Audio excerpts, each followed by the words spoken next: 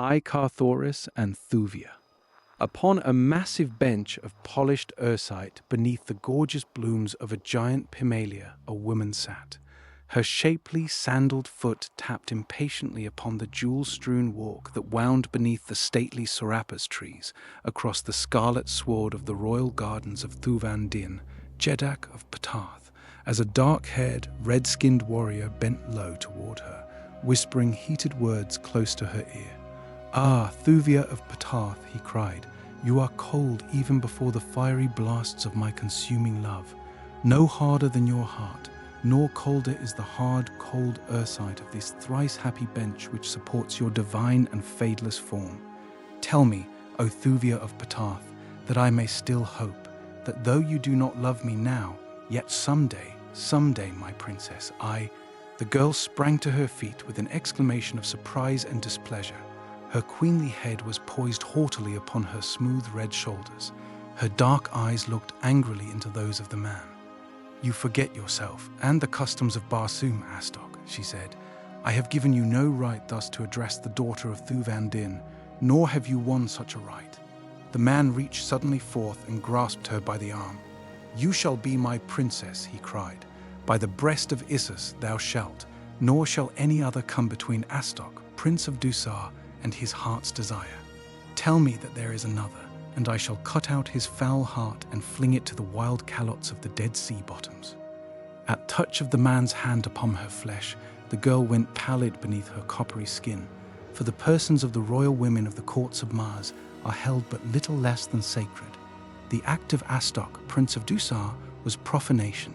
There was no terror in the eyes of Thuvia of Ptarth, only horror for the thing the man had done and for its possible consequences. "Release me." Her voice was level, frigid. The man muttered incoherently and drew her roughly toward him. "Release me," she repeated sharply, "or I call the guard, and the Prince of Dusar knows what that will mean." Quickly he threw his right arm about her shoulders and strove to draw her face to his lips. With a little cry, she struck him full in the mouth with the massive bracelets that circled her free arm. "Calot!" she exclaimed, and then, The guard! Hasten in protection of the Princess of Tarth."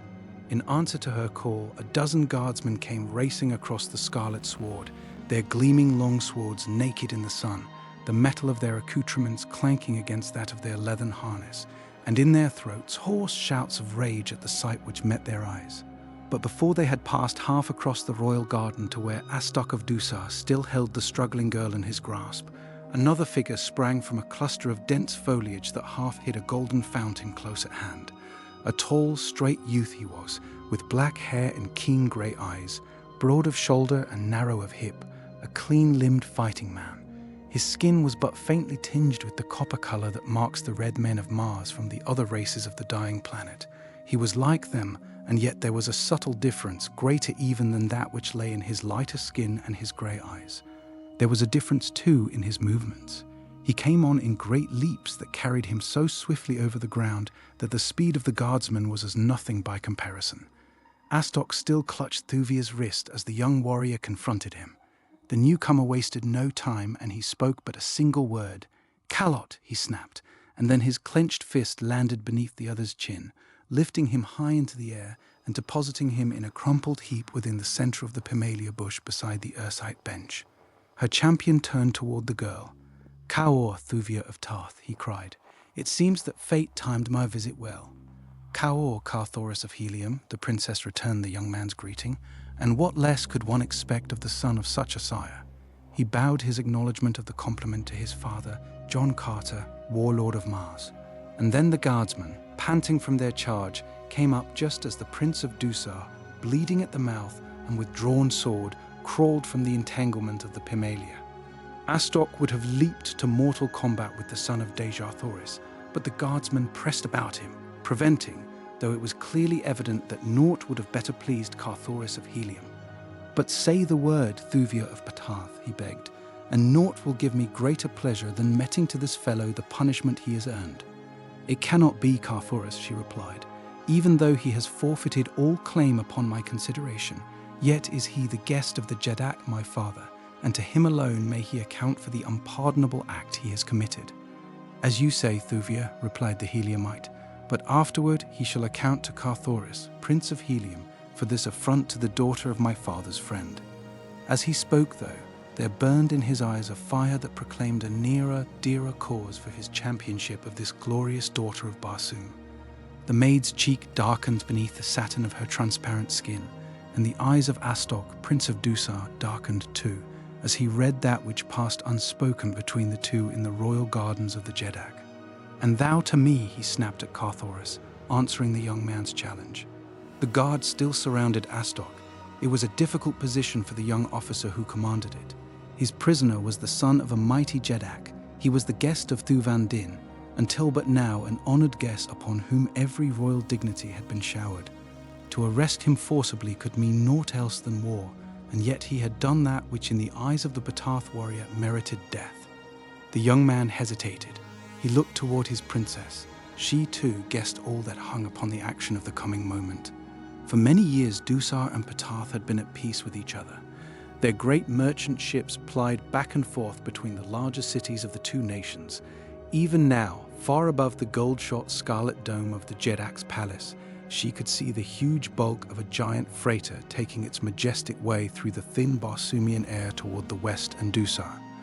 By a word, she might plunge these two mighty nations into a bloody conflict that would drain them of their bravest blood and their incalculable riches, leaving them all helpless against the inroads of their envious and less powerful neighbors, and at last a prey to the savage green hordes of the Dead Sea bottoms. No sense of fear influenced her decision, for fear is seldom known to the children of Mars. It was rather a sense of the responsibility that she, the daughter of their Jeddak, felt for the welfare of her father's people. "I called you, Padwa," she said to the lieutenant of the guard, "to protect the person of your princess, and to keep the peace that must not be violated within the royal gardens of the Jeddak. That is all. You will escort me to the palace, and the Prince of Helium will accompany me." Without another glance in the direction of Astok, she turned, and taking Carthoris' proffered hand, moved slowly toward the massive marble pile that housed the ruler of Patath and his glittering court. On either side marched a file of guardsmen.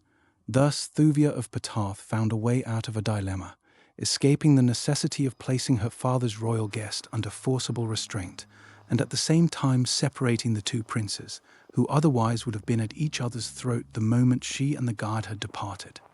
Beside the Pimalia stood Astok, his dark eyes narrowed to mere slits of hate beneath his lowering brows as he watched the retreating forms of the woman who had aroused the fiercest passions of his nature, and the man whom he now believed to be the one who stood between his love and its consummation. As they disappeared within the structure, Astok shrugged his shoulders, and with a murmured oath crossed the gardens toward another wing of the building where he and his retinue were housed. That night he took formal leave of Thuvan Din, and though no mention was made of the happening within the garden, it was plain to see through the cold mask of the Jeddak's courtesy that only the customs of royal hospitality restrained him from voicing the contempt he felt for the Prince of Dusar. Carthoris was not present at the leave-taking, nor was Thuvia. The ceremony was as stiff and formal as court etiquette could make it, and when the last of the Dusarians clambered over the rail of the battleship that had brought them upon this fateful visit to the court of Tatath, and the mighty engine of destruction had risen slowly from the ways of the landing stage, a note of relief was apparent in the voice of Thuvan Din as he turned to one of his officers with a word of comment upon a subject foreign to that which had been uppermost in the minds of all for hours. But, after all, was it so foreign? "Inform Prince Sovan," he directed, "that it is our wish that the fleet which departed for Kaol this morning be recalled to cruise to the west of Tatath." As the warship, bearing Astok back to the court of his father, turned toward the west, Thuvia of Tarth, sitting upon the same bench where the Prince of Dusar had affronted her, watched the twinkling lights of the craft growing smaller in the distance. Beside her, in the brilliant light of the nearer moon, sat Carthoris. His eyes were not upon the dim bulk of the battleship, but on the profile of the girl's upturned face. "Thuvia," he whispered. The girl turned her eyes toward his. His hand stole out to find hers, but she drew her own gently away. "Thuvia of Tarth, I love you," cried the young warrior. "Tell me that it does not offend." She shook her head sadly. "The love of Carthoris of Helium," she said simply, "could be naught but an honor to any woman. But you must not speak, my friend, of bestowing upon me that which I may not reciprocate." The young man got slowly to his feet. His eyes were wide in astonishment. It never had occurred to the Prince of Helium that Thuvia of Ptah might love another. "But at Cadabra," he exclaimed, "and later here at your father's court, what did you do, Thuvia of Ptah, that might have warned me that you could not return my love?" "And what did I do, Carthoris of Helium," she returned, "that might lead you to believe that I did return it?" He paused in thought and then shook his head. "Nothing, Thuvia, that is true. Yet I could have sworn you loved me. Indeed, you well knew how near to worship has been my love for you." "And how might I know it, Carthoris?" she asked innocently. "Did you ever tell me as much? Ever before have words of love for me fallen from your lips?" "But you must have known it," he exclaimed. "I am like my father, witless in matters of the heart, and of a poor way with women. Yet the jewels that strew these royal garden paths, the trees, the flowers, the sward, all must have read the love that has filled my heart, since first my eyes were made new by imaging your perfect face and form. So how could you alone have been blind to it?" "Do the maids of Helium pay court to their men?" asked Thuvia. "You are playing with me," exclaimed Carthoris. "Say that you are but playing, and that after all you love me, Thuvia." "I cannot tell you that, Carthoris, for I am promised to another." Her tone was level, but was there not within it the hint of an infinite depth of sadness? Who may say? "Promised to another?" Carthoris scarcely breathed the words. His face went almost white, and then his head came up as befitted him in whose veins flowed the blood of the overlord of a world. "Carthoris of Helium wishes you every happiness with the man of your choice," he said. And then he hesitated, waiting for her to fill in the name. "Kulan Tith, Jeddak of Lothar," she replied. "My father's friend and Path's most puissant ally." The young man looked at her intently for a moment before he spoke again. "You love him, Thuvia of Path?" he asked. "I am promised to him," she replied simply. He did not press her. "He is of Barsoom's noblest blood and mightiest fighters," mused Carthoris. "My father's friend and mine. Would that it might have been another," he muttered almost savagely. What the girl thought was hidden by the mask of her expression, which was tinged only by a little shadow of sadness that might have been for Carthoris, herself, or for them both. Carthoris of Helium did not ask, though he noted it, for his loyalty to Kulan Tith was the loyalty of the blood of John Carter of Virginia for a friend, greater than which could be no loyalty. He raised a jewel-encrusted bit of the girl's magnificent trappings to his lips. "To the honor and happiness of Kulan Tith and the priceless jewel that has been bestowed upon him," he said, and though his voice was husky, there was the true ring of sincerity in it. "I told you that I loved you, Thuvia, before I knew that you were promised to another. I may not tell you it again, but I am glad that you know it, for there is no dishonor in it either to you or to Kulan Tith or to myself. My love is such that it may embrace as well Kulan Tith, if you love him." There was almost a question in the statement. "I am promised to him," she replied. Carthoris backed slowly away. He laid one hand upon his heart, the other upon the pommel of his longsword. "These are yours, always," he said. A moment later he had entered the palace and was gone from the girl's sight. Had he returned at once, he would have found her prone upon the ersite bench, her face buried in her arms. Was she weeping? There was none to see. Carthoris of Helium had come all unannounced to the court of his father's friend that day. He had come alone in a small flyer, sure of the same welcome that always awaited him at Ptah. As there had been no formality in his coming, there was no need of formality in his going. To Thuvan Din he explained that he had been but testing an invention of his own with which his flyer was equipped, a clever improvement of the ordinary Martian air compass, which, when set for a certain destination, will remain constantly fixed thereon, making it only necessary to keep a vessel's prow always in the direction of the compass needle to reach any given point upon Barsoom by the shortest route. Carthoris's improvement upon this consisted of an auxiliary device which steered the craft mechanically in the direction of the compass, and upon arrival directly over the point for which the compass was set, brought the craft to a standstill and lowered it, also automatically to the ground. "You readily discern the advantages of this invention," he was saying to Thuvan Din, who had accompanied him to the landing stage upon the palace roof to inspect the compass and bid his young friend farewell.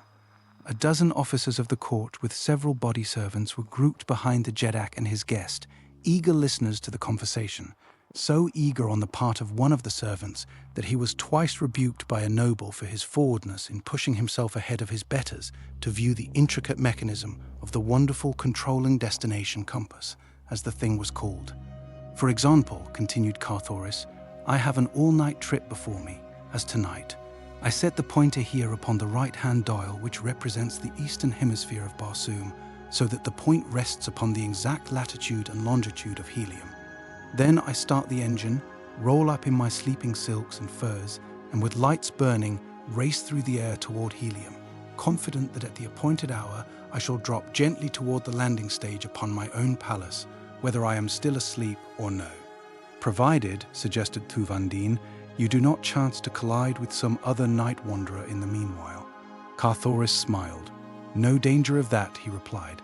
See here, and he indicated a device at the right of the destination compass. This is my obstruction evader, as I call it.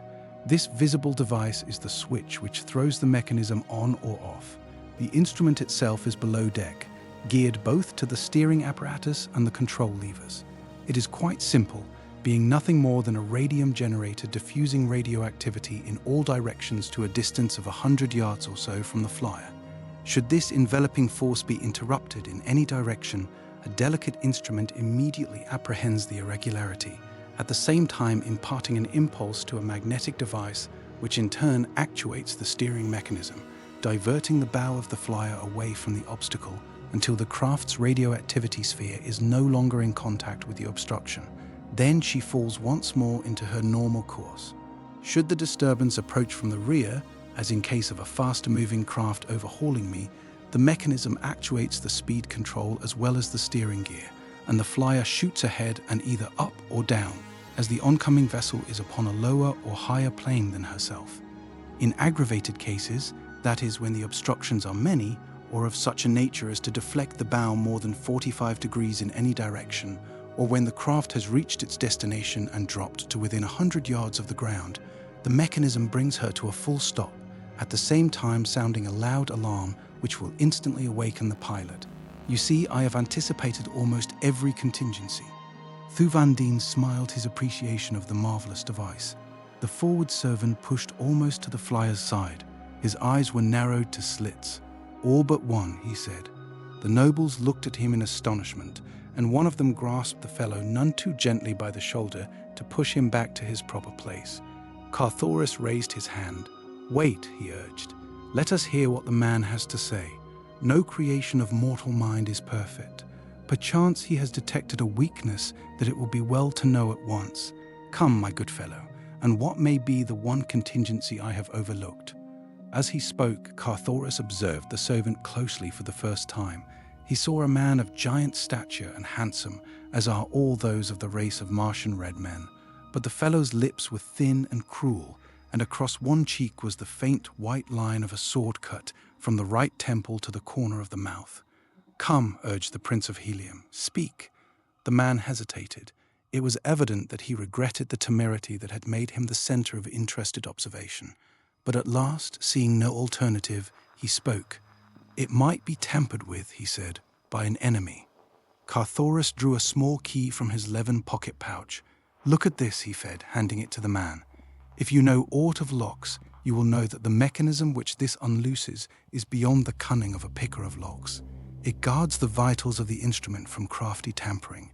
Without it, an enemy must half wreck the device to reach its heart, leaving his handiwork apparent to the most casual observer. The servant took the key, glanced at it shrewdly, and then, as he made to return it to Carthoris, dropped it upon the marble flagging.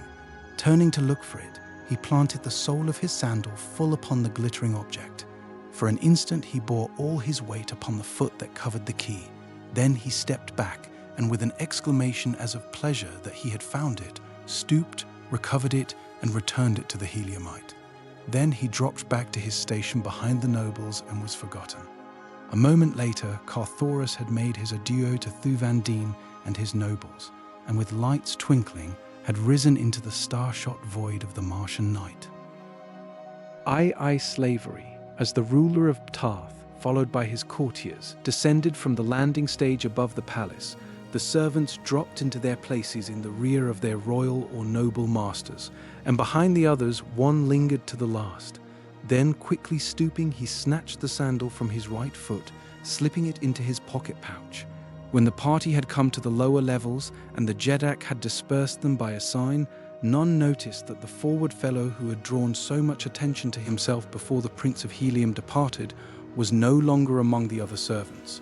To whose retinue he had been attached, none had thought to inquire, for the followers of a Martian noble are many, coming and going at the whim of their master, so that a new face is scarcely ever questioned, as the fact that a man has passed within the palace walls is considered proof positive that his loyalty to the Jeddak is beyond question. So rigid is the examination of each who seeks service with the nobles of the court. A good rule that, and only relaxed by courtesy in favor of the retinue of visiting royalty from a friendly foreign power. It was late in the morning of the next day that a giant serving man in the harness of the house of a great Tith noble passed out into the city from the palace gates. Along one broad avenue and then another he strode briskly until he had passed beyond the district of the nobles and had come to the place of shops.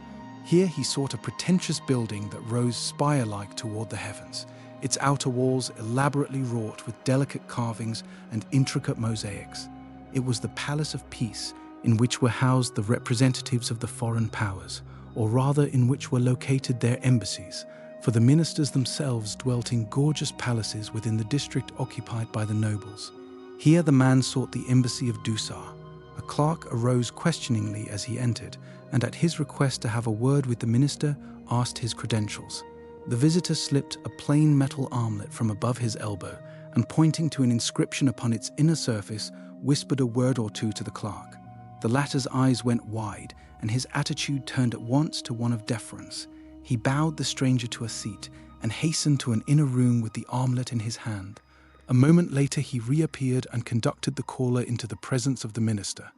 For a long time the two were closeted together, and when at last the giant serving man emerged from the inner office, his expression was cast in a smile of sinister satisfaction. From the Palace of Peace he hurried directly to the palace of the Dusarian minister.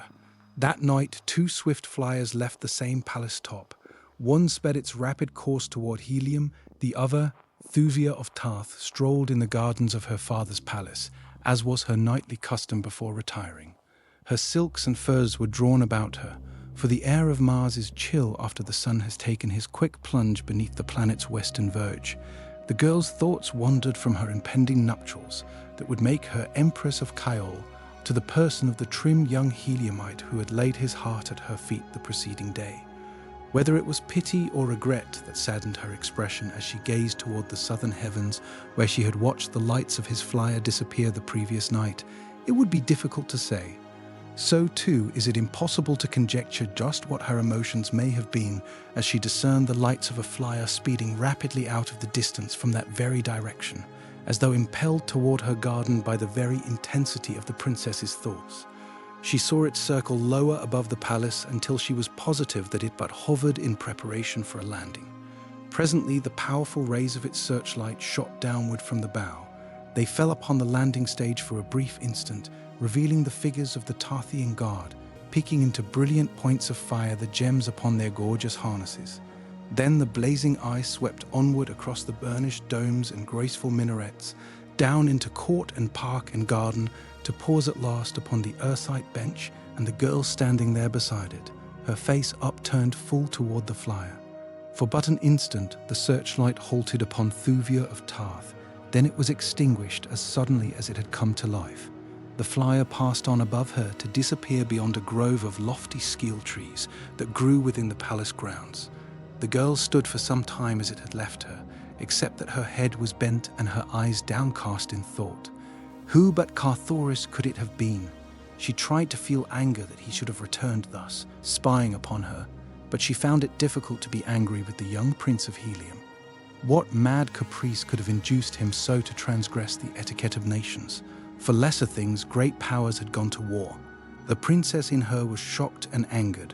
But what of the girl? And the guard, what of them?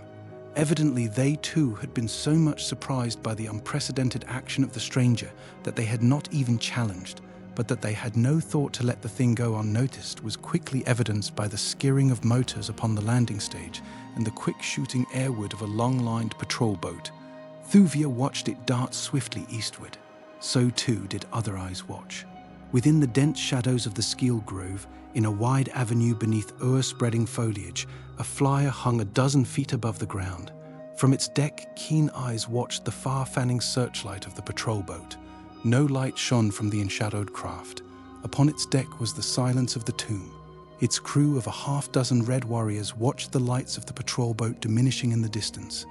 "The intellects of our ancestors are with us tonight," said one in a low tone. "No plan ever carried better," returned another. "They did precisely as the prince foretold." He who had first spoken turned toward the man who squatted before the control board. "Now," he whispered. There was no other order given. Every man upon the craft had evidently been well schooled in each detail of that night's work. Silently, the dark hull crept beneath the cathedral arches of the dark and silent grove. Thuvia of Tith, gazing toward the east, saw the blacker blot against the blackness of the trees as the craft topped the buttressed garden wall. She saw the dim bulk incline gently downward toward the scarlet sward of the garden. She knew that men came not thus with honorable intent, yet she did not cry aloud to alarm the nearby guardsmen, nor did she flee to the safety of the palace. Why? I can see her shrug her shapely shoulders in reply as she voices the age-old, universal answer of the woman. Because. Scarce had the flyer touched the ground when 4 men leaped from its deck. They ran forward toward the girl. Still she made no sign of alarm, standing as though hypnotized. Or could it have been as one who awaited a welcome visitor? Not until they were quite close to her did she move. Then the nearer moon, rising above the surrounding foliage, touched their faces, lighting all with the brilliancy of her silver rays. Thuvia of Tith saw only strangers, warriors in the harness of Dusar. Now she took fright, but too late. Before she could voice but a single cry, rough hands seized her. A heavy silken scarf was wound about her head.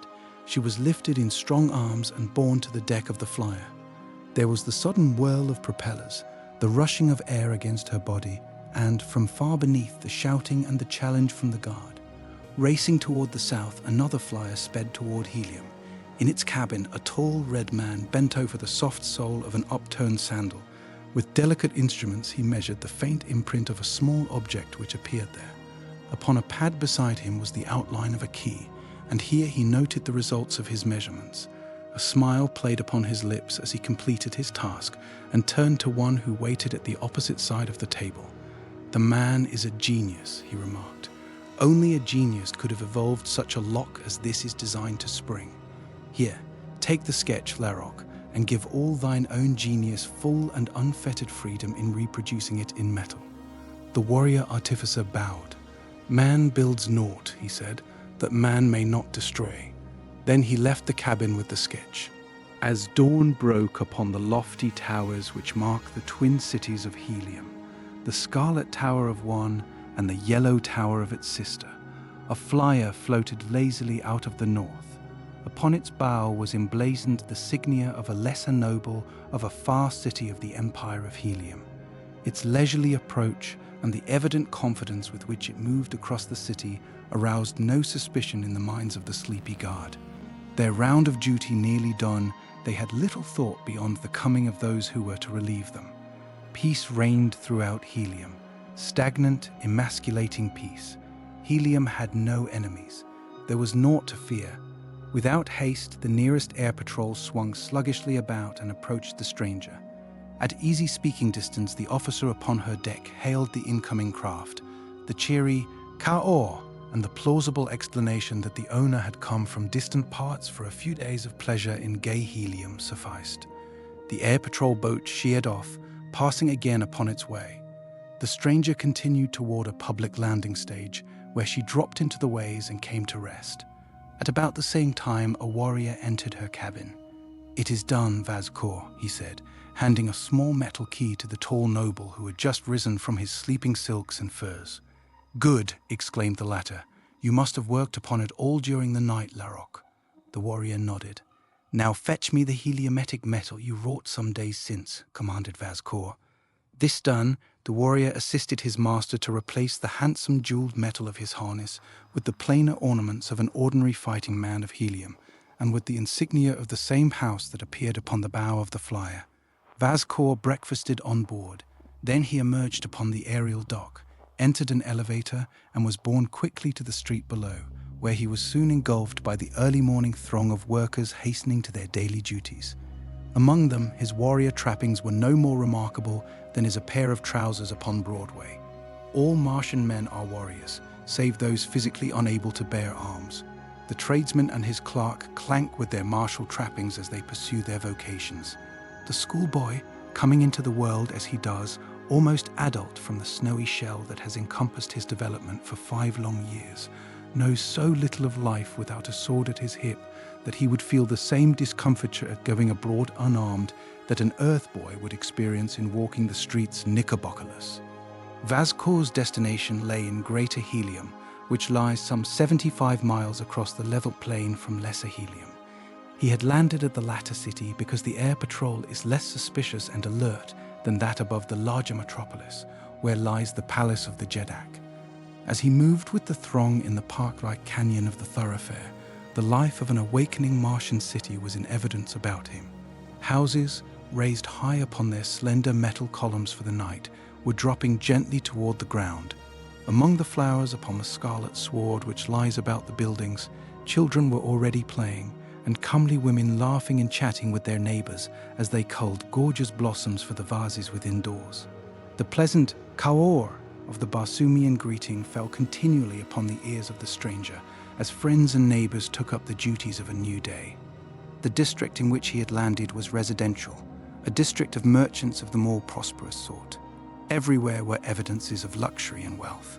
Slaves appeared upon every housetop with gorgeous silks and costly furs, laying them in the sun for airing.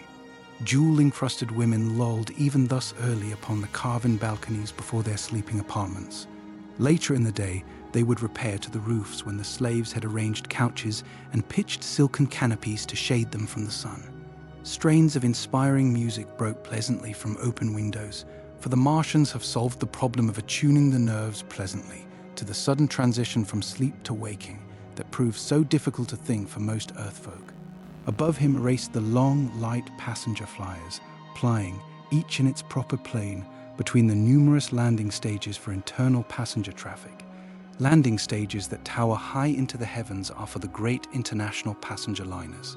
Freighters have other landing stages at various lower levels, to within a couple of 100 feet of the ground, nor dare any flyer rise or drop from one plane to another except in certain restricted districts where horizontal traffic is forbidden.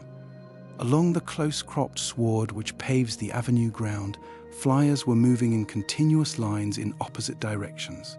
For the greater part, they skimmed along the surface of the sward, soaring gracefully into the air at times to pass over a slower-going driver ahead, or at intersections where the north and south traffic has the right of way and the east and west must rise above it.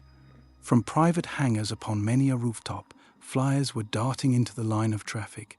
Gay farewells and parting admonitions mingled with the whirring of motors and the subdued noises of the city. Yet with all the swift movement and the countless thousands rushing hither and thither, the predominant suggestion was that of luxurious ease and soft noiselessness. Martians dislike harsh, discordant clamor. The only loud noises they can abide are the martial sounds of war, the clash of arms, the collision of 2 mighty dreadnoughts of the air. To them, there is no sweeter music than this. At the intersection of 2 broad avenues, Vazcor descended from the street level to one of the great pneumatic stations of the city. Here he paid before a little wicket the fare to his destination with a couple of the dull, oval coins of helium. Beyond the gatekeeper, he came to a slowly moving line of what to earthly eyes would have appeared to be conical-nosed, 8-foot projectiles for some giant gun. In slow procession, the things moved in single file along a grooved track. A half-dozen attendants assisted passengers to enter or directed these carriers to their proper destination. Vazcor approached one that was empty. Upon its nose was a dial and a pointer. He set the pointer for a certain station in Greater Helium, raised the arched lid of the thing, stepped in, and lay down upon the upholstered bottom. An attendant closed the lid, which locked with a little click, and the carrier continued its slow way. Presently it switched itself automatically to another track, to enter, a moment later, one of the series of dark-mouthed tubes. The instant that its entire length was within the black aperture, it sprang forward with the speed of a rifle ball. There was an instant of whizzing, a soft though sudden stop, and slowly the carrier emerged upon another platform. Another attendant raised the lid, and Vascour stepped out at the station beneath the center of Greater Helium, 75 miles from the point at which he had embarked. Here he sought the street level, stepping immediately into a waiting ground flyer. He spoke no word to the slave sitting in the driver's seat. It was evident that he had been expected, and that the fellow had received his instructions before his coming. Scarcely had Vascour taken his seat when the flyer went quickly into the fast-moving procession, turning presently from the broad and crowded avenue into a less congested street. Presently it left the thronged district behind to enter a section of small shops, where it stopped before the entrance to one which bore the sign of a dealer in foreign silks. Vascour entered the low-ceiling room. A man at the far end motioned him toward an inner apartment, giving no further sign of recognition until he had passed in after the caller and closed the door. Then he faced his visitor, saluting deferentially. "Most noble," he commenced, but Vascour silenced him with a gesture. "No formalities," he said. "We must forget that I am aught other than your slave. If all has been as carefully carried out as it has been planned, we have no time to waste. Instead, we should be upon our way to the slave market. Are you ready?" The merchant nodded, and, turning to a great chest, produced the unemblazoned trappings of a slave. These Vascour immediately donned. Then the two passed from the shop through a rear door, traversed a winding alley to an avenue beyond, where they entered a flyer which awaited them. 5 minutes later, the merchant was leading his slave to the public market, where a great concourse of people filled the great open space in the center of which stood the slave block. The crowds were enormous today, for Carthoris, Prince of Helium, was to be the principal bidder. One by one, the masters mounted the rostrum beside the slave block, upon which stood their chattels. Briefly and clearly, each recounted the virtues of his particular offering. When all were done, the majordomo of the Prince of Helium recalled to the block such as had favorably impressed him. For such he had made a fair offer.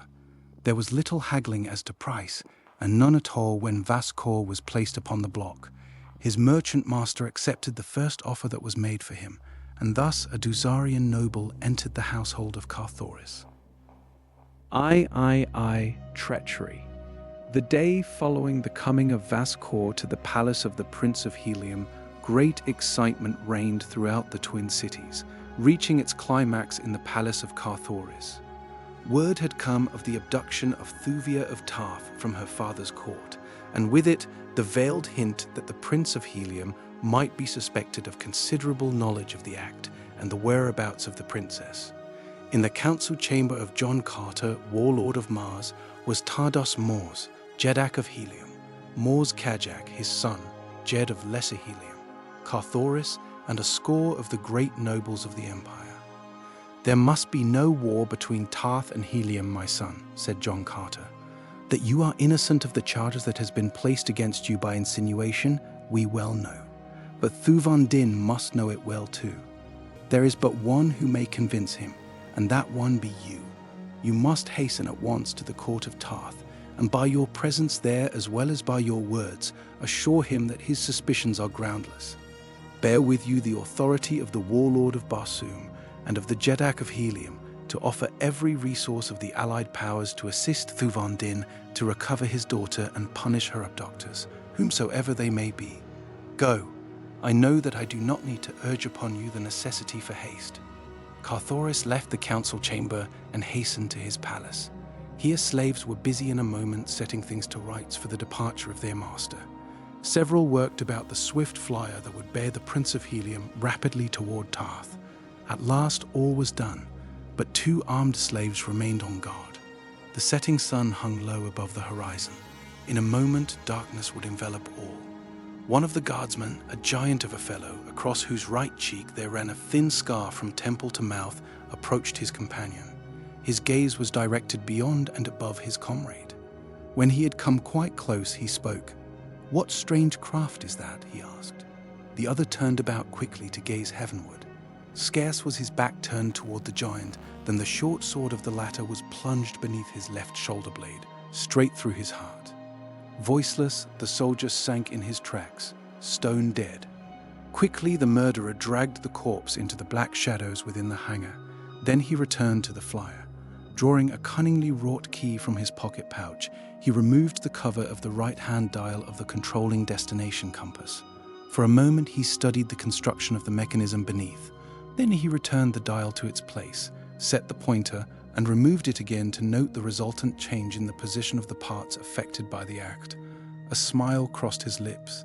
With a pair of cutters, he snipped off the projection which extended through the dial from the external pointer. Now the latter might be moved to any point upon the dial without affecting the mechanism below. In other words, the Eastern Hemisphere dial was useless. Now he turned his attention to the Western dial. This he set upon a certain point.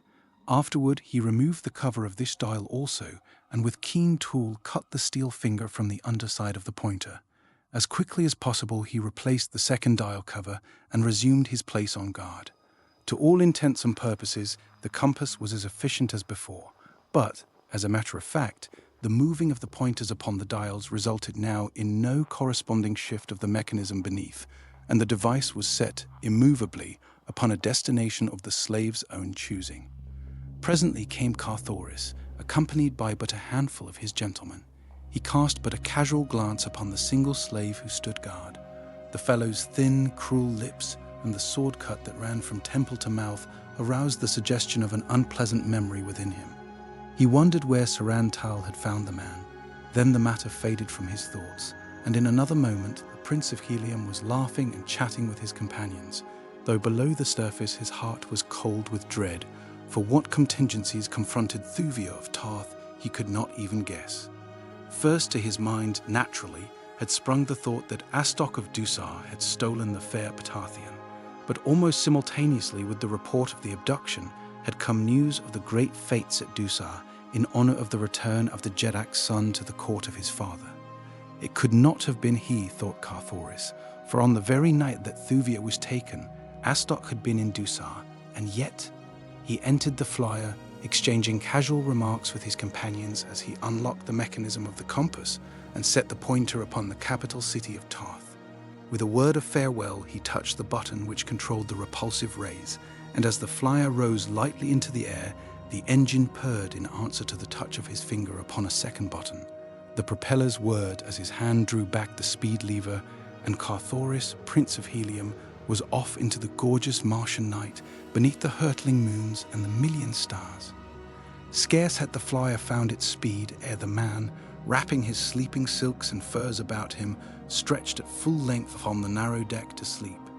But sleep did not come at once at his bidding.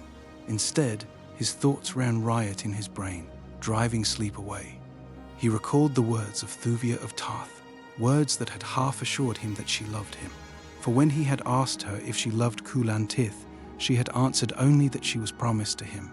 Now he saw that her reply was open to more than a single construction.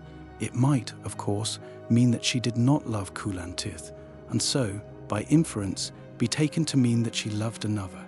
But what assurance was there that the other was Carthoris of Helium?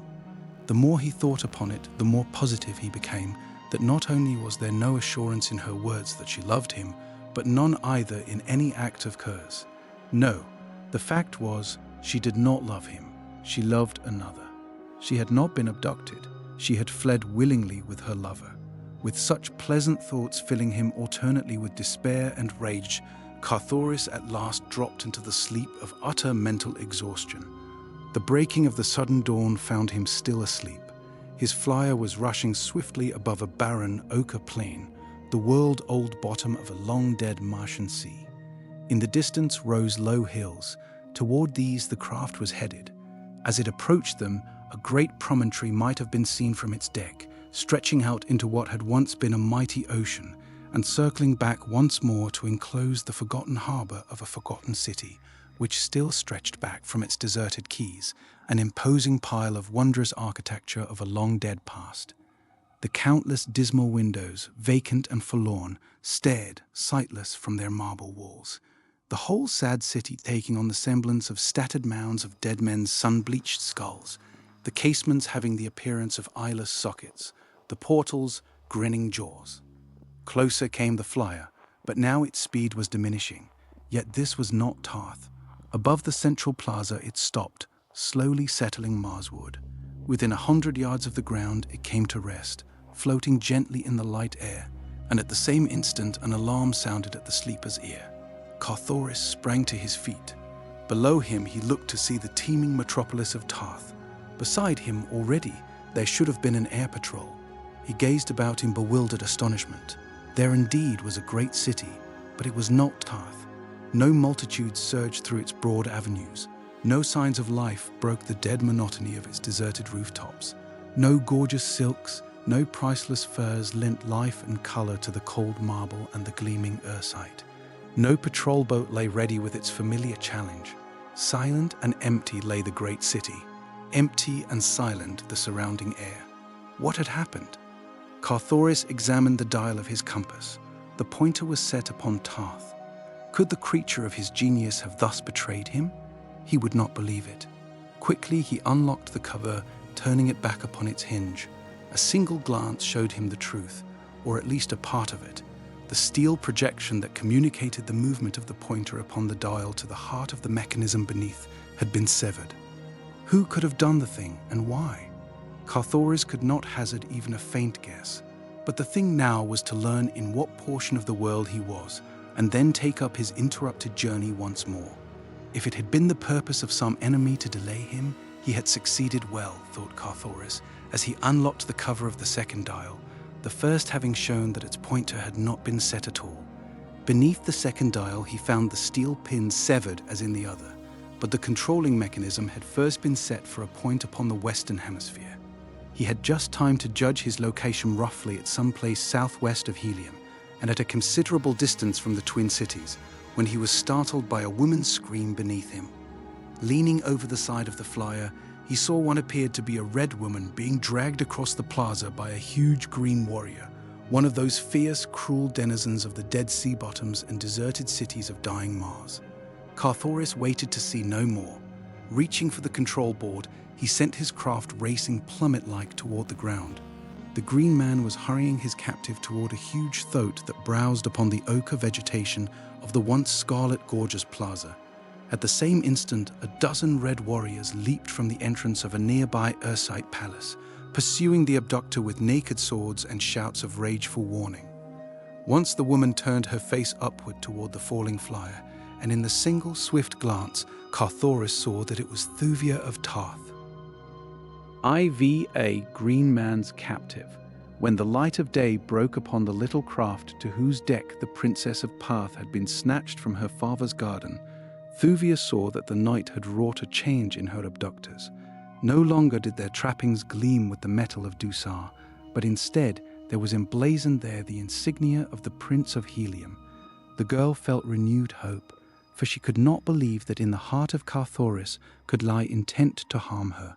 She spoke to the warrior squatting before the control board. "Last night you wore the trappings of a Dusarian," she said. "Now your metal is that of helium. What means it?" The man looked at her with a grin.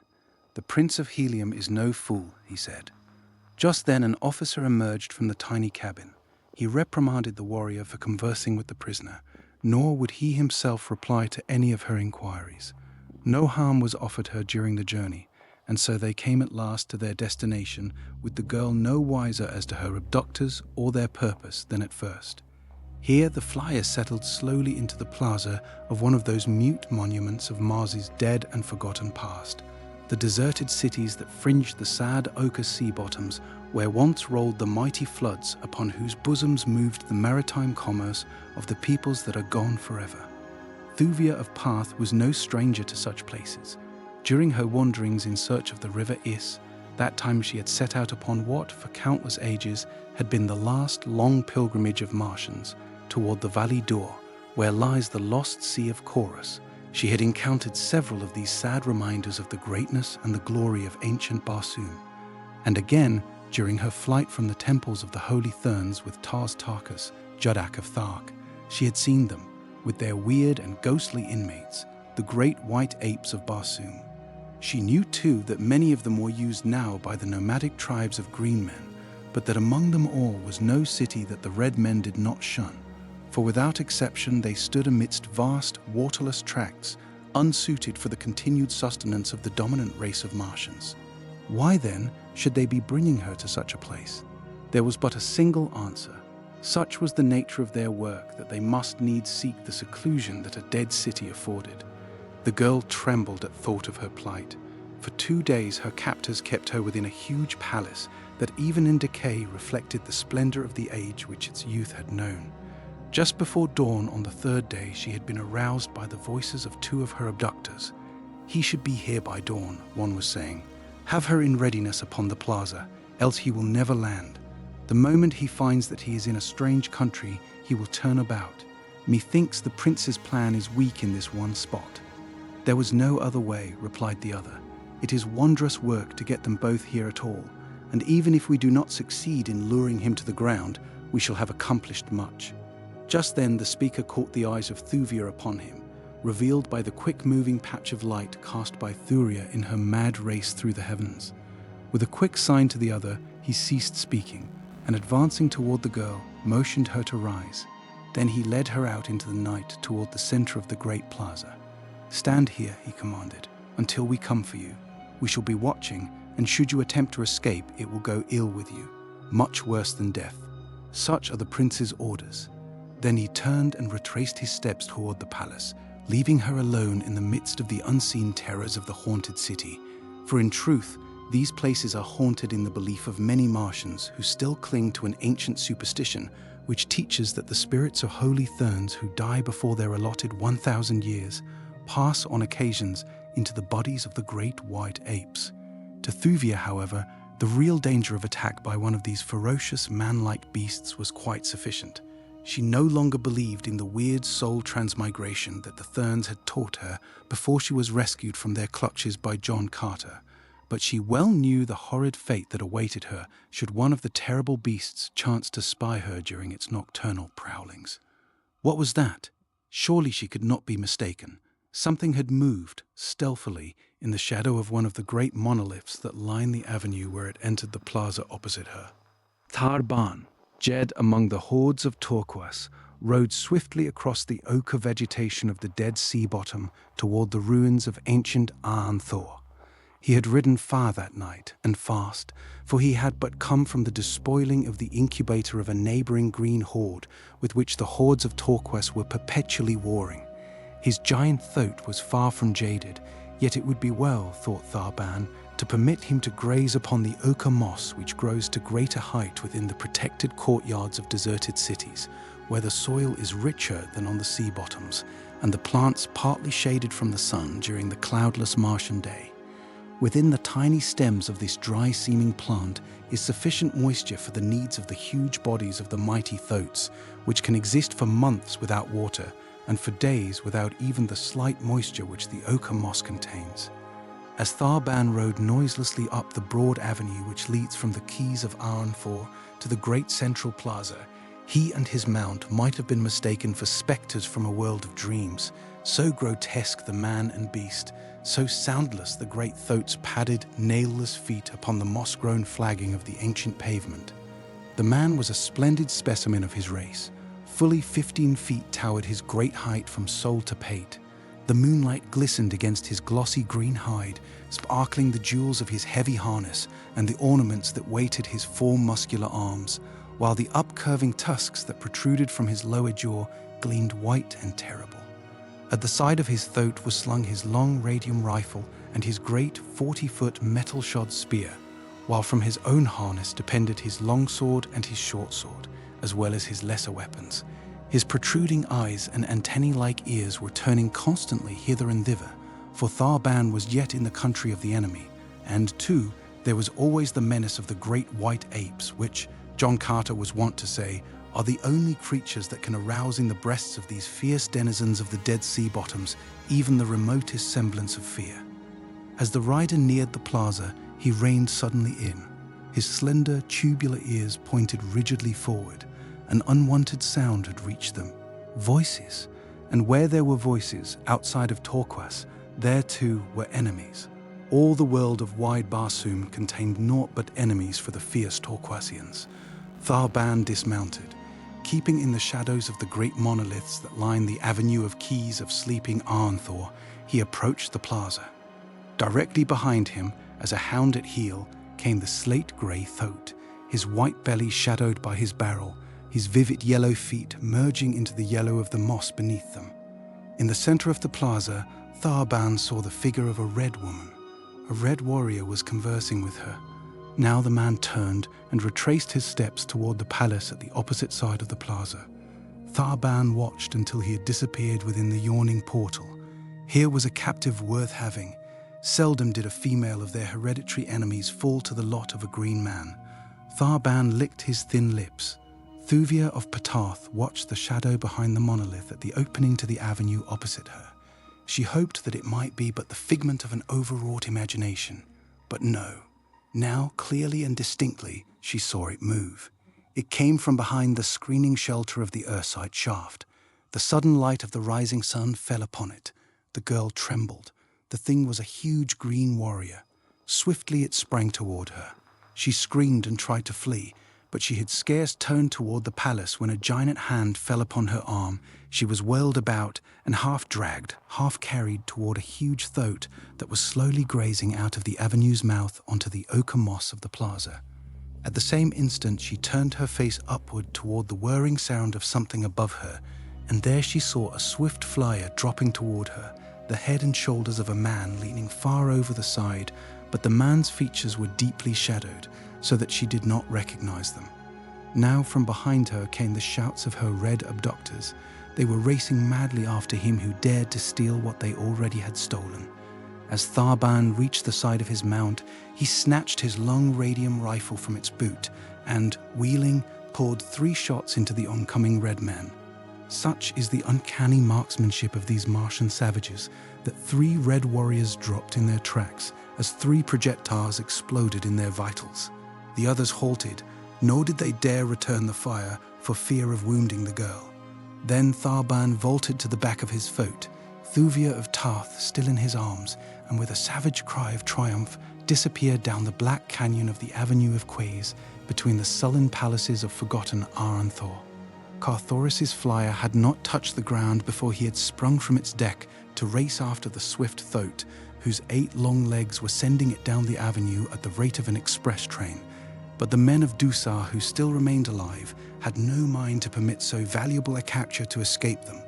They had lost the girl. That would be a difficult thing to explain to Astok, but some leniency might be expected could they carry the Prince of Helium to their master instead. So the 3 who remained set upon Carthoris with their longswords, crying to him to surrender, but they might as successfully have cried aloud to Thoria to cease her mad hurtling through the Barsoomian sky, for Carthoris of Helium was a true son of the warlord of Mars and his incomparable Deja Thoris. Carthoris' longsword had been already in his hand as he leaped from the deck of the flyer, so the instant that he realized the menace of the 3 red warriors, he wheeled to face them, meeting their onslaught as only John Carter himself might have done. So swift his sword, so mighty and agile his half-earthly muscles, that one of his opponents was down, crimsoning the ochre moss with his lifeblood, when he had scarce made a single pass at Carthoris. Now the 2 remaining Dusarians rushed simultaneously upon the Heliumite. 3 long swords clashed and sparkled in the moonlight, until the great white apes, roused from their slumbers, crept to the lowering windows of the dead city to view the bloody scene beneath them. Thrice was Carthoris touched, so that the red blood ran down his face, blinding him and dyeing his brawn chest. With his free hand he wiped the gore from his eyes, and with the fighting smile of his father touching his lips, leaped upon his antagonists with renewed fury. A single cut of his heavy sword severed the head of one of them, and then the other, backing away clear of that point of death, turned and fled toward the palace at his back. Carthoris made no step to pursue. He had other concern than the meeting of even well-deserved punishment to strange men who masqueraded in the metal of his own house, for he had seen that these men were tricked out in the insignia that marked his personal followers. Turning quickly toward his flyer, he was soon rising from the plaza in pursuit of Tharban. The red warrior whom he had put to flight turned in the entrance to the palace and, seeing Carthoris's intent, snatched a rifle from those that he and his fellows had left leaning against the wall as they had rushed out with drawn swords to prevent the theft of their prisoner. Few red men are good shots, for the sword is their chosen weapon. So now, as the Dusarian drew bead upon the rising flyer and touched the button upon his rifle's stock, it was more to chance than proficiency that he owed the partial success of his aim. The projectile grazed the flyer's side, the opaque coating breaking sufficiently to permit daylight to strike in upon the powder fire within the bullet's nose. There was a sharp explosion. Carthoris felt his craft reel drunkenly beneath him, and the engine stopped. The momentum the airboat had gained carried her on over the city toward the sea bottom beyond. The red warrior in the plaza fired several more shots, none of which scored. Then a lofty minaret shut the drifting quarry from his view. In the distance before him, Carthoris could see the green warrior bearing Thuvia of Tarth away upon his mighty thoat. The direction of his flight was toward the northwest of Arnthor, where lay a mountainous country little known to red men. The Heliumite now gave his attention to his injured craft. A close examination revealed the fact that one of the buoyancy tanks had been punctured, but the engine itself was uninjured. A splinter from the projectile had damaged one of the control levers beyond the possibility of repair outside a machine shop, but after considerable tinkering, Carthoris was able to propel his wounded flyer at low speed, a rate which could not approach the rapid gait of the thoat, whose 8 long, powerful legs carried it over the ochre vegetation of the dead sea bottom at terrific speed. The Prince of Helium chafed and fretted at the slowness of his pursuit, yet he was thankful that the damage was no worse, for now he could at least move more rapidly than on foot. But even this meager satisfaction was soon to be denied him, for presently the flyer commenced to sag toward the port and by the bow. The damage to the buoyancy tanks had evidently been more grievous than he had at first believed. All the balance of that long day, Carthoris crawled erratically through the still air, the bow of the flyer sinking lower and lower, and the list to port becoming more and more alarming, until at last, near dark, he was floating almost bow down, his harness buckled to a heavy deck ring to keep him from being precipitated to the ground below. His forward movement was now confined to a slow drifting with the gentle breeze that blew out of the southeast, and when this died down with the setting of the sun, he let the flyer sink gently to the mossy carpet beneath. Far before him loomed the mountains toward which the green man had been fleeing when last he had seen him, and with dogged resolution the son of John Carter, endowed with the indomitable will of his mighty sire, took up the pursuit on foot. All that night he forged ahead until, with the dawning of a new day, he entered the low foothills that guard the approach to the fastness of the mountains of Turquoise. Rugged, granitic walls towered before him. Nowhere could he discern an opening through the formidable barrier, yet somewhere into this inhospitable world of stone, the green warrior had borne the woman of the red man's heart's desire. Across the yielding moss of the sea bottom, there had been no spoor to follow, for the soft pads of the thoat but pressed down in his swift passage the resilient vegetation which sprang up again behind his fleeting feet, leaving no sign. But here in the hills, where loose rock occasionally strewed the way, where black loam and wildflowers partially replaced the somber monotony of the waste places of the lowlands, Carthoris hoped to find some sign that would lead him in the right direction. Yet, search as he would, the baffling mystery of the trail seemed likely to remain forever unsolved. It was drawing toward the day's close once more, when the keen eyes of the Heliumite discerned the tawny yellow of a sleek hide moving among the boulders several hundred yards to his left. Crouching quickly behind a large rock, Carthoris watched the thing before him. It was a huge banth, one of those savage Barsoomian lions that roam the desolate hills of the dying planet. The creature's nose was close to the ground. It was evident that he was following the spoor of meat by scent. As Carthoris watched him, a great hope leaped into the man's heart. Here, possibly, might lie the solution to the mystery he had been endeavoring to solve. This hungry carnivore, keen always for the flesh of man, might even now be trailing the two whom Carthoris sought. Cautiously the youth crept out upon the trail of the man-eater. Along the foot of the perpendicular cliff the creature moved, sniffing at the invisible spoor, and now and then emitting the low moan of the hunting banth. Carthoris had followed the creature for but a few minutes when it disappeared as suddenly and mysteriously as though dissolved into thin air. The man leaped to his feet.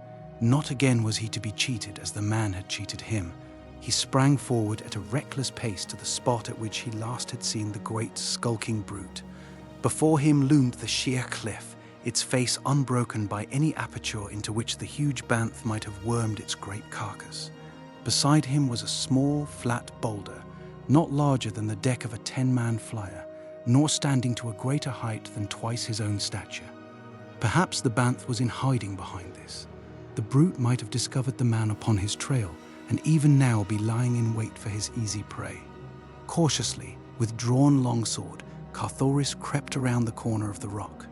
There was no banth there, but something which surprised him infinitely more than would the presence of 20 banths.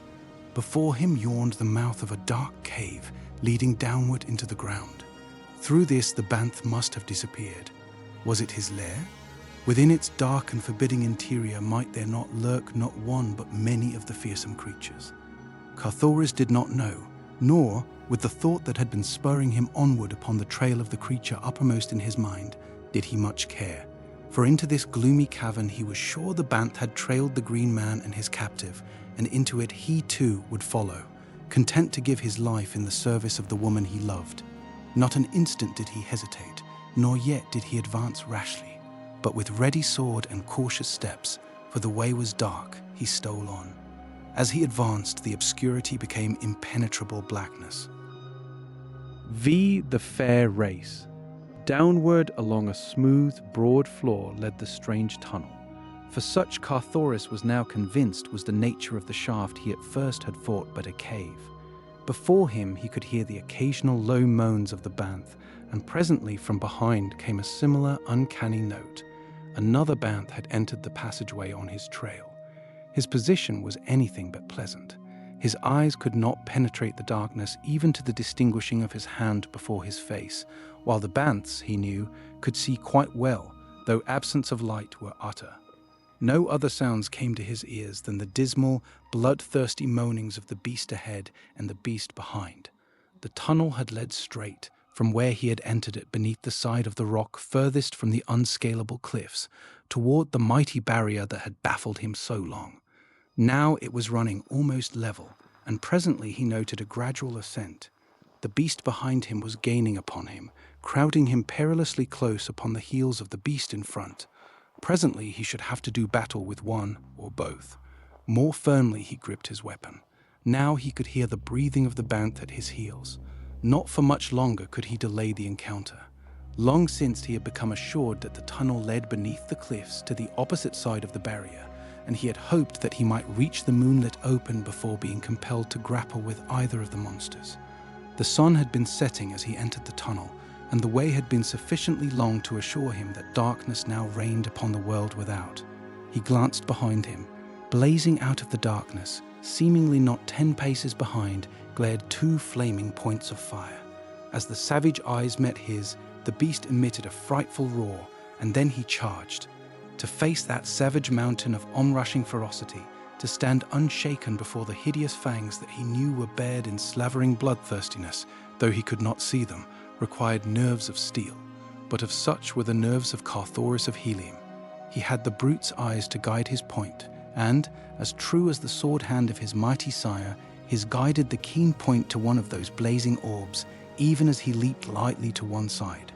With a hideous scream of pain and rage, the wounded banth hurtled, clawing past him. Then it turned to charge once more, but this time Carthoris saw but a single gleaming point of fiery hate directed upon him. Again the needle point met its flashing target. Again the horrid cry of the stricken beast reverberated through the rocky tunnel, shocking in its torture-laden shrillness, deafening in its terrific volume. But now, as it turned to charge again, the man had no guide whereby to direct his point. He heard the scraping of the padded feet upon the rocky floor. He knew the thing was charging down upon him once again, but he could see nothing. Yet, if he could not see his antagonist, neither could his antagonist now see him. Leaping, as he thought, to the exact center of the tunnel, he He held his sword point ready on a line with the beast's chest. It was all that he could do, hoping that chance might send the point into the savage heart as he went down beneath the great body. So quickly was the thing over that Carthoris could scarce believe his senses as the mighty body rushed madly past him. Either he had not placed himself in the center of the tunnel, or else the blinded Banth had erred in its calculations. However, the huge body missed him by a foot, and the creature continued on down the tunnel as though in pursuit of the prey that had eluded him. Carthoris, too, followed the same direction, nor was it long before his heart was gladdened by the sight of the moonlit exit from the long, dark passage. Before him lay a deep hollow, entirely surrounded by gigantic cliffs. The surface of the valley was dotted with enormous trees, a strange sight so far from a Martian waterway. The ground itself was clothed in brilliant scarlet sward, picked out with innumerable patches of gorgeous wildflowers. Beneath the glorious effulgence of the two moons, the scene was one of indescribable loveliness, tinged with the weirdness of strange enchantment. For only an instant, however, did his gaze rest upon the natural beauties outspread before him. Almost immediately they were riveted upon the figure of a great Banth standing across the carcass of a new-killed thoat. The huge beast, his tawny mane bristling around his hideous head, kept his eyes fixed upon another Banth that charged erratically hither and thither with shrill screams of pain and horrid roars of hate and rage. Carthoris quickly guessed that the second brute was the one he had blinded during the fight in the tunnel, but it was the dead thoat that centered his interest more than either of the savage carnivores. The harness was still upon the body of the huge Martian mount, and Carthoris could not doubt but that this was the very animal upon which the green warrior had borne away Thuvia of Tith. But where were the rider and his prisoner? The Prince of Helium shuddered as he thought upon the probability of the fate that had overtaken them. Human flesh is the food most craved by the fierce Barsoomian lion, whose great carcass and giant thews require enormous quantities of meat to sustain them. 2 human bodies would have but whetted the creature's appetite, and that he had killed and eaten the green man and the red girl seemed only too likely to Carthoris. He had left the carcass of the mighty thoat to be devoured after having consumed the more toothsome portion of his banquet. Now the sightless Banth, in its savage, aimless charging and countercharging, had passed beyond the kill of its fellow, and there the light breeze that was blowing wafted the scent of new blood to its nostrils. No longer were its movements erratic. With outstretched tail and foaming jaws, it charged straight as an arrow for the body of the thoat and the mighty creature of destruction that stood with forepaws upon the slate-grey side, waiting to defend its meat. When the charging Banth was 20 paces from the dead thoat, the killer gave vent to its hideous challenge, and with a mighty spring leaped forward to meet it. The battle that ensued awed even the warlike Barsoomian. The mad rending, the hideous and deafening roaring, the implacable savagery of the blood-stained beasts held him in the paralysis of fascination. And when it was over and the two creatures, their heads and shoulders torn to ribbons, lay with their dead jaws still buried in each other's bodies, Carthoris tore himself from the spell only by an effort of the will. Hurrying to the side of the dead thoat, he searched for traces of the girl he feared had shared the thoat's fate, but nowhere could he discover anything to confirm his fears. With slightly lightened heart, he started out to explore the valley, but scarce a dozen steps had he taken when the glistening of a jeweled bauble lying on the sward caught his eye.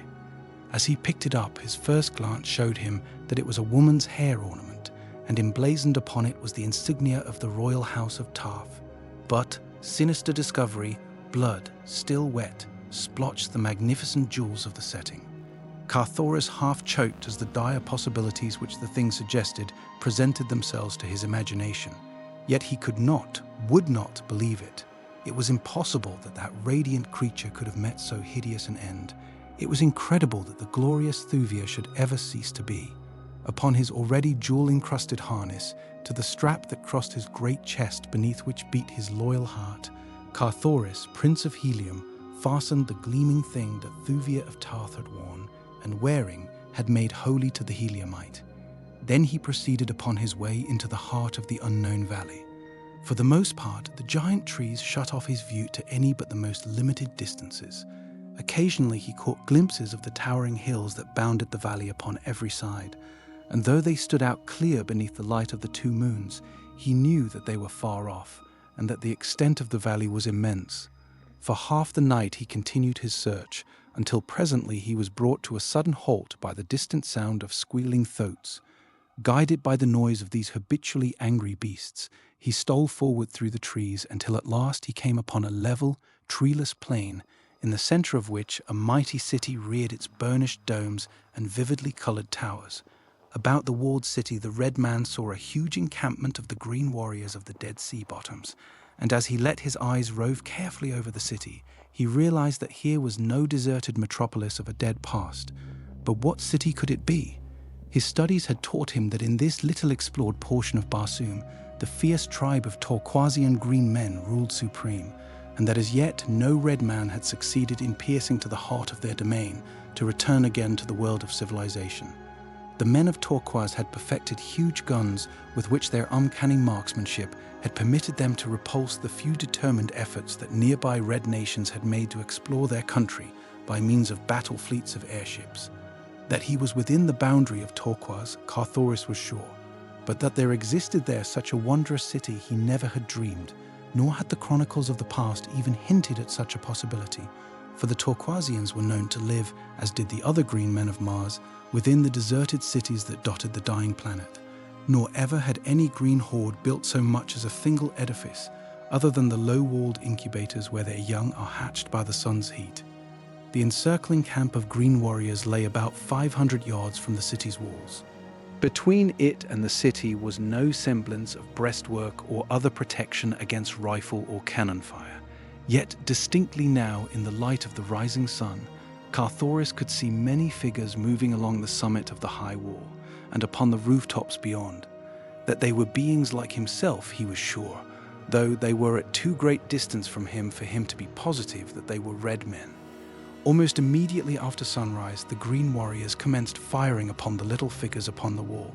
To Carthoris' surprise, the fire was not returned, but presently the last of the city's inhabitants had sought shelter from the weird marksmanship of the green men, and no further sign of life was visible beyond the wall. Then Carthoris, keeping within the shelter of the trees that fringed the plain, began circling the rear of the besiegers' line, hoping against hope that somewhere he would obtain sight of Thuvia of Panthan, for even now he could not believe that she was dead. That he was not discovered was a miracle, for mounted warriors were constantly riding back and forth from the camp into the forest. But the long day wore on, and still he continued his seemingly fruitless quest, until, near sunset, he came opposite a mighty gate in the city's western wall.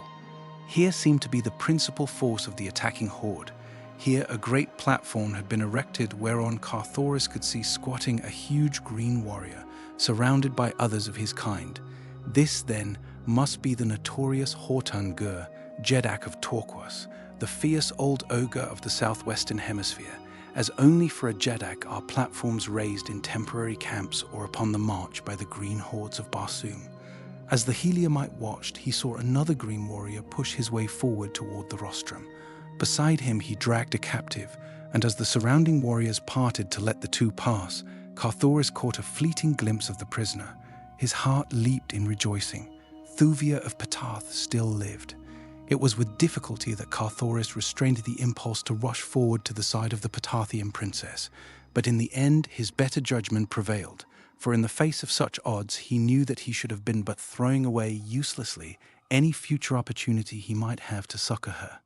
He saw her dragged to the foot of the rostrum. He saw Hortan Gur address her. He could not hear the creature's words, nor Thuvia's reply, but it must have angered the green monster, for Carthoris saw him leap toward the prisoner, striking her a cruel blow across the face with his metal-banded arm. Then the son of John Carter, Jeddak of Jeddaks, warlord of Barsoom, went mad. The old blood-red haze through which his sire had glared at countless foes floated before his eyes. His half-earthly muscles, responding quickly to his will, sent him in enormous leaps and bounds toward the green monster that had struck the woman he loved. The Turquoisians were not looking in the direction of the forest.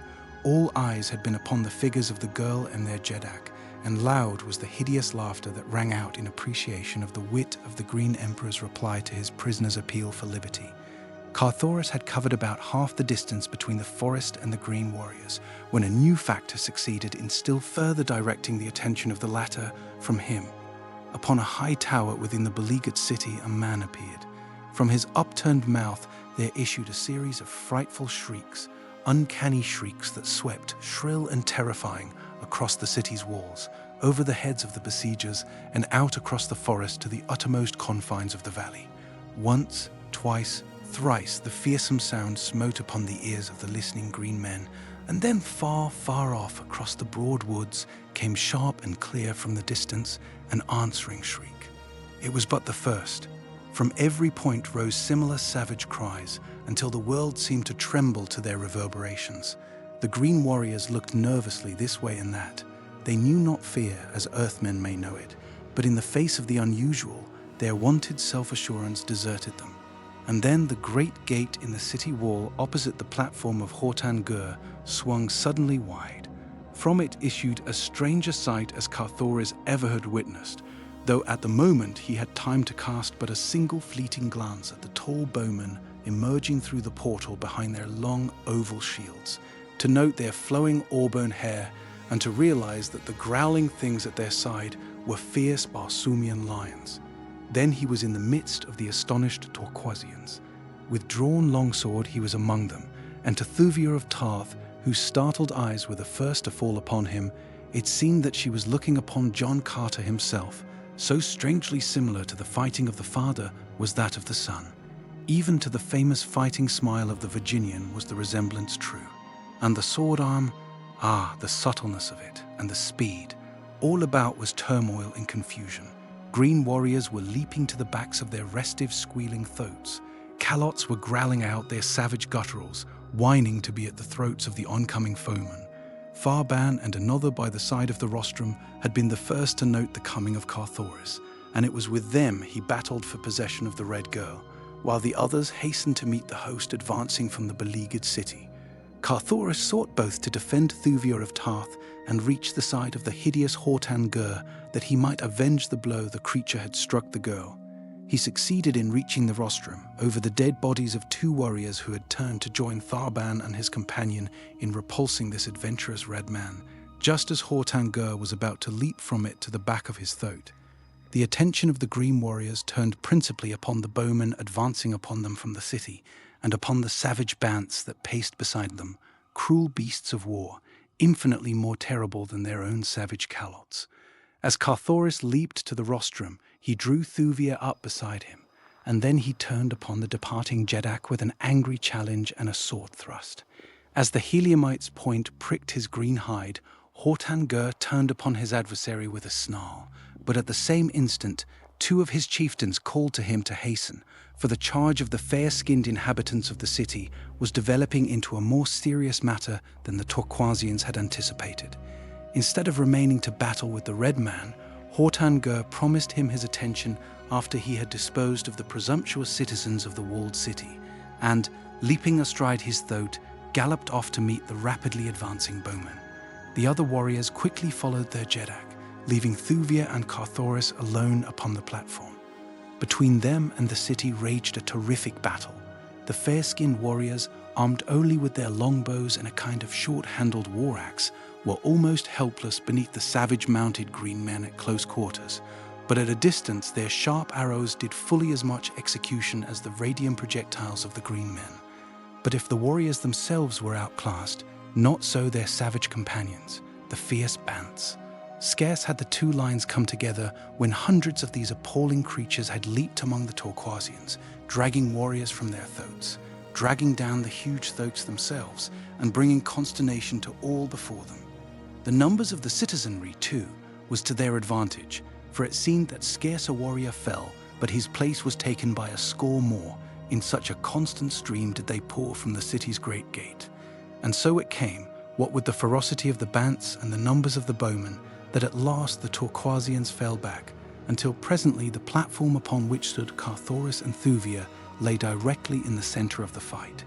That neither was struck by a bullet or an arrow seemed a miracle to both, but at last the tide had rolled completely past them, so that they were alone between the fighters and the city, except for the dying and the dead, and a score or so of growling banths, less well-trained than their fellows, who prowled among the corpses seeking meat. To Carthoris, the strangest part of the battle had been the terrific toll taken by the bowmen with their relatively puny weapons. Nowhere that he could see was there a single wounded green man, but the corpses of their dead lay thick upon the field of battle. Death seemed to follow instantly the slightest pinprick of a bowman's arrow, nor apparently did one ever miss its goal. There could be but one explanation: the missiles were poison-tipped. Presently the sounds of conflict died in the distant forest. Quiet reigned, broken only by the growling of the devouring banths. Carthoris turned toward Thuvia of Tith. As yet neither had spoken. "Where are we, Thuvia?" he asked. The girl looked at him questioningly. His very presence had seemed to proclaim a guilty knowledge of her abduction. How else might he have known the destination of the flyer that brought her? "Who should know better than the Prince of Helium?" she asked in return. "Did he not come hither of his own free will?" "From Aanthor I came voluntarily upon the trail of the green man who had stolen you, Thuvia," he replied. "But from the time I left Helium until I awoke above Aanthor, I thought myself bound for Tith. It had been intimated that I had guilty knowledge of your abduction," he explained simply, "and I was hastening to the Jeddak, your father, to convince him of the falsity of the charge and to give my service to your recovery. Before I left Helium, someone tampered with my compass, so that it bore me to Aanthor instead of to Tith. That is all. You believe me? But the warriors who stole me from the garden," she exclaimed. "After we arrived at Aanthor, they wore the metal of the Prince of Helium. When they took me, they were trapped in Dusarian harness. There seemed but a single explanation. Whoever dared the outrage wished to put the onus upon another, should he be detected in the act. But once safely away from Ptah, he felt safe in having his minions return to their own harness." "You believe that I did this thing, Thuvia?" he asked. "Ah, Carthoris," she replied sadly, "I did not wish to believe it. But when everything pointed to you, even then I would not believe it." "I did not do it, Thuvia," he said, "but let me be entirely honest with you. As much as I love your father, as much as I respect Kulan Tith, to whom you are betrothed, as well as I know the frightful consequences that must have followed such an act of mine, hurling into war, as it would, three of the greatest nations of Barsoom, yet, notwithstanding all this, I should not have hesitated to take you thus, Thuvia of Ptah, had you even hinted that it would not have displeased you. But you did nothing of the kind, and so I am here, not in my own service, but in yours, and in the service of the man to whom you are promised, to save you for him, if it lies within the power of man to do so," he concluded, almost bitterly. Thuvia of Ptah looked into his face for several moments. Her breast was rising and falling as though to some resistless emotion. She half took a step toward him, her lips parted as though to speak, swiftly and impetuously, and then she conquered whatever had moved her. "The future acts of the Prince of Helium," she said coldly, "must constitute the proof of his past honesty of purpose." Carthoris was hurt by the girl's tone, as much as by the doubt as to his integrity which her words implied. He had half hoped that she might hint that his love would be acceptable. Certainly there was due him at least a little gratitude for his recent acts in her behalf, but the best he received was cold skepticism. The Prince of Helium shrugged his broad shoulders. The girl noted it, and the little smile that touched his lips, so that it became her turn to be hurt. Of course she had not meant to hurt him. He might have known that, after what he had said, she could not do anything to encourage him. But he need not have made his indifference quite so palpable. The men of Helium were noted for their gallantry, not for boorishness. Possibly it was the earth blood that flowed in his veins. How could she know that the shrug was but Carthoris's way of attempting, by physical effort, to cast blighting sorrow from his heart, or that the smile upon his lips was the fighting smile of his father, with which the son gave outward evidence of the determination he had reached to submerge his own great love in his efforts to save Thuvia of Tith for another, because he believed that she loved this other. He reverted to his original question. "Where are we?" he asked. "I do not know." "Nor I," replied the girl. "Those who stole me from Tith spoke among themselves of Aanthor, so that I thought it possible that the ancient city to which they took me was that famous ruin, but where we may be now, I have no idea." "When the Bowmen return, we shall doubtless learn all that there is to know," said Carthoris. "Let us hope that they prove friendly. What race may they be? Only in the most ancient of our legends, and in the mural paintings of the deserted cities of the Dead Sea bottoms, are depicted such a race of auburn-haired, fair-skinned people. Can it be that we have stumbled upon a surviving city of the past, which all Barsoom believes buried beneath the ages?" Thuvia was looking toward the forest into which the green men and the pursuing bowmen had disappeared. From a great distance came the hideous cries of banths and an occasional shot. "It is strange that they do not return," said the girl. "One would expect to see the wounded limping or being carried back to the city," replied Carthoris with a puzzled frown. "But how about the wounded nearer the city? Have they carried them within?" Both turned their eyes toward the field between them and the walled city, where the fighting had been most furious. There were the banths, still growling about their hideous feast. Carthoris looked at Thuvia in astonishment. Then he pointed toward the field. "Where are they?" he whispered. "What has become of their dead and wounded?" VI The Jeddak of Lothar. The girl looked her incredulity. "They lay in piles," she murmured. "There were thousands of them but a minute ago. And now," continued Carthoris, "there remain but the banths and the carcasses of the green men." "They must have sent forth and carried the dead bowmen away while we were talking," said the girl. "It is impossible," replied Carthoris. "Thousands of dead lay there upon the field but a moment since. It would have required many hours to have removed them. The thing is uncanny." "I had hoped," said Thuvia, "that we might find an asylum with these fair-skinned people. Notwithstanding their valor upon the field of battle, they did not strike me as a ferocious or warlike people. I had been about to suggest that we seek entrance to the city, but now I scarce know if I care to venture among people whose dead vanish into thin air." "Let us chance it," replied Carthoris. "We can be no worse off within their walls than without. Here we may fall prey to the banths or the no less fierce Torquesians. There, at least, we shall find beings molded after our own images. All that causes me to hesitate," he added, "is the danger of taking you past so many banths. A single sword would scarce prevail were even a couple of them to charge simultaneously." "Do not fear on that score," replied the girl, smiling. "The banths will not harm us." As she spoke, she descended from the platform and, with Carthoris at her side, stepped fearlessly out upon the bloody field in the direction of the walled city of mystery. They had advanced but a short distance when a banth, looking up from its gory feast, descried them. With an angry roar, the beast walked quickly in their direction, and at the sound of its voice, a score of others followed its example. Carthoris drew his longsword. The girl stole a quick glance at his face. She saw the smile upon his lips, and it was as wine to sick nerves.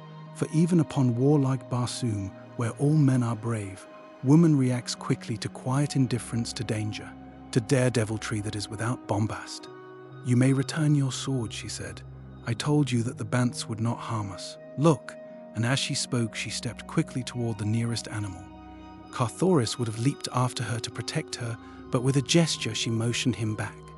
He heard her calling to the banths in a low, sing-song voice that was half purr. Instantly the great heads went up, and all the wicked eyes were riveted upon the figure of the girl. Then, stealthily, they commenced moving toward her. She had stopped now and was standing waiting them. One, closer to her than the others, hesitated. She spoke to him imperiously, as a master might speak to a refractory hound. The great carnivore let its head droop, and with tail between its legs came slinking to the girl's feet, and after it came the others, until she was entirely surrounded by the savage man-eaters. Turning, she led them to where Carthoris stood. They growled a little as they neared the man, but a few sharp words of command put them in their places. "How do you do it?" exclaimed Carthoris. "Your father once asked me that same question in the galleries of the Golden Cliffs within the Ots Mountains, beneath the temples of the Therns. I could not answer him, nor can I answer you.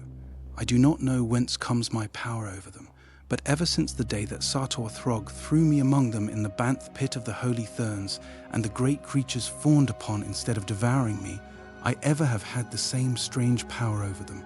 They come at my call and do my bidding, even as the faithful Vula does the bidding of your mighty sire." With a word, the girl dispersed the fierce pack, Roaring, they returned to their interrupted feast, while Carthoris and Thuvia passed among them toward the walled city. As they advanced, the man looked with wonder upon the dead bodies of those of the green men that had not been devoured or mauled by the banths. He called the girls' attention to them. No arrows protruded from the great carcasses. Nowhere upon any of them was the sign of mortal wound, nor even slightest scratch or abrasion. Before the bowmen's dead had disappeared, the corpses of the Torquassians had bristled with the deadly arrows of their foes. Where had the slender messengers of death departed? What unseen hand had plucked them from the bodies of the slain? Despite himself, Carthoris could scarce repress a shudder of apprehension as he glanced toward the silent city before them. No longer was sign of life visible upon wall or rooftop. All was quiet, brooding, ominous quiet. Yet he was sure that eyes watched them from somewhere behind that blank wall. He glanced at Thuvia. She was advancing with wide eyes fixed upon the city gate. He looked in the direction of her gaze, but saw nothing. His gaze upon her seemed to arouse her as from a lethargy. She glanced up at him, a quick, brave smile touching her lips, and then, as though the act was involuntary, she came close to his side and placed one of her hands in his. He guessed that something within her that was beyond her conscious control was appealing to him for protection. He threw an arm about her, and thus they crossed the field. She did not draw away from him. It is doubtful that she realized that his arm was there, so engrossed was she in the mystery of the strange city before them. They stopped before the gate. It was a mighty thing. From its construction, Carthoris could but dimly speculate upon its unthinkable antiquity. It was circular, closing a circular aperture, and the Heliumite knew from his study of ancient Barsoomian architecture that it rolled to one side, like a huge wheel, into an aperture in the wall. Even such world-old cities as ancient Arnthor were as yet undreamed of when the races lived that built such gates as these. As he stood speculating upon the identity of this forgotten city, a voice spoke to them from above. Both looked up. There, leaning over the edge of the high wall, was a man. His hair was auburn, his skin fair, fairer even than that of John Carter the Virginian. His forehead was high, his eyes large and intelligent. The language that he used was intelligible to the two below, yet there was a marked difference between it and their Barsoomian tongue. "Who are you?" he asked, "and what do you here before the gate of Lothar?" "We are friends," replied Carthoris. "This be the Princess Thuvia of Parth, who was captured by the Torquassian horde. I am Carthoris of Helium, Prince of the House of Tardos Mors, Jeddak of Helium, and son of John Carter, Warlord of Mars, and of his wife Deja Thoris." "Ptarth?" repeated the man. "Helium?" He shook his head. "I never have heard of these places, nor did I know that there dwelt upon Barsoom a race of thy strange colour. Where may these cities lie, of which you speak? From our loftiest tower we have never seen another city than Lothar." Carthoris pointed toward the northeast. "In that direction lie Helium and Parth," he said. "Helium is over 8,000 hards from Lothar, while Parth lies 9,500 hards northeast of Helium." Still the man shook his head. "I know of nothing beyond the Lotharian hills," he said. "Naught may live there beside the hideous green hordes of Torquass. They have conquered all Barsoom except this single valley and the city of Lothar. Here we have defied them for countless ages, though periodically they renew their attempts to destroy us. From whence you come I cannot guess, unless you be descended from the slaves the Torquassians captured in early times when they reduced the outer world to their vassalage. But we had heard that they destroyed all other races but their own." Carthoris tried to explain that the Torquassians ruled but a relatively tiny part of the surface of Barsoom, and even this only because their domain held nothing to attract the Red race. But the Lotharian could not seem to conceive of anything beyond the valley of Lothar, other than a trackless waste peopled by the ferocious green hordes of Torquass. After considerable parleying, he consented to admit them to the city, and a moment later the wheel-like gate rolled back within its niche, and Thuvia and Carthoris entered the city of Lothar. All about them were evidences of fabulous wealth. The facades of the buildings fronting upon the avenue within the wall were richly carven, and about the windows and doors were oft-times set foot-wide borders of precious stones, intricate mosaics, or tablets of beaten gold bearing bas-reliefs depicting what may have been bits of the history of this forgotten people. He with whom they had conversed across the wall was in the avenue to receive them. About him were 100 or more men of the same race. All were clothed in flowing robes, and all were beardless. Their attitude was more of fearful suspicion than antagonism. They followed the newcomers with their eyes, but spoke no word to them. Carthoris could not but notice the fact that though the city had been but a short time before surrounded by a horde of bloodthirsty demons, yet none of the citizens appeared to be armed, nor was there sign of soldiery about. He wondered if all the fighting men had sallied forth in one supreme effort to rout the foe, leaving the city all unguarded. He asked their host. The man smiled. "No creature other than a score or so of our sacred banths has left Lothar today," he replied. "But the soldiers, the bowmen," exclaimed Carthoris. "We saw thousands emerge from this very gate, overwhelming the hordes of Torquus and putting them to rout with their deadly arrows and their fierce banths." Still the man smiled his knowing smile. "Look," he cried, and pointed down a broad avenue before him. Carthoris and Thuvia followed the direction indicated, and there, marching bravely in the sunlight, they saw advancing toward them a great army of bowmen. "Ah!" exclaimed Thuvia, "they have returned through another gate, or perchance these be the troops that remained to defend the city." Again the fellow smiled his uncanny smile. "There are no soldiers in Lothar," he said. "Look!" Both Carthoris and Thuvia had turned toward him while he spoke, and now as they turned back again toward the advancing regiments, their eyes went wide in astonishment, for the broad avenue before them was as deserted as the tomb.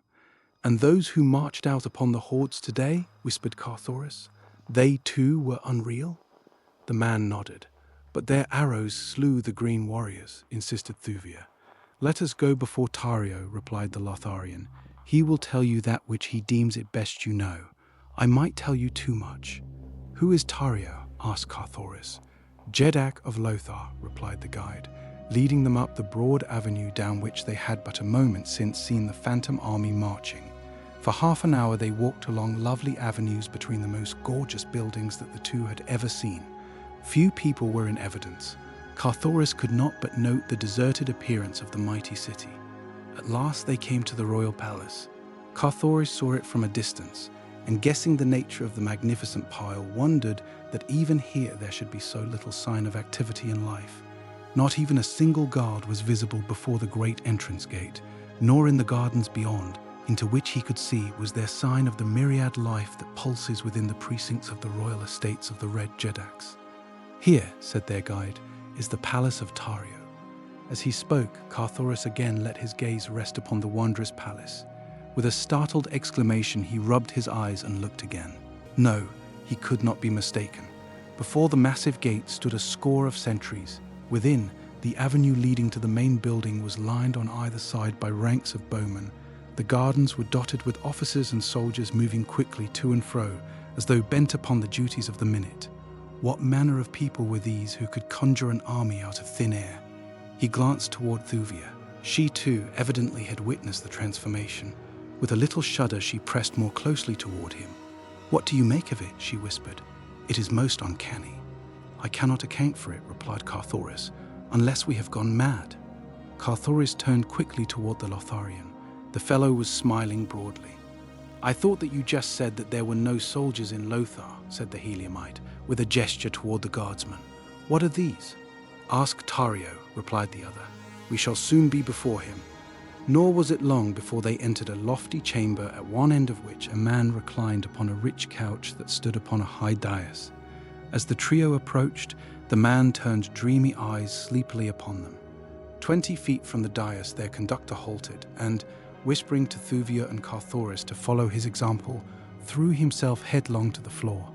Then, rising to hands and knees, he commenced crawling toward the foot of the throne, swinging his head to and fro and wiggling his body as you have seen a hound do when approaching its master. Thuvia glanced quickly toward Carthoris. He was standing erect, with high-held head and arms folded across his broad chest. A haughty smile curved his lips. The man upon the dais was eyeing him intently, and Carthoris of Helium was looking straight in the other's face. "Who be these, Jav?" asked the man of him who crawled upon his belly along the floor. "O Tario, most glorious Jeddak," replied Jav, These be strangers who came with the hordes of Torquas to our gates, saying that they were prisoners of the Green Men. They tell strange tales of cities far beyond Lothar. Arise, Jav, commanded Tario, and ask these two why they show not to Tario the respect that is his due. Jav arose and faced the strangers. At sight of their erect positions, his face went livid. He leaped toward them. "Creatures," he screamed, "down, down upon your bellies before the last of the Jeddaks of Barsoom." VIII The Phantom Bowmen. As Jav leaped toward him, Carthoris laid his hand upon the hilt of his longsword. The Lotharian halted. The great apartment was empty, save for the four at the dais. Yet as Jav stepped back from the menace of the Heliumite's threatening attitude, the latter found himself surrounded by a score of bowmen. From whence had they sprung? Both Carthoris and Thuvia looked their astonishment. Now the former's sword leaped from its scabbard, and at the same instant the bowmen drew back their slim shafts. Tario had half raised himself upon one elbow. For the first time he saw the full figure of Thuvia, who had been concealed behind the person of Carthoris. "Enough!" cried the Jeddak, raising a protesting hand. But at that very instant, the sword of the Heliumite cut viciously at its nearest antagonist. As the keen edge reached its goal, Carthoris let the point fall to the floor, as with wide eyes he stepped backward in consternation, throwing the back of his left hand across his brow. His steel had cut but empty air. His antagonist had vanished. There were no bowmen in the room. "It is evident that these are strangers," said Tario to Jav. "Let us first determine that they knowingly affronted us before we take measures for punishment." Then he turned to Carthoris, but ever his gaze wandered to the perfect lines of Thuvia's glorious figure, which the harness of a Barsoomian princess accentuated rather than concealed. "Who are you," he asked, "who knows not the etiquette of the court of the last of Jeddaks?" "I am Carthoris, Prince of Helium," replied the Heliumite, "and this is Thuvia, Princess of Tith. In the courts of our fathers, men do not prostrate themselves before royalty. Not since the firstborn tore their immortal goddess limb from limb have men crawled upon their bellies to any throne upon Barsoom. Now think you that the daughter of one mighty Jeddak and the son of another would so humiliate themselves?" Tario looked at Carthoris for a long time. At last he spoke. "There is no other Jeddak upon Barsoom than Tario," he said. "There is no other race than that of Lothar, unless the hordes of Torquas may be dignified by such an appellation. Lotharians are white, your skins are red. There is no other race than that of Lothar, unless the hordes of Torquas may be dignified by such an appellation. Lotharians are white, your skins are red. There are no women left upon Barsoom. Your companion is a woman." He half rose from the couch, leaning far forward and pointing an accusing finger at Carthoris. "You are a lie," he shrieked. "You are both lies, and you dare to come before Tario, last and mightiest of the Jeddaks of Barsoom, and assert your reality. Someone shall pay well for this, Jav, and unless I mistake, it is yourself who has dared thus flippantly to trifle with the good nature of your Jeddak. Remove the man, leave the woman. We shall see if both be lies, and later, Jav, you shall suffer for your temerity. There be few of us left, but Komal must be fed. Go." Carthoris could see that Jav trembled as he prostrated himself once more before his ruler, and then, rising, turned toward the Prince of Helium. "Come," he said, "and leave the Princess of Tith here alone?" cried Carthoris. Jav brushed closely past him, whispering, "Follow me. He cannot harm her, except to kill, and that he can do whether you remain or not. We had best go now, trust me." Carthoris did not understand, but something in the urgency of the other's tone assured him, and so he turned away, but not without a glance toward Thuvia, in which he attempted to make her understand that it was in her own interest that he left her. For answer she turned her back full upon him, but not without first throwing him such a look of contempt that brought the scarlet to his cheek. Then he hesitated, but Jav seized him by the wrist. "Come," he whispered, "or he will have the bowman upon you, and this time there will be no escape. Did you not see how futile is your steel against thin air?" Carthoris turned unwillingly to follow. As the two left the room, he turned to his companion. "If I may not kill thin air," he asked, "how then shall I fear that thin air may kill me?" "You saw the Torquasians fall before the bowmen?" asked Jav. Carthoris nodded. "So would you fall before them, and without one single chance for self-defense or revenge." As they talked, Jav led Carthoris to a small room in one of the numerous towers of the palace. Here were couches, and Jav bid the Heliumite be seated. For several minutes the Lotharian eyed his prisoner, for such Carthoris now realized himself to be. "I am half convinced that you are real," he said at last.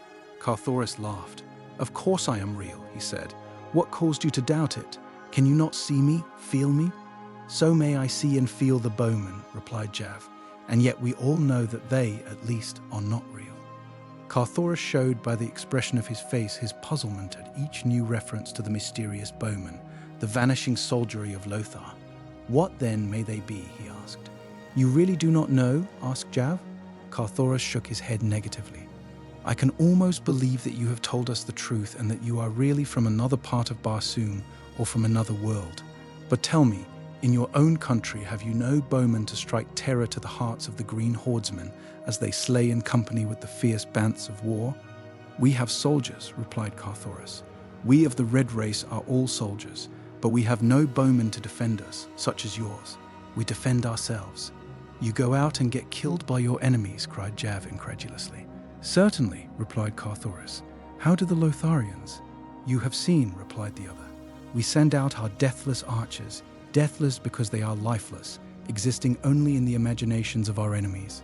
It is really our giant minds that defend us, sending out legions of imaginary warriors to materialize before the mind's eye of the foe.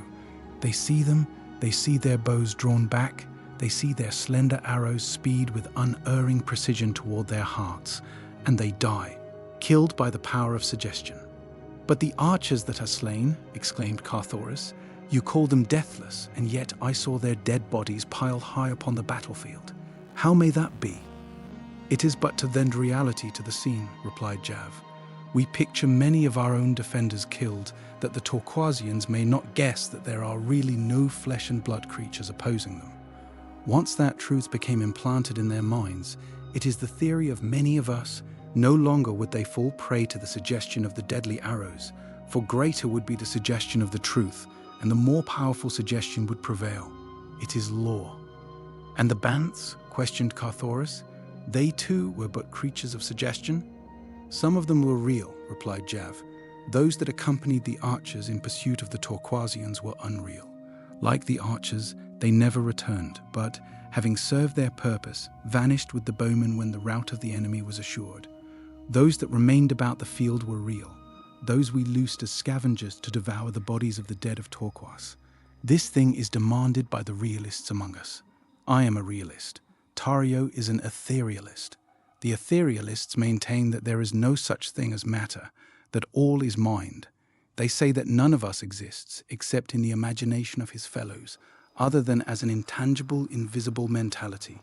According to Tario, it is but necessary that we all unite in imagining that there are no dead Torquasians beneath our walls, and there will be none, nor any need of scavenging banths." "You, then, do not hold Tario's beliefs?" asked Carthoris. "In part only," replied the Lotharian. "I believe, in fact I know, that there are some truly ethereal creatures. Tario is one, I am convinced. He has no existence except in the imaginations of his people. Of course, it is the contention of all us realists that all etherealists are but figments of the imagination. They contend that no food is necessary, nor do they eat. But anyone of the most rudimentary intelligence must realize that food is a necessity to creatures having actual existence." "Yes," agreed Carthoris. "Not having eaten today, I can readily agree with you." "Ah, pardon me," exclaimed Jav.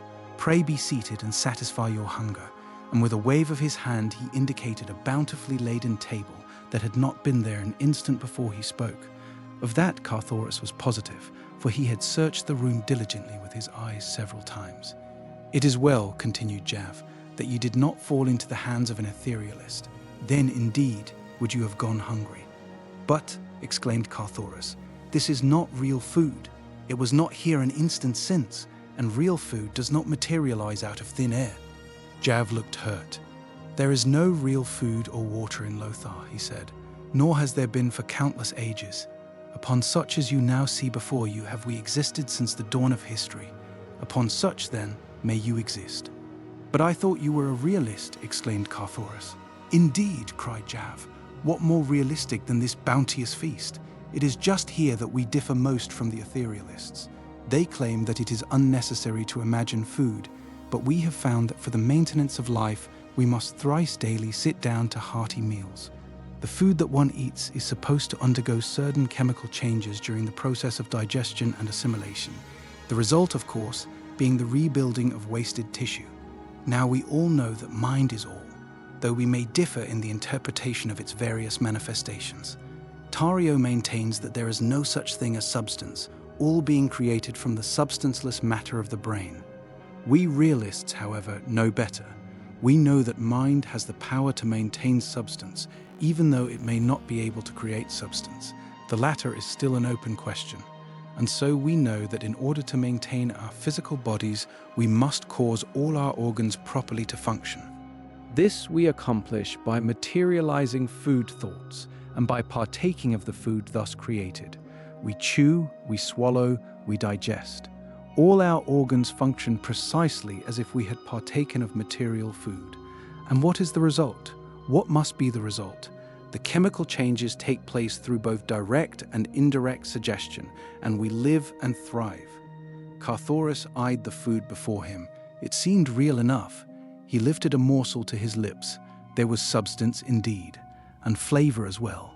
Yes, even his palate was deceived. Jav watched him, smiling as he ate.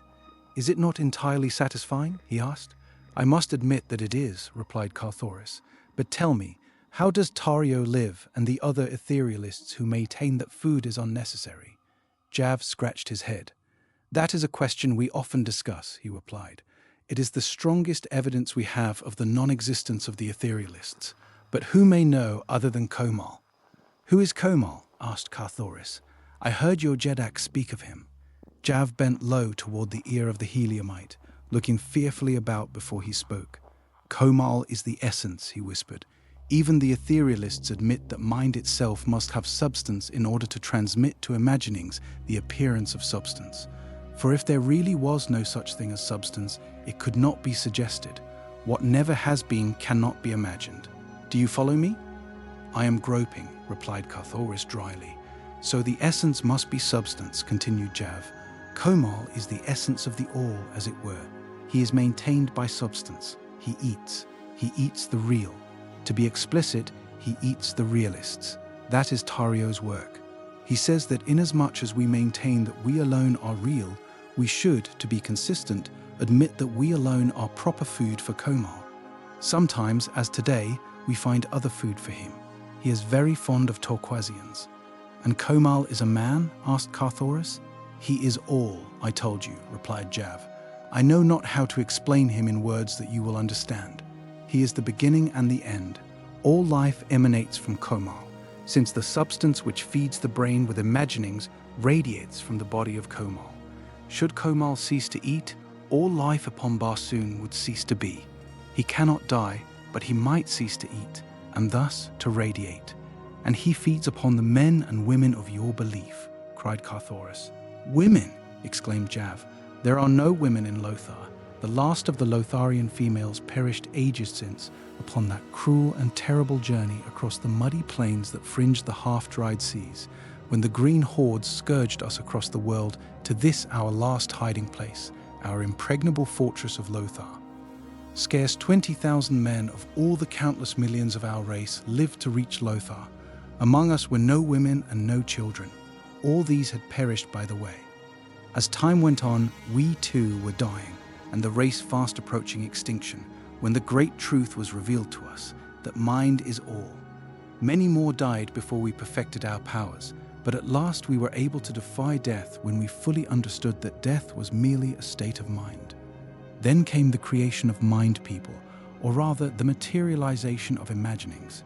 We first put these to practical use when the Torquasians discovered our retreat, and fortunate for us it was that it required ages of search upon their part before they found the single tiny entrance to the Valley of Lothar.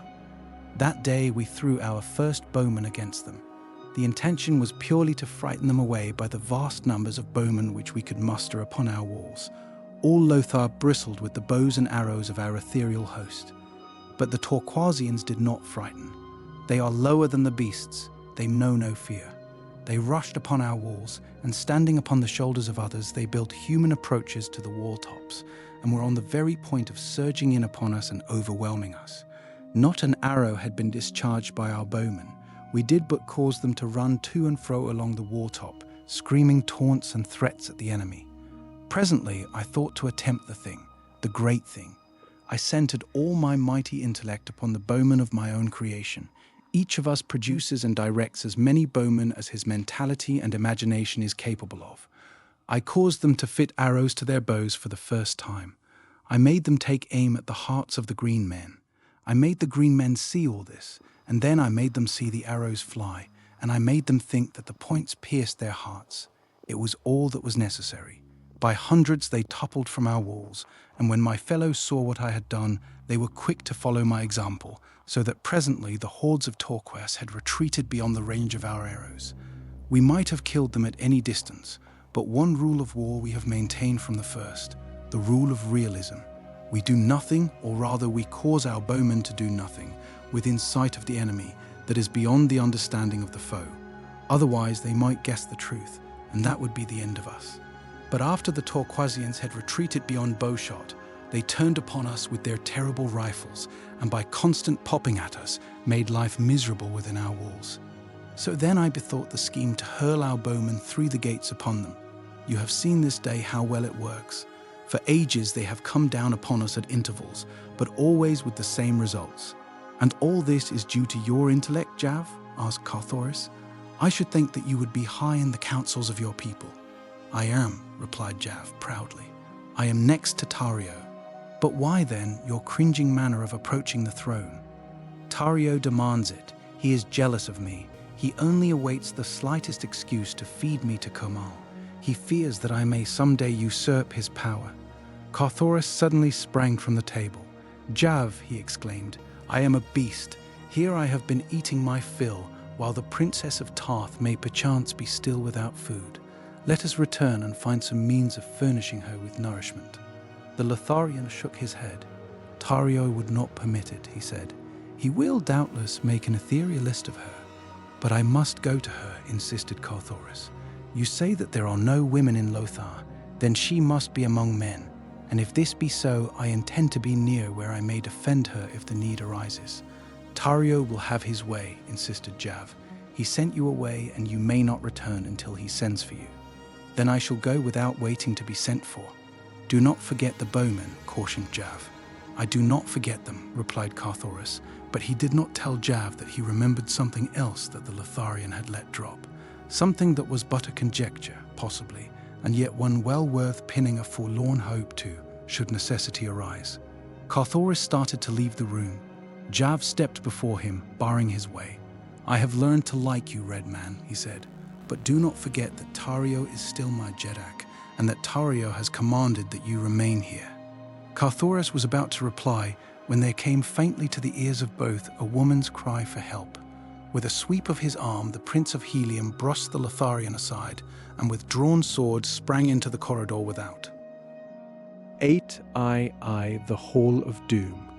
As Thuvia of Tarth saw Carthoris depart from the presence of Tario, leaving her alone with the man, a sudden qualm of terror seized her. There was an air of mystery pervading the stately chamber.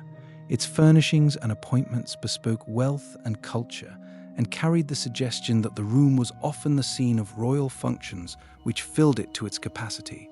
And yet nowhere about her, in antechamber or corridor, was there sign of any other being than herself and the recumbent figure of Tario, the Jeddak, who watched her through half-closed eyes from the gorgeous trappings of his regal couch. For a time after the departure of Jav and Carthoris, the man eyed her intently. Then he spoke.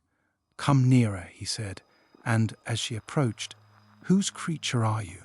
Who has dared materialize his imaginings of woman? It is contrary to the customs and the royal edicts of Lothar. Tell me, woman, from whose brain have you sprung? Jav's? No, do not deny it. I know that it could be no other than that envious realist. He seeks to tempt me. He would see me fall beneath the spell of your charms, and then he, your master, would direct my destiny and my end. I see it all. I see it all." The blood of indignation and anger had been rising to Thuvia's face. Her chin was up, a haughty curve upon her perfect lips. "I know naught," she cried, "of what you are prating. I am Thuvia, Princess of Tith. I am no man's creature. Never before today did I lay eyes upon him you call Jav, nor upon your ridiculous city, of which even the greatest nations of Barsoom have never dreamed. My charms are not for you, nor such as you. They are not for sale or barter, even though the price were a real throne. And as for using them to win your worse than futile power," she ended her sentence with a shrug of her shapely shoulders and a little scornful laugh. When she had finished, Tario was sitting upon the edge of his couch, his feet upon the floor. He was leaning forward with eyes no longer half closed, but wide with a startled expression in them. He did not seem to note the lèse-majesté of her words and manner. There was evidently something more startling and compelling about her speech than that. Slowly he came to his feet. "By the fangs of Komal," he muttered, "but you are real, a real woman, no dream, no vain and foolish figment of the mind." He took a step toward her, with hands outstretched. "Come," he whispered, "come, woman. For countless ages have I dreamed that someday you would come, and now that you are here, I can scarce believe the testimony of my eyes. Even now, knowing that you are real, I still half dread that you may be a lie." Thuvia shrank back.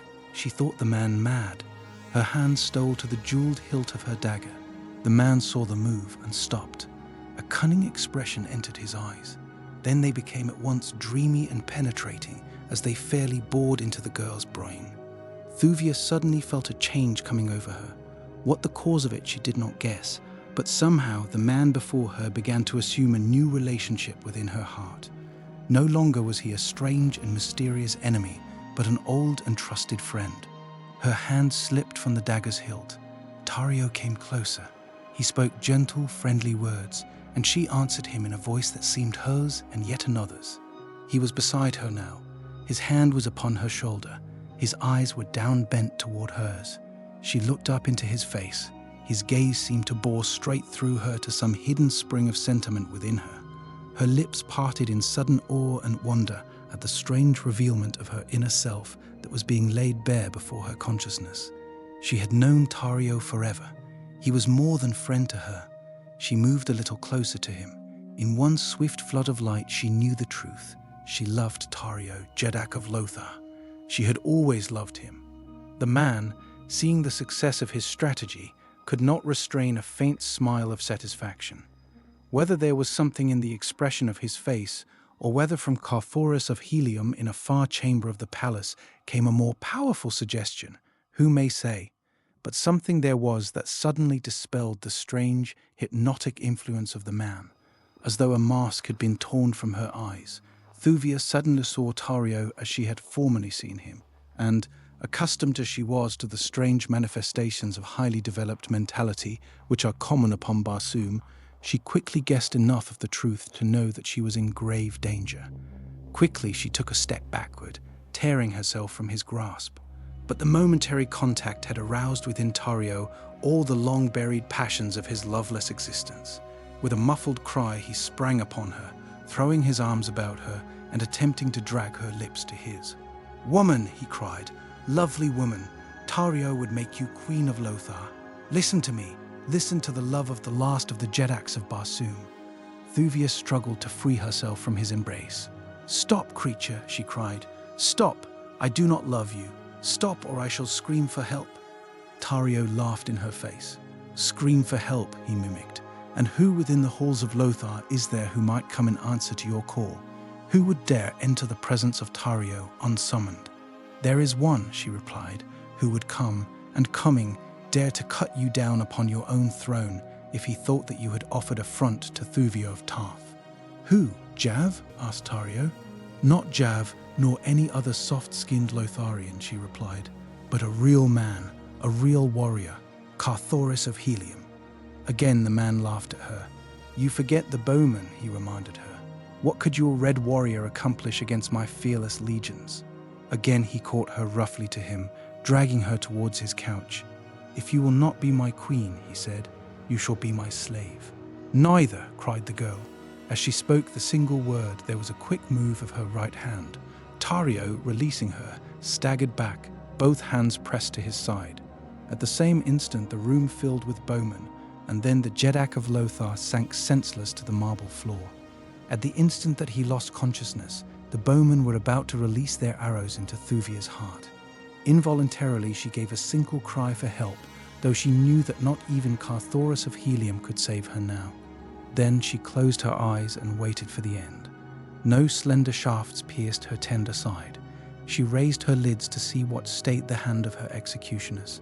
The room was empty save for herself and the still form of the Jeddak of Lothar lying at her feet, a little pool of crimson staining the white marble of the floor beside him. Tario was unconscious. Thuvia was amazed. Where were the Bowmen? Why had they not loosed their shafts? What could it all mean? An instant before, the room had been mysteriously filled with armed men, evidently called to protect their Jeddak. Yet now, with the evidence of her deed plain before them, they had vanished as mysteriously as they had come, leaving her alone with the body of their ruler, into whose side she had slipped her long, keen blade. The girl glanced apprehensively about, first for signs of the return of the Bowmen, and then for some means of escape. The wall behind the dais was pierced by two small doorways, hidden by heavy hangings. Thuvia was running quickly towards one of these when she heard the clank of a warrior's metal at the end of the apartment behind her. Ah, if she had but an instant more of time, she could have reached that screening arras and, perchance, have found some avenue of escape behind it. But now it was too late. She had been discovered. With a feeling that was akin to apathy, she turned to meet her fate. And there, before her, running swiftly across the broad chamber to her side, was Carthoris, his naked longsword gleaming in his hand. For days she had doubted the intentions of the Heliumite. She had thought him a party to her abduction. Since fate had thrown them together, she had scarce favoured him with more than the most perfunctory replies to his remarks, unless at such times as the weird and uncanny happenings at Lothar had surprised her out of her reserve. She knew that Carthoris of Helium would fight for her, but whether to save her for himself or another, she was in doubt. He knew that she was promised to Kulan Tith, Jeddak of Kaol, but if he had been instrumental in her abduction, his motives could not be prompted by loyalty to his friend or regard for her honor. And yet, as she saw him coming across the marble floor of the audience chamber of Tario of Lothar, his fine eyes filled with apprehension for her safety, his splendid figure personifying all that is finest in the fighting men of martial Mars, she could not believe that any faintest trace of perfidy lurked beneath so glorious an exterior. Never, she thought, in all her life had the sight of any man been so welcome to her. It was with difficulty that she refrained from rushing forward to meet him. She knew that he loved her, but, in time, she recalled that she was promised to Kulan Tith. Not even might she trust herself to show too great gratitude to the Heliumite, lest he misunderstand. Carthoris was by her side now. His quick glance had taken in the scene within the room.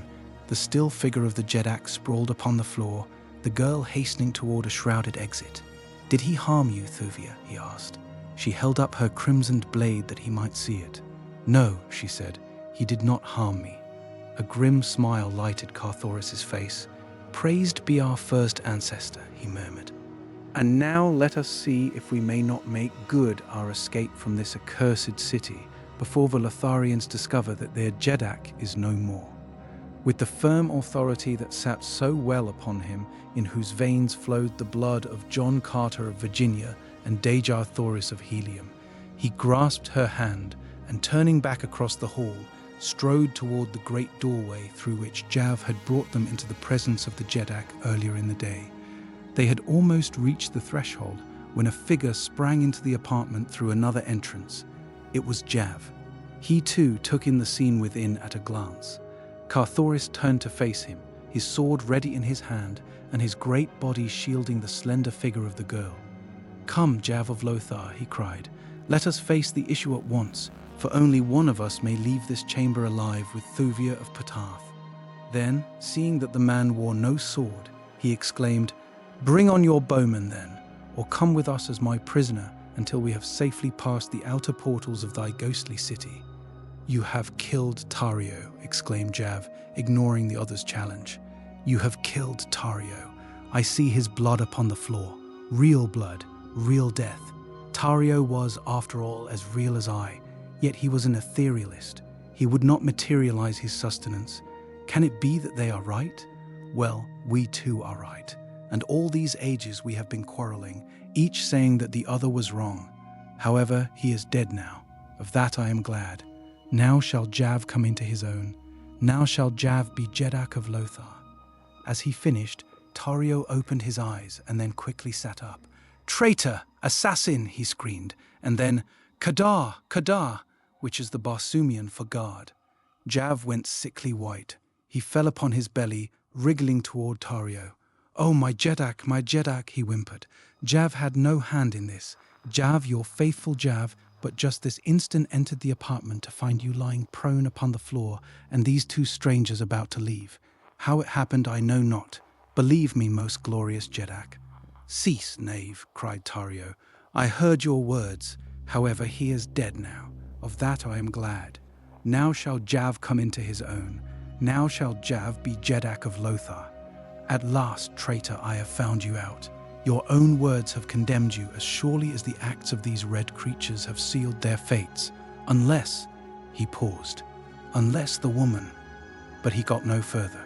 Carthoris guessed what he would have said, and before the words could be uttered, he had sprung forward and struck the man across the mouth with his open palm.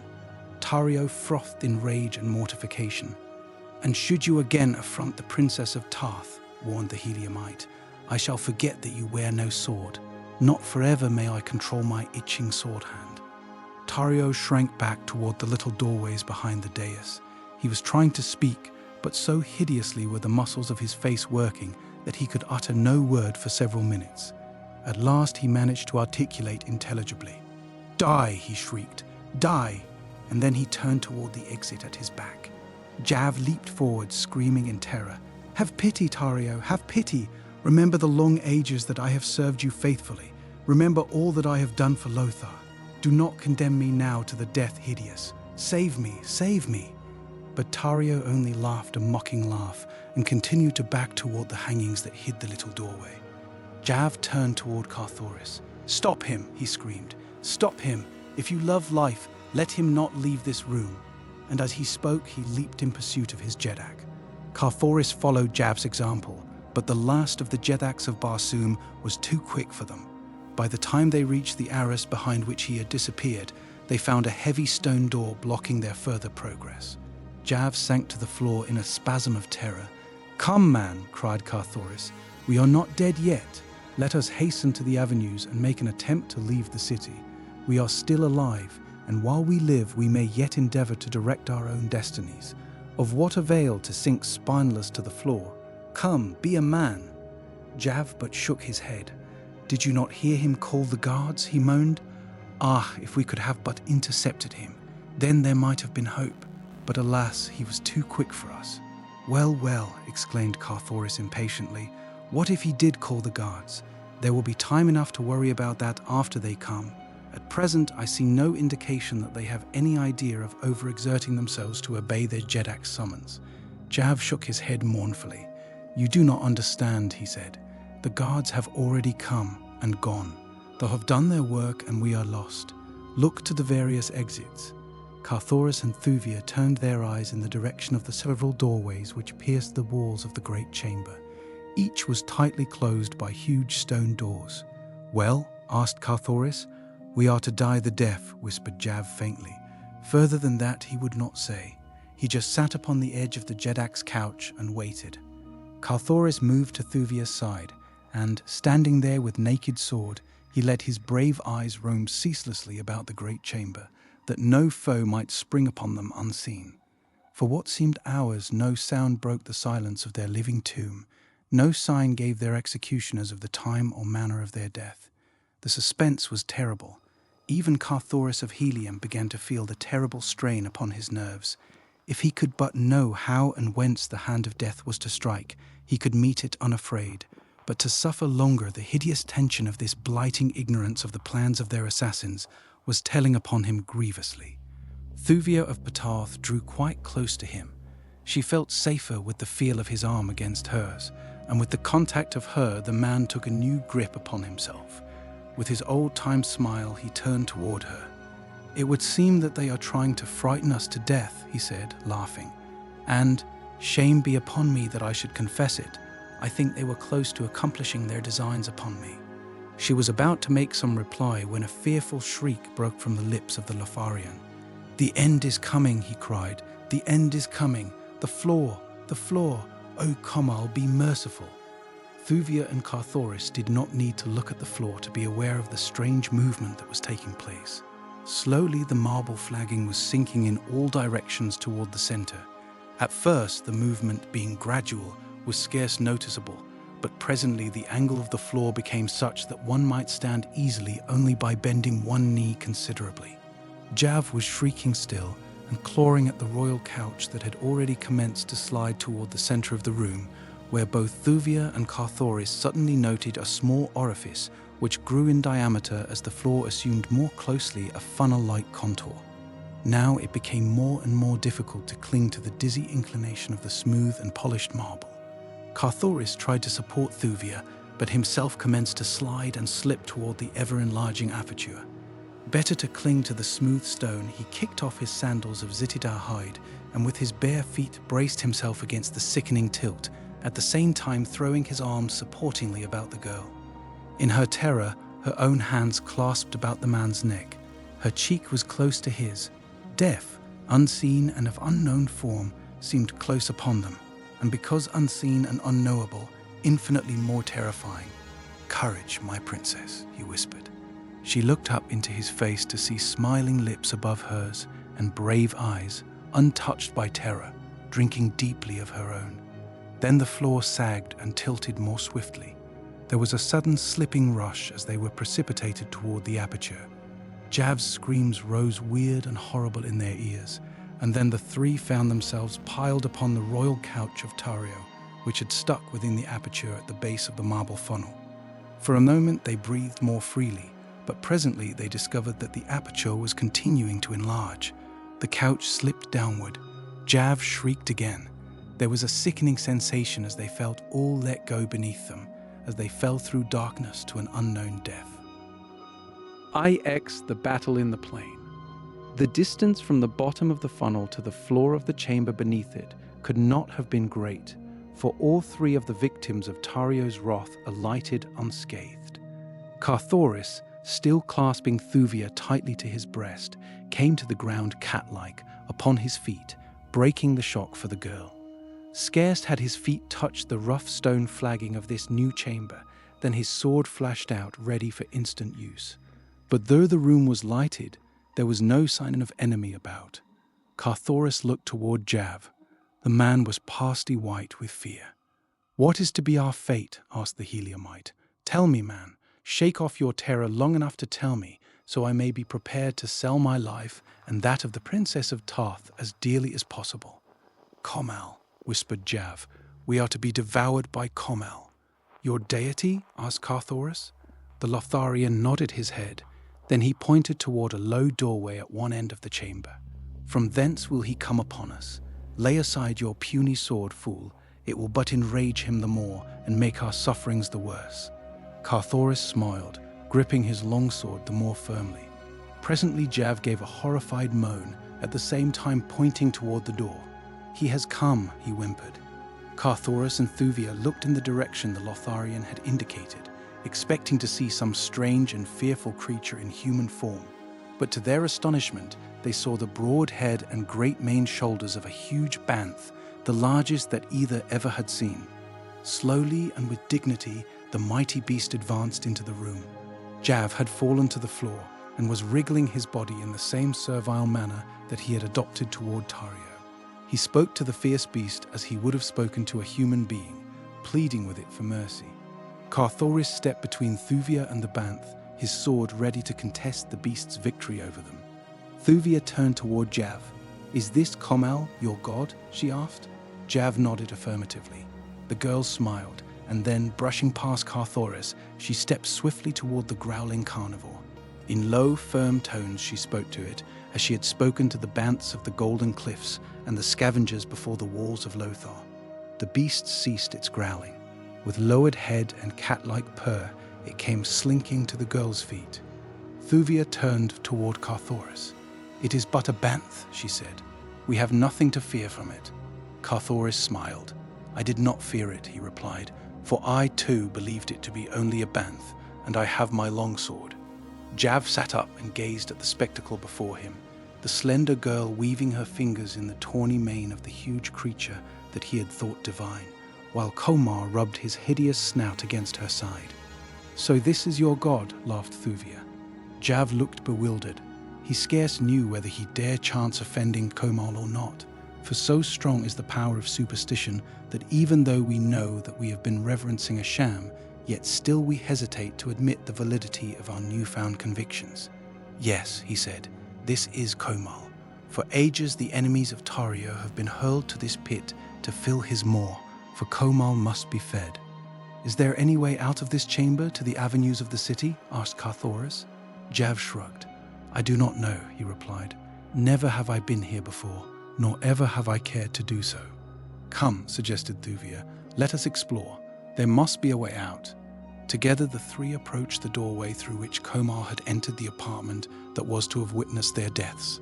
Beyond was a low-roofed lair with a small door at the far end. This, to their delight, opened to the lifting of an ordinary latch, letting them into a circular arena surrounded by tiers of seats. "Here is where Komar is fed in public," explained Jav.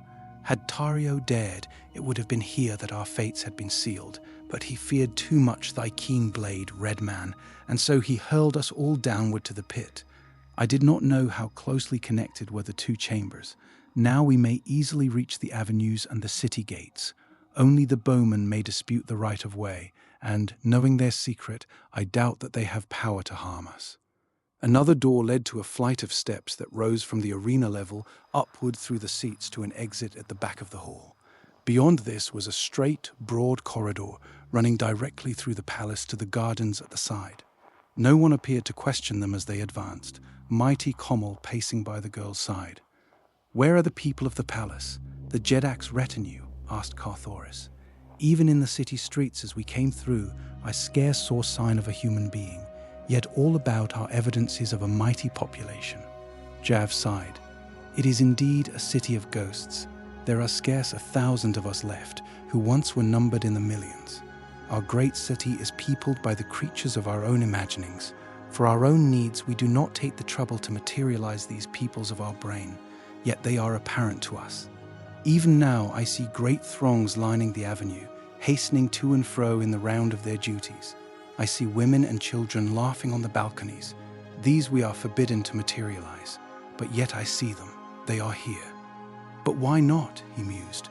"No longer need I fear Tario. He has done his worst and failed. Why not indeed? Stay, friends," he continued. "Would you see Lothar in all her glory?" Carthoris and Thuvia nodded their assent, more out of courtesy than because they fully grasped the import of his mutterings. Jav gazed at them penetratingly for an instant, then, with a wave of his hand, cried, "Look!" The sight that met them was awe-inspiring. Where before there had been naught but deserted pavements and scarlet swords, yawning windows and tenantless doors, now swarmed a countless multitude of happy, laughing people. "It is the past," said Jav in a low voice. "They do not see us. They but live the old dead past of ancient Lothar, the dead and crumbled Lothar of antiquity, which stood upon the shore of Throxus, mightiest of the 5 oceans. See those fine, upstanding men swinging along the broad avenue. See the young girls and the women smile upon them. See the men greet them with love and respect. Those be seafarers coming up from their ships which lie at the quays at the city's edge. Brave men they. But the glory of Lothar has faded. See their weapons. They alone bore arms, for they crossed the 5 seas to strange places where dangers were. With their passing passed the martial spirit of the Lotharians, leaving, as the ages rolled by, a race of spineless cowards. We hated war, and so we trained not our youth in warlike ways. Thus followed our undoing, for when the seas dried and the green hordes encroached upon us, we could do naught but flee. But we remembered the seafaring bowmen of the days of our glory. It is the memory of these which we hurl upon our enemies." As Jav ceased speaking, the picture faded, and once more the three took up their way toward the distant gates, along deserted avenues. Twice they sighted Lotharians of flesh and blood. At sight of them and the huge band which they must have recognized as Komal, the citizens turned and fled. "They will carry word of our flight to Tario," cried Jav, "and soon he will send his bowmen after us. Let us hope that our theory is correct, and that their shafts are powerless against minds cognizant of their unreality. Otherwise we are doomed. Explain, Red Man, to the woman the truths that I have explained to you, that she may meet the arrows with a stronger counter-suggestion of immunity." Carthoris did as Jav bid him, but they came to the great gates without sign of pursuit developing.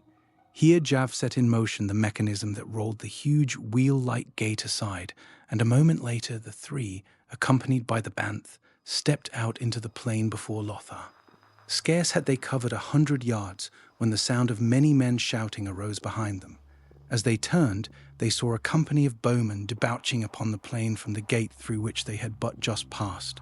Upon the wall above the gate were a number of Lotharians, among whom Jav recognized Tario.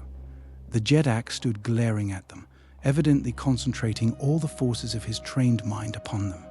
That he was making a supreme effort to render his imaginary creatures deadly was apparent. Jav turned white and commenced to tremble. At the crucial moment, he appeared to lose the courage of his conviction.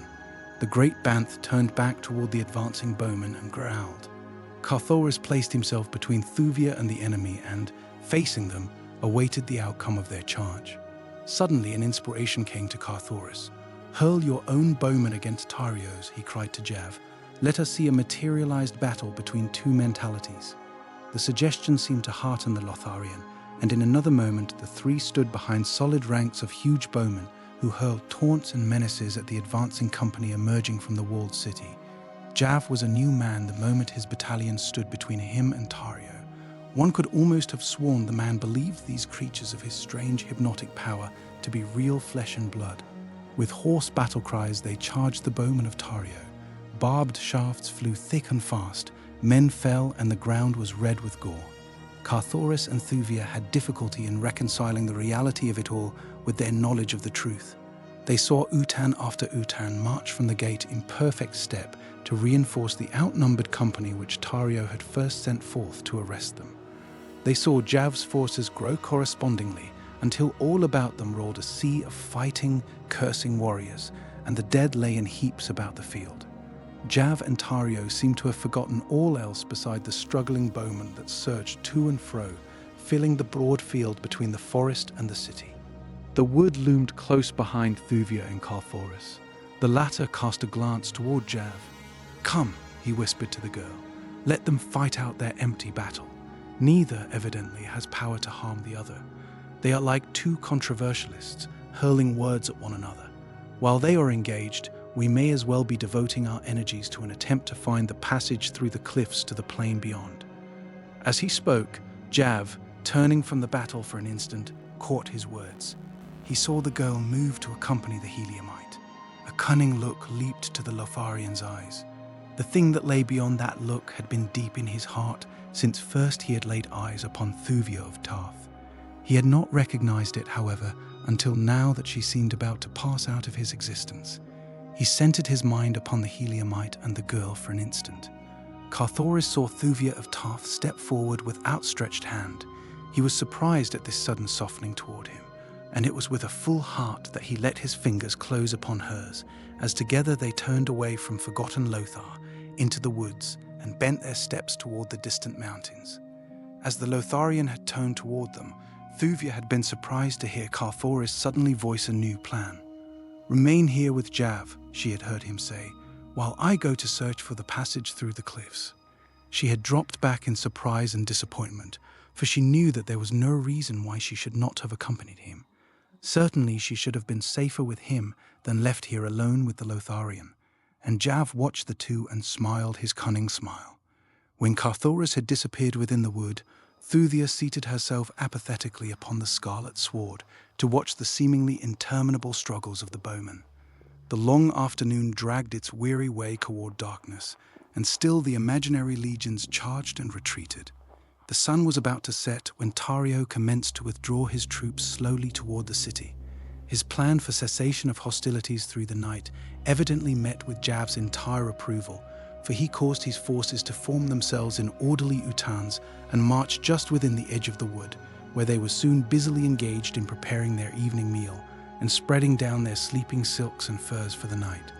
Thuvia could scarce repress a smile as she noted the scrupulous care with which Jav's imaginary men attended to each tiny detail of deportment, as truly as if they had been real flesh and blood. Sentries were posted between the camp and the city. Officers clanked hither and thither, issuing commands and seeing to it that they were properly carried out. Thuvia turned toward Jav. "Why is it," she asked, "that you observe such careful nicety in the regulation of your creatures, when Tario knows quite as well as you that they are but figments of your brain? Why not permit them simply to dissolve into thin air until you again require their futile service?" "You do not understand them," replied Jav. "While they exist, they are real. I do but call them into being now, and in a way direct their general actions. But thereafter, until I dissolve them, they are as actual as you or I. Their officers command them, under my guidance. I am the general, that is all, and the psychological effect upon the enemy is far greater than were I to treat them merely as substanceless vagaries. Then too," continued the Lotharian, "there is always the hope, which with us is little short of belief, that someday these materializations will merge into the real, that they will remain, some of them, after we have dissolved their fellows, and that thus we shall have discovered a means for perpetuating our dying race. Some there are who claim already to have accomplished the thing. It is generally supposed that the etherealists have quite a few among their number who are permanent materializations. It is even said that such is Tario, but that cannot be, for he existed before we had discovered the full possibilities of suggestion. There are others among us who insist that none of us is real, that we could not have existed all these ages without material food and water had we ourselves been material. Although I am a realist, I rather incline toward this belief myself. It seems well and sensibly based upon the belief that our ancient forebears developed before their extinction such wondrous mentalities that some of the stronger minds among them lived after the death of their bodies, that we are but the deathless minds of individuals long dead. It would appear possible, and yet in so far as I am concerned, I have all the attributes of corporeal existence. I eat, I sleep." He paused, casting a meaning look upon the girl. "I love." Thuvia could not mistake the palpable meaning of his words and expression. She turned away with a little shrug of disgust that was not lost upon the Lotharian. He came close to her and seized her arm. "Why not Jav?" he cried. "Who more honorable than the second of the world's most ancient race? Your Heliumite? He has gone. He has deserted you to your fate to save himself. Come, be Jav's." Thuvia of Tarth rose to her full height, her lifted shoulder turned toward the man, her haughty chin upraised, a scornful twist to her lips. "You lie," she said quietly. "The Heliumite knows less of disloyalty than he knows of fear, and of fear he is as ignorant as the unhatched young." "Then where is he?" taunted the Lotharian. "I tell you he has fled the valley. He has left you to your fate, but Jav will see that it is a pleasant one. Tomorrow we shall return into Lothar at the head of my victorious army, and I shall be Jeddak, and you shall be my consort. Come," and he attempted to crush her to his breast. The girl struggled to free herself, striking at the man with her metal armlets, yet still he drew her toward him until both were suddenly startled by a hideous growl that rumbled from the dark wood close behind them. Kar Komak, the Bowman. As Carthoris moved through the forest toward the distant cliffs with Thuvia's hand still tight pressed in his, he wondered a little at the girl's continued silence, yet the contact of her cool palm against his was so pleasant that he feared to break the spell of her newfound reliance in him by speaking. Onward through the dim wood they passed until the shadows of the quick-coming Martian night commenced to close down upon them.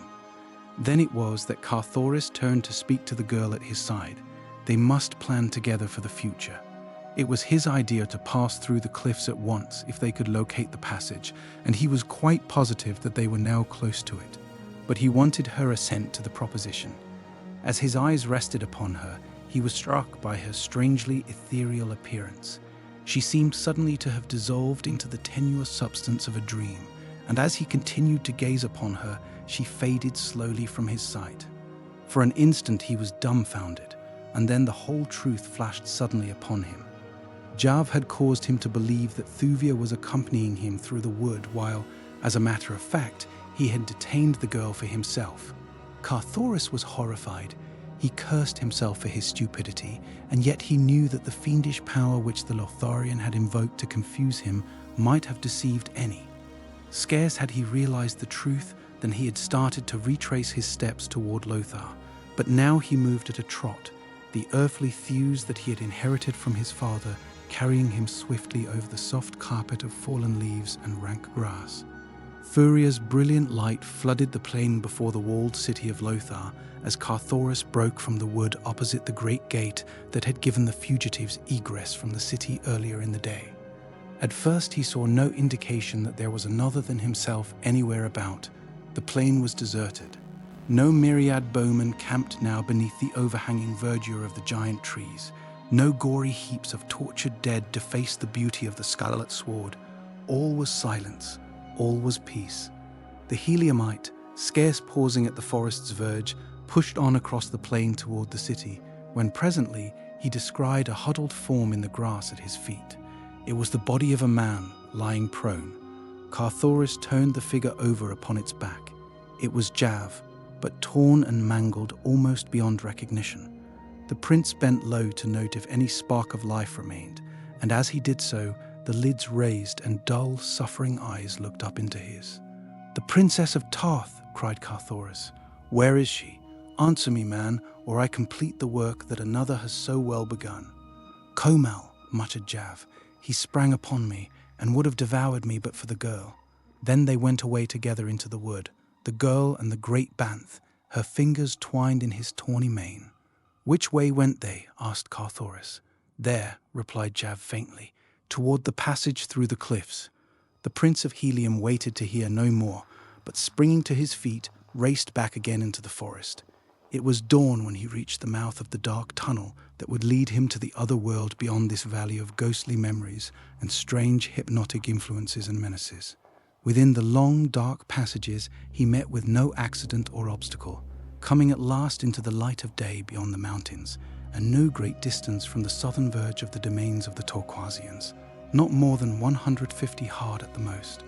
From the boundary of Torquas to the city of Arnthor is a distance of some 200 hards, so that the Heliumite had before him a journey of more than 150 earth miles between him and Arnthor.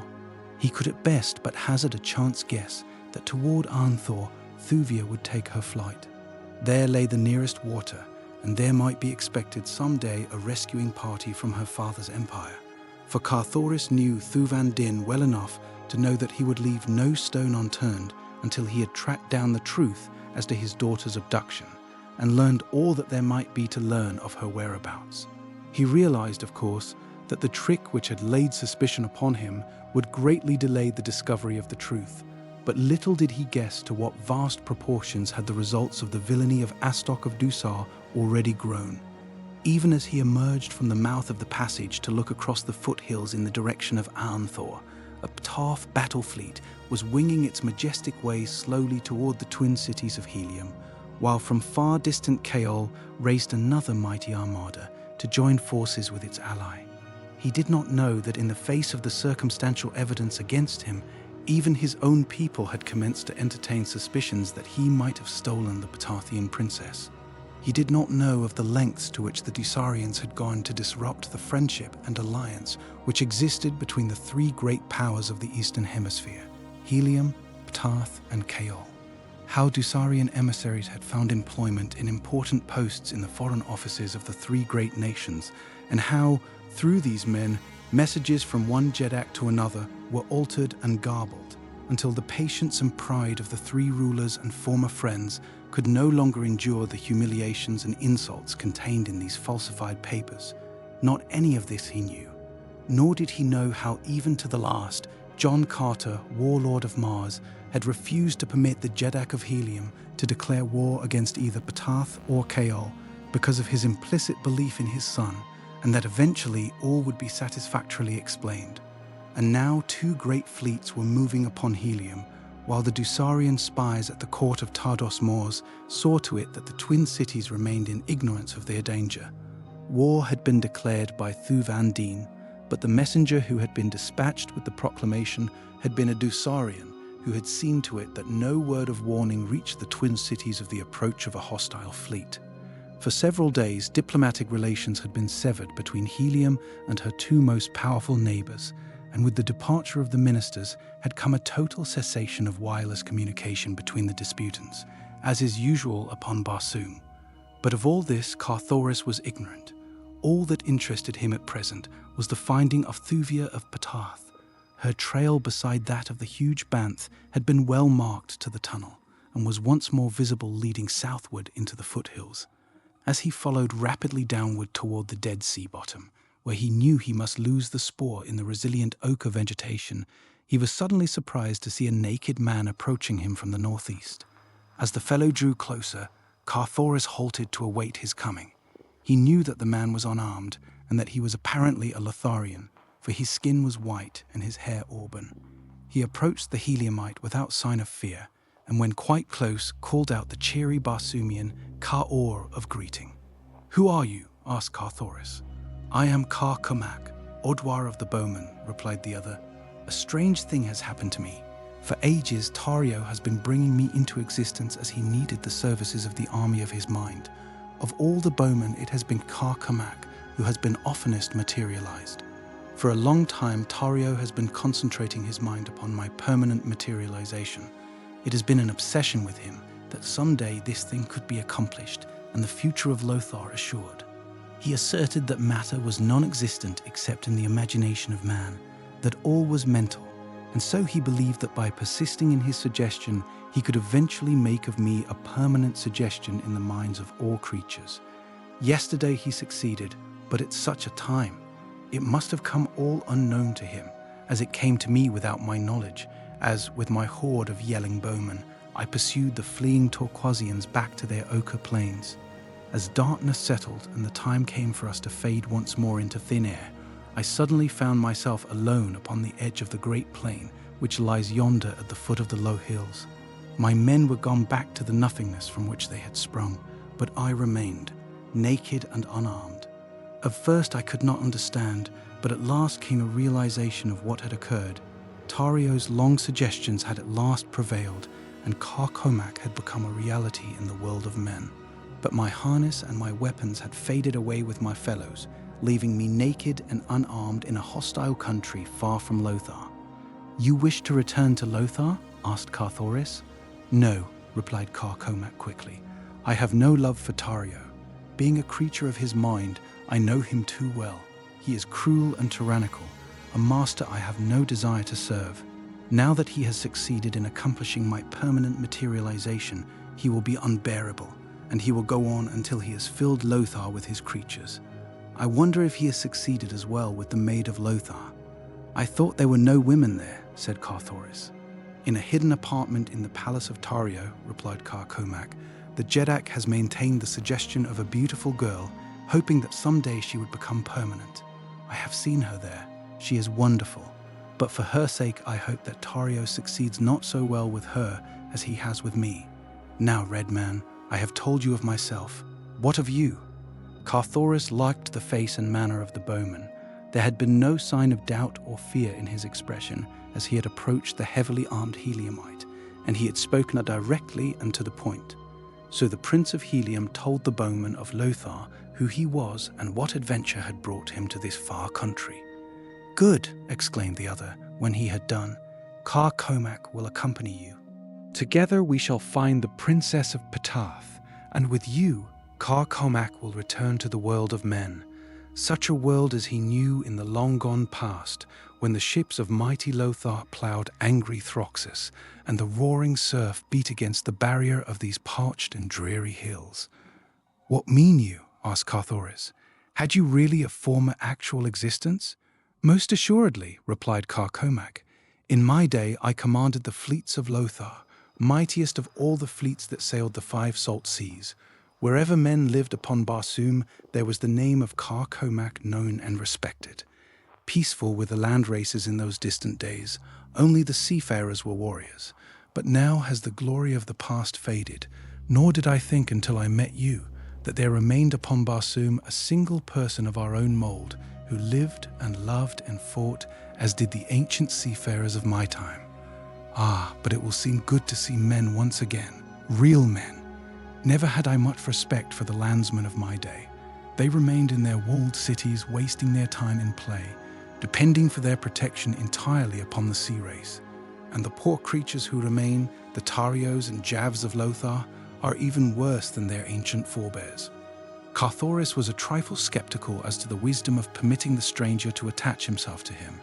There was always the chance that he was but the essence of some hypnotic treachery which Tario or Jav was attempting to exert upon the Heliumite.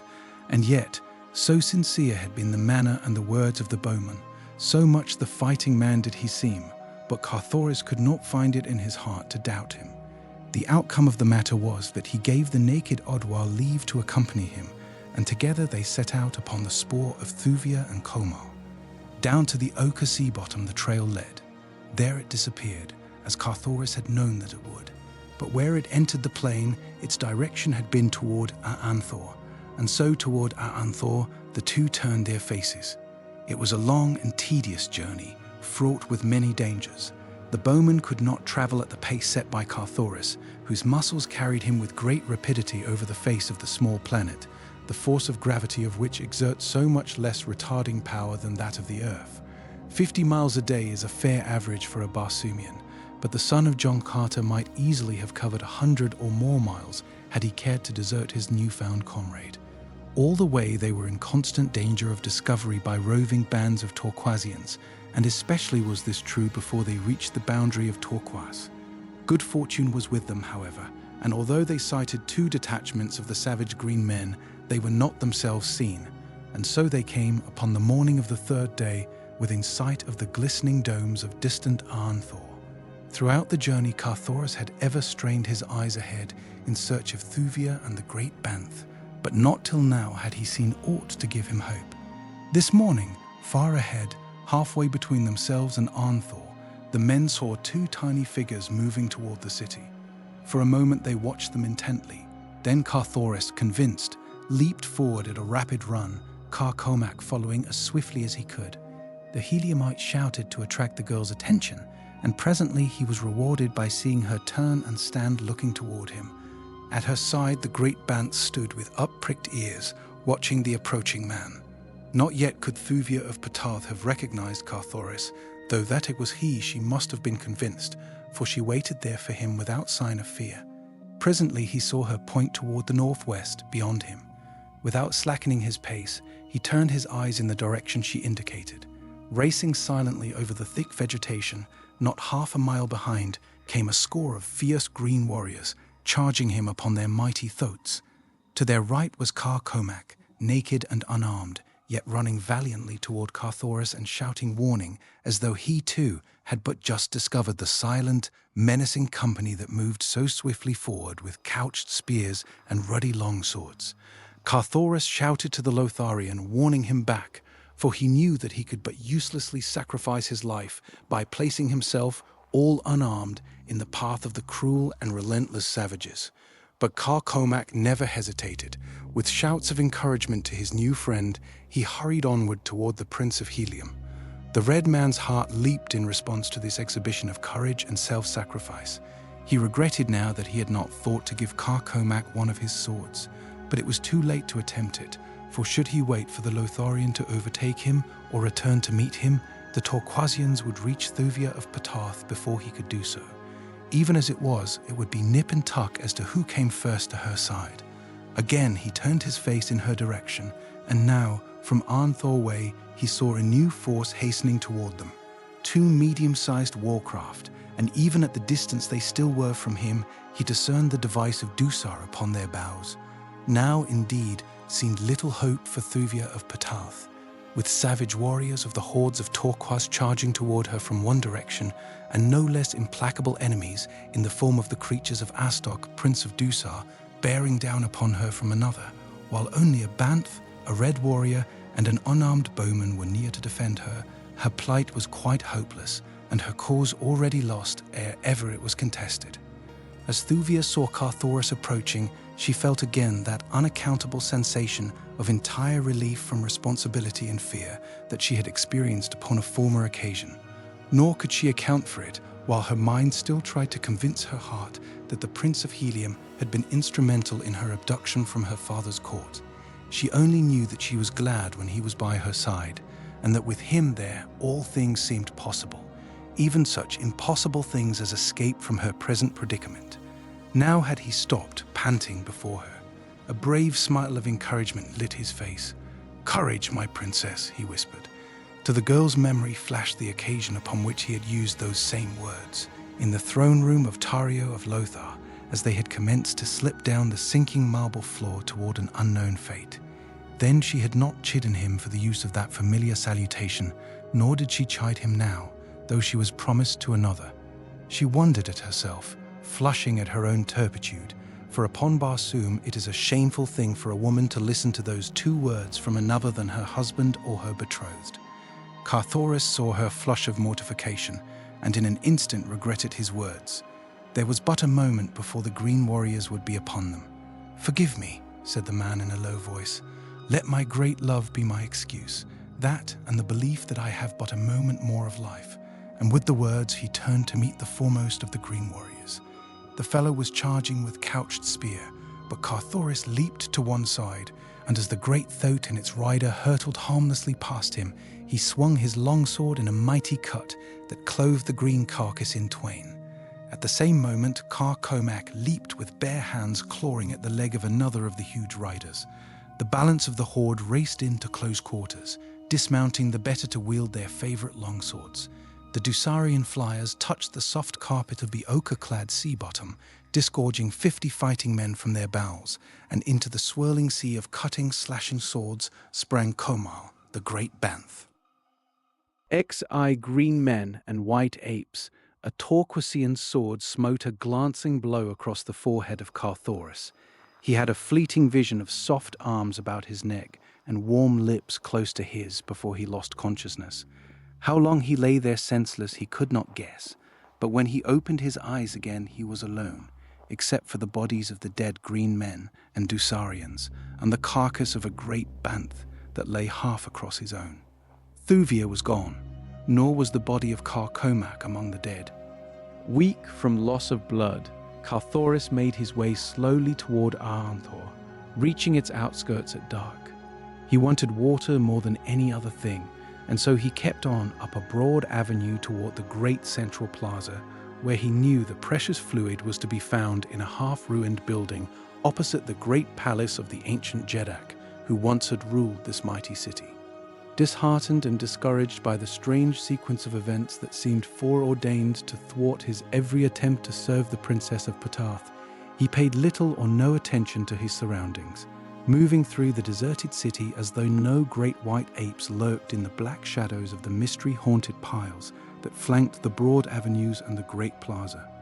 But if Carthoris was careless of his surroundings, not so other eyes that watched his entrance into the plaza and followed his slow footsteps toward the marble pile that housed the tiny, half-choked spring whose water one might gain only by scratching a deep hole in the red sand that covered it.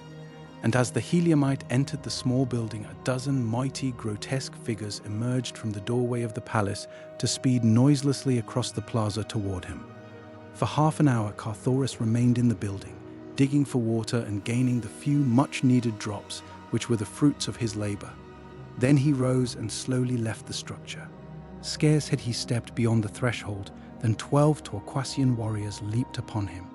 No time then to draw longsword, but swift from his harness flew his long, slim dagger, and as he went down beneath them, more than a single green heart ceased beating at the bite of that keen point. Then they overpowered him and took his weapons away, but only 9 of the 12 warriors who had crossed the plaza returned with their prize. They dragged their prisoner roughly to the palace pits, where in utter darkness they chained him with rusty links to the solid masonry of the wall. "Tomorrow Tharban will speak with you," they said. "Now he sleeps, but great will be his pleasure when he learns who has wandered amongst us, and great will be the pleasure of Hortan Gur when Tharban drags before him the mad fool who dared prick the great Jeddak with his sword." Then they left him to the silence and the darkness. For what seemed hours, Carthoris squatted upon the stone floor of his prison, his back against the wall in which was sunk the heavy eye-bolt that secured the chain which held him. Then, from out of the mysterious blackness before him, there came to his ears the sound of naked feet moving stealthily upon stone, approaching nearer and nearer to where he lay, unarmed and defenseless. Minutes passed, minutes that seemed hours, during which time periods of sepulchral silence would be followed by a repetition of the uncanny scraping of naked feet slinking warily upon him. At last he heard a sudden rush of unshod souls across the empty blackness, and at a little distance a scuffling sound, heavy breathing, and once what he thought the muttered imprecation of a man battling against great odds. Then the clanging of a chain, and a noise as of the snapping back against stone of a broken link. Again came silence, but for a moment only. Now he heard once more the soft feet approaching him.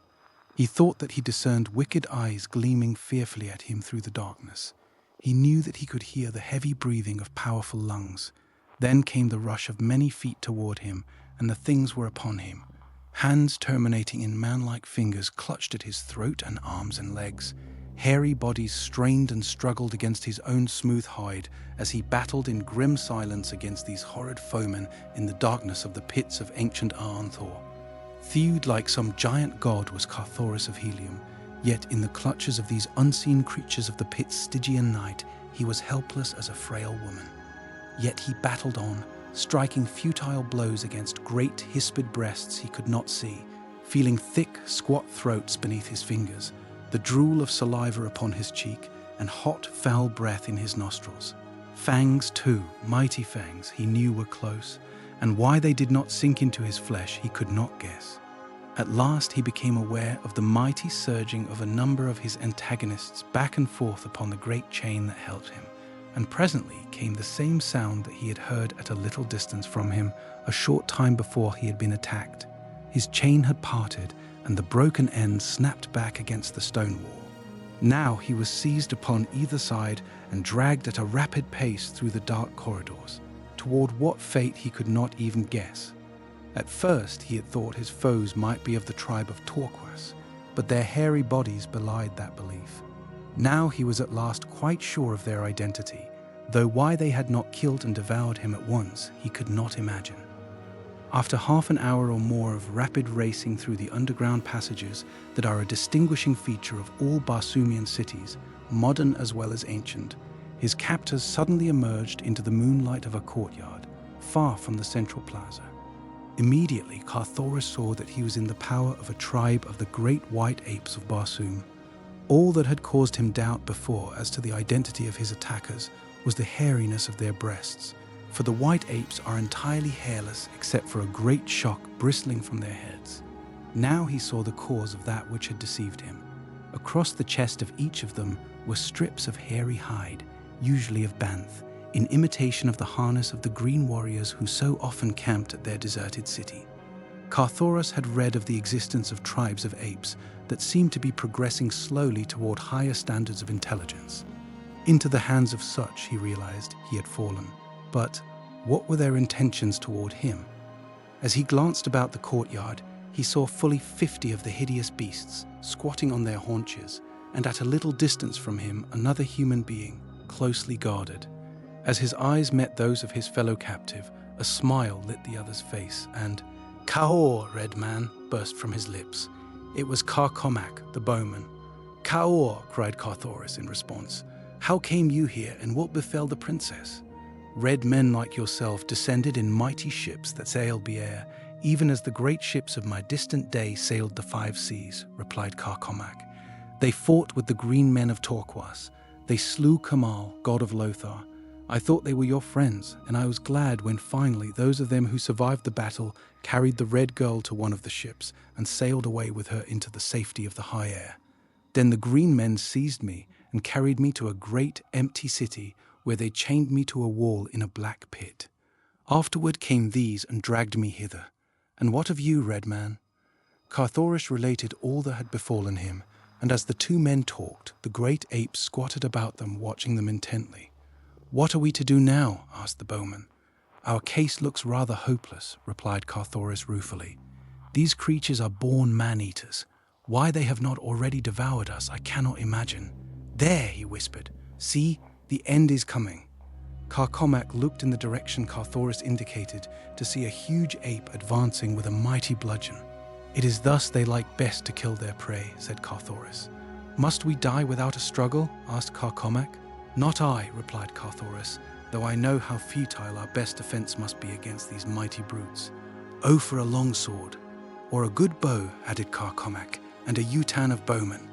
At the words, Carthoris half sprang to his feet, only to be dragged roughly down by his guard. "Kar Komak," he cried, "why cannot you do what Tario and Jav did? They had no bowmen other than those of their own creation. You must know the secret of their power. Call forth your own utan, Kar Komak."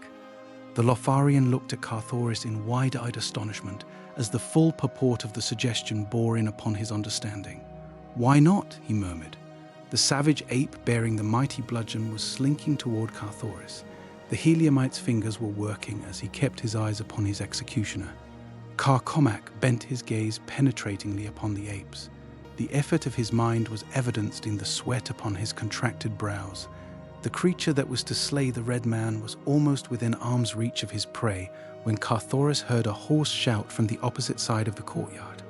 In common with the squatting apes and the demon with the club, he turned in the direction of the sound to see a company of sturdy bowmen rushing from the doorway of a nearby building.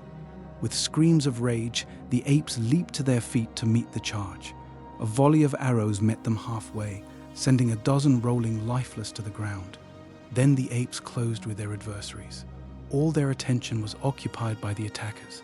Even the guard had deserted the prisoners to join in the battle.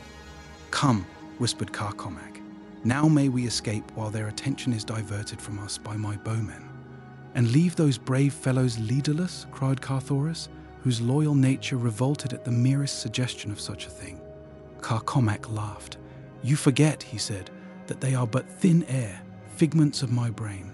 They will vanish, unscathed, when we have no further need for them. Praised be your first ancestor, Red Man, that you thought of this chance in time. It would never have occurred to me to imagine that I might wield the same power that brought me into existence." "You are right," said Carthoris. "Still, I hate to leave them, though there is naught else to do." And so the two turned from the courtyard, and making their way into one of the broad avenues, crept stealthily in the shadows of the building toward the great central plaza upon which were the buildings occupied by the Green Warriors when they visited the deserted city. When they had come to the plaza's edge, Carthoris halted. "Wait here," he whispered. "I go to fetch Thotes, since on foot we may never hope to escape the clutches of these green fiends." To reach the courtyard where the Thotes were kept, it was necessary for Carthoris to pass through one of the buildings which surrounded the square. Which were occupied and which not, he could not even guess, so he was compelled to take considerable chances to gain the enclosure in which he could hear the restless beasts squealing and quarreling among themselves. Chance carried him through a dark doorway into a large chamber in which lay a score or more green warriors wrapped in their sleeping silks and furs. Scarce had Carthoris passed through the short hallway that connected the door of the building and the great room beyond it, than he became aware of the presence of something or someone in the hallway through which he had but just passed. He heard a man yawn, and then, behind him, he saw the figure of a sentry rise from where the fellow had been dozing, and stretching himself, resume his wakeful watchfulness. Carthoris realized that he must have passed within a foot of the warrior, doubtless rousing him from his slumber. To retreat now would be impossible, yet to cross through that room full of sleeping warriors seemed almost equally beyond the pale of possibility. Carthoris shrugged his broad shoulders and chose the lesser evil. Warily he entered the room. At his right, against the wall, leaned several swords and rifles and spears, extra weapons which the warriors had stacked here ready to their hands should there be a night alarm calling them suddenly from slumber. Beside each sleeper lay his weapon. These were never far from their owners from childhood to death. The sight of the swords made the young man's palm itch. He stepped quickly to them, selecting 2 short swords, one for Kar Komak, the other for himself, also some trappings for his naked comrade. Then he started directly across the center of the apartment among the sleeping Torquasians. Not a man of them moved, until Carthoris had completed more than half of the short though dangerous journey. Then a fellow directly in his path turned restlessly upon his sleeping silks and furs. The Heliumite paused above him, one of the short swords in readiness should the warrior awaken. For what seemed an eternity to the young prince, the green man continued to move uneasily upon his couch. Then, as though actuated by springs, he leaped to his feet and faced the red man. Instantly Carthoris struck, but not before a savage grunt escaped the other's lips. In an instant the room was in turmoil. Warriors leaped to their feet, grasping their weapons as they rose, and shouting to one another for an explanation of the disturbance. To Carthoris, all within the room was plainly visible in the dim light reflected from without, for the further moon stood directly at zenith. But to the eyes of the newly awakened green men, objects as yet had not taken on familiar forms. They but saw vaguely the figures of warriors moving about their apartment. Now one stumbled against the corpse of him whom Carthoris had slain. The fellow stooped, and his hand came in contact with the cleft skull. He saw about him the giant figures of other green men, and so he jumped to the only conclusion that was open to him. "The thirds," he cried. "The thirds are upon us. Rise, warriors of Turquoise, and drive home your swords within the hearts of Turquoise's ancient enemies." Instantly the green men began to fall upon one another with naked swords. Their savage lust of battle was aroused. To fight, to kill, to die with cold steel buried in their vitals. That to them was nirvana. Carthoris was quick to guess their error and take advantage of it. He knew that in the pleasure of killing they might fight on long after they had discovered their mistake, unless their attention was distracted by sight of the real cause of the altercation, and so he lost no time in continuing across the room to the doorway upon the opposite side, which opened into the inner court, where the savage thoats were squealing and fighting among themselves. Once here, he had no easy task before him. To catch and mount one of these habitually rageful and intractable beasts was no child's play under the best of conditions. But now, when silence and time were such important considerations, it might well have seemed quite hopeless to a less resourceful and optimistic man than the son of the great warlord. From his father he had learned much concerning the traits of these mighty beasts, and from Tars Tarkas also, when he had visited that great green Jeddak among his horde at Thark. So now he centered upon the work in hand all that he had ever learned about them from others and from his own experience, for he too had ridden and handled them many times. The temper of the thoats of Turquoise appeared even shorter than their vicious cousins among the Tharks and Warhoons, and for a time it seemed unlikely that he should escape a savage charge on the part of a couple of old bulls that circled, squealing, about him. But at last he managed to get close enough to one of them to touch the beast. With the feel of his hand upon the sleek hide, the creature quieted, and in answer to the telepathic command of the red man, sank to its knees. In a moment, Carthoris was upon its back, guiding it toward the great gate that leads from the courtyard through a large building at one end into an avenue beyond.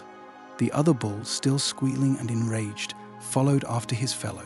There was no bridle upon either, for these strange creatures are controlled entirely by suggestion, when they are controlled at all. Even in the hands of the giant green men, bridle reins would be hopelessly futile against the mad savagery and mastodonic strength of the thoat, and so they are guided by that strange telepathic power with which the men of Mars have learned to communicate in a crude way with the lower orders of their planet. With difficulty, Carthoris urged the two beasts to the gate, where, leaning down, he raised the latch. Then the thoat that he was riding placed his great shoulder to the skeelwood planking, pushed through, and a moment later, the man and the two beasts were swinging silently down the avenue to the edge of the plaza, where Kar Komak hid. Here Carthoris found considerable difficulty in subduing the second thoat, and as Kar Komak had never before ridden one of the beasts, it seemed a most hopeless job. But at last the bowman managed to scramble to the sleek back, and again the two beasts fled softly down the moss-grown avenues toward the open sea bottom beyond the city. All that night and the following day and the second night they rode toward the northeast. No indication of pursuit developed, and at dawn of the second day Carthoris saw in the distance the waving ribbon of great trees that marked one of the long Barsumian waterways. Immediately they abandoned their thoats and approached the cultivated district on foot. Carthoris also discarded the metal from his harness, or such of it as might serve to identify him as a Heliumite or of royal blood, for he did not know to what nation belonged this waterway, and upon Mars it is always well to assume every man and nation your enemy until you have learned the contrary. It was mid-forenoon when the two at last entered one of the roads that cut through the cultivated districts at regular intervals, joining the arid wastes on either side with the great white central highway that follows through the center from end to end of the far-reaching thread-like farmlands. The high wall surrounding the fields served as a protection against surprise by raiding green hordes, as well as keeping the savage bants and other carnivora from the domestic animals and the human beings upon the farms. Carthoris stopped before the first gate he came to, pounding for admission. The young man who answered his summons greeted the two hospitably, though he looked with considerable wonder upon the white skin and auburn hair of the bowman. After he had listened for a moment to a partial narration of their escape from the Torquasians, he invited them within, took them to his house, and bade the servants there prepare food for them. As they waited in the low-ceiled, pleasant living room of the farmhouse until the meal should be ready, Carthoris drew his host into conversation that he might learn his nationality, and thus the nation under whose dominion lay the waterway where circumstance had placed him. "I am Hal Vas," said the young man, "son of Vas Kor of Dusar, a noble in the retinue of Astok, Prince of Dusar. At present I am dwar of the road for this district." Carthoris was very glad that he had not disclosed his identity, for though he had no idea of anything that had transpired since he had left Helium, or that Astok was at the bottom of all his misfortunes, he well knew that the Dusarian had no love for him, and that he could hope for no assistance within the dominions of Dusar. "And who are you?" asked Halvas. "By your appearance I take you for a fighting man, but I see no insignia upon your harness. Can it be that you are a Panthan?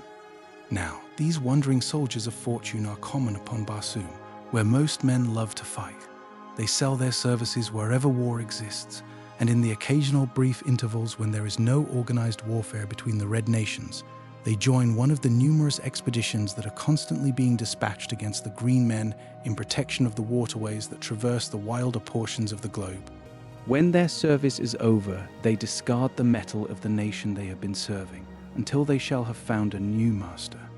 In the intervals they wear no insignia, their war-worn harness and grim weapons being sufficient to attest their calling. The suggestion was a happy one, and Carthoris embraced the chance it afforded to account satisfactorily for himself.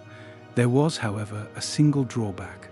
In times of war, such Panthans as happened to be within the domain of a belligerent nation were compelled to don the insignia of that nation and fight with her warriors. As far as Carthoris knew, Dusar was not at war with any other nation, but there was never any telling when one red nation would be flying at the throat of a neighbor, even though the great and powerful alliance at the head of which was his father, John Carter, had managed to maintain a long peace upon the greater portion of Barsoom. A pleasant smile lighted Halvas's face as Carthoris admitted his vocation. "It is well," exclaimed the young man, "that you chance to come hither, for here you will find the means of obtaining service in short order. My father, Vas Kor, is even now with me, having come hither to recruit a force for the new war against Helium." XIII To Save Dusar. Thuvia of Tith, battling for more than life against the lust of Jav, cast a quick glance over her shoulder toward the forest from which had rambled the fierce growl. Jav looked too. What they saw filled each with apprehension. It was Komal, the Banth god, rushing wide-jawed upon them. Which had he chosen for his prey, or was it to be both? They had not long to wait, for though the Lotharian attempted to hold the girl between himself and the terrible fangs, the great beast found him at last.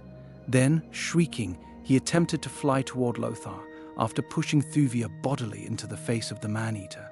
But his flight was of short duration. In a moment, Komal was upon him, rending his throat and chest with demoniacal fury. The girl reached their side a moment later, but it was with difficulty that she tore the mad beast from its prey. Still growling and casting hungry glances back upon Jav, the Banth at last permitted itself to be led away into the wood. With her giant protector by her side, Thuvia set forth to find the passage through the cliffs, that she might attempt the seemingly impossible feat of reaching far-distant Ptarth across the more than 17,000 hads of savage Barsoom. She could not believe that Carthoris had deliberately deserted her, and so she kept a constant watch for him. But as she bore too far to the north in her search for the tunnel, she passed the Heliumite as he was returning to Lothar in search of her. Thuvia of Ptah was having difficulty in determining the exact status of the Prince of Helium in her heart. She could not admit even to herself that she loved him, and yet she had permitted him to apply to her that term of endearment and possession to which a Barsoomian maid should turn deaf ears when voiced by other lips than those of her husband or fiancé. My princess. Kulan Tith, Jeddak of Kaol, to whom she was affianced, commanded her respect and admiration. Had it been that she had surrendered to her father's wishes because of pique, that the handsome Heliumite had not taken advantage of his visits to her father's court to push the suit for her hand that she had been quite sure he had contemplated, since that distant day the two had sat together upon the carved seat within the gorgeous garden of the Jeddaks that graced the inner courtyard of the palace of Silences Ol at Kadabra. Did she love Kulan Tith? Bravely she tried to believe that she did, but all the while her eyes wandered through the coming darkness for the figure of a clean-limbed fighting man, black-haired and grey-eyed. Black was the hair of Kulan Tith, but his eyes were brown. It was almost dark when she found the entrance to the tunnel. Safely she passed through to the hills beyond, and here, under the bright light of Mars's 2 moons, she halted to plan her future action. Should she wait here in the hope that Carthoris would return in search of her, or should she continue her way northeast toward Ptah? Where first would Carthoris have gone after leaving the valley of Lothar? Her parched throat and dry tongue gave her the answer. Toward Aanthor and water. Well, she too would go first to Aanthor, where she might find more than the water she needed. With Komal by her side, she felt little fear, for he would protect her from all other savage beasts. Even the great white apes would flee the mighty Banth in terror. Men only need she fear, but she must take this and many other chances before she could hope to reach her father's court again. When at last Carthoris found her, only to be struck down by the long sword of a green man, Thuvia prayed that the same fate might overtake her. The sight of the red warriors leaping from their flyers had, for a moment, filled her with renewed hope. Hope that Carthoris of Helium might be only stunned, and that they would rescue him. But when she saw the Dusarian metal upon their harness, and that they sought only to escape with her alone from the charging Torquasians, she gave up. Komal too was dead. Dead across the body of the Heliumite. She was indeed alone now. There was none to protect her. The Dusarian warriors dragged her to the deck of the nearest flyer. All about them the green warriors surged in an attempt to wrest her from the red. At last, those who had not died in the conflict gained the decks of the 2 craft. The engines throbbed and purred, the propellers whirred. Quickly the swift boats shot heavenward. Thuvia of Ptah glanced about her. A man stood near, smiling down into her face. With a gasp of recognition, she looked full into his eyes, and then with a little moan of terror and understanding, she buried her face in her hands and sank to the polished skeelwood deck. It was Astok, Prince of Dusar, who bent above her. Swift were the flyers of Astok of Dusar, and great the need for reaching his father's court as quickly as possible, for the fleets of war of Helium and Ptah and Kaol were scattered far and wide above Barsoom. Nor would it go well with Astok of Dusar should any one of them discover Thuvia of Ptah a prisoner upon his own vessel. Aanthor lies in 50 south latitude and 40 east of Hors, the deserted seat of ancient Barsoomian culture and learning, while Dusar lies 15 degrees north of the equator and 20 degrees east from Hors. Great though the distance is, the flyers covered it without a stop. Long before they had reached their destination, Thuvia of Ptah had learned several things that cleared up the doubts that had assailed her mind for many days. Scarce had they risen above Aanthor than she recognized one of the crew as a member of the crew of that other flyer that had borne her from her father's gardens to Aanthor. The presence of Astok upon the craft settled the whole question. She had been stolen by emissaries of the Dusarian prince. Carthoris of Helium had had nothing to do with it. Nor did Astok deny the charge when she accused him. He only smiled and pleaded his love for her. "I would sooner mate with a white ape," she cried, when he would have urged his suit. Astok glowered sullenly upon her. "You shall mate with me, Thuvia of Ptah," he growled, "or by your first ancestor you shall have your preference, and mate with a white ape." The girl made no reply, nor could he draw her into conversation during the balance of the journey.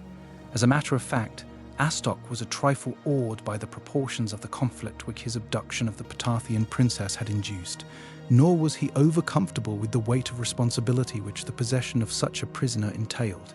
His one thought was to get her to Dusar, and there let his father assume the responsibility. In the meantime, he would be as careful as possible to do nothing to affront her, lest they all might be captured, and he have to account for his treatment of the girl to one of the great Jeddaks whose interest centered in her. And so at last they came to Dusar, where Astok hid his prisoner in a secret room high in the east tower of his own palace. He had sworn his men to silence in the matter of the identity of the girl, for until he had seen his father, Nutus, Jeddak of Dusar, he dared not let anyone know whom he had brought with him from the south. But when he appeared in the great audience chamber before the cruel-lipped man who was his sire, he found his courage oozing, and he dared not speak of the princess hid within his palace. It occurred to him to test his father's sentiments upon the subject, and so he told a tale of capturing one who claimed to know the whereabouts of Thuvia of Patath. "And if you command it, sire," he said, "I will go and capture her, fetching her here to Dusar." Nutus frowned and shook his head.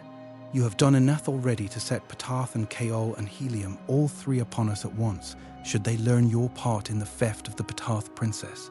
That you succeeded in shifting the guilt upon the Prince of Helium was fortunate and a masterly move of strategy, but were the girl to know the truth and ever return to her father's court, all Dusar would have to pay the penalty, and to have her here a prisoner amongst us would be an admission of guilt from the consequences of which naught could save us. It would cost me my throne, Astok, and that I have no mind to lose. If we had her here," the elder man suddenly commenced to muse, repeating the phrase again and again.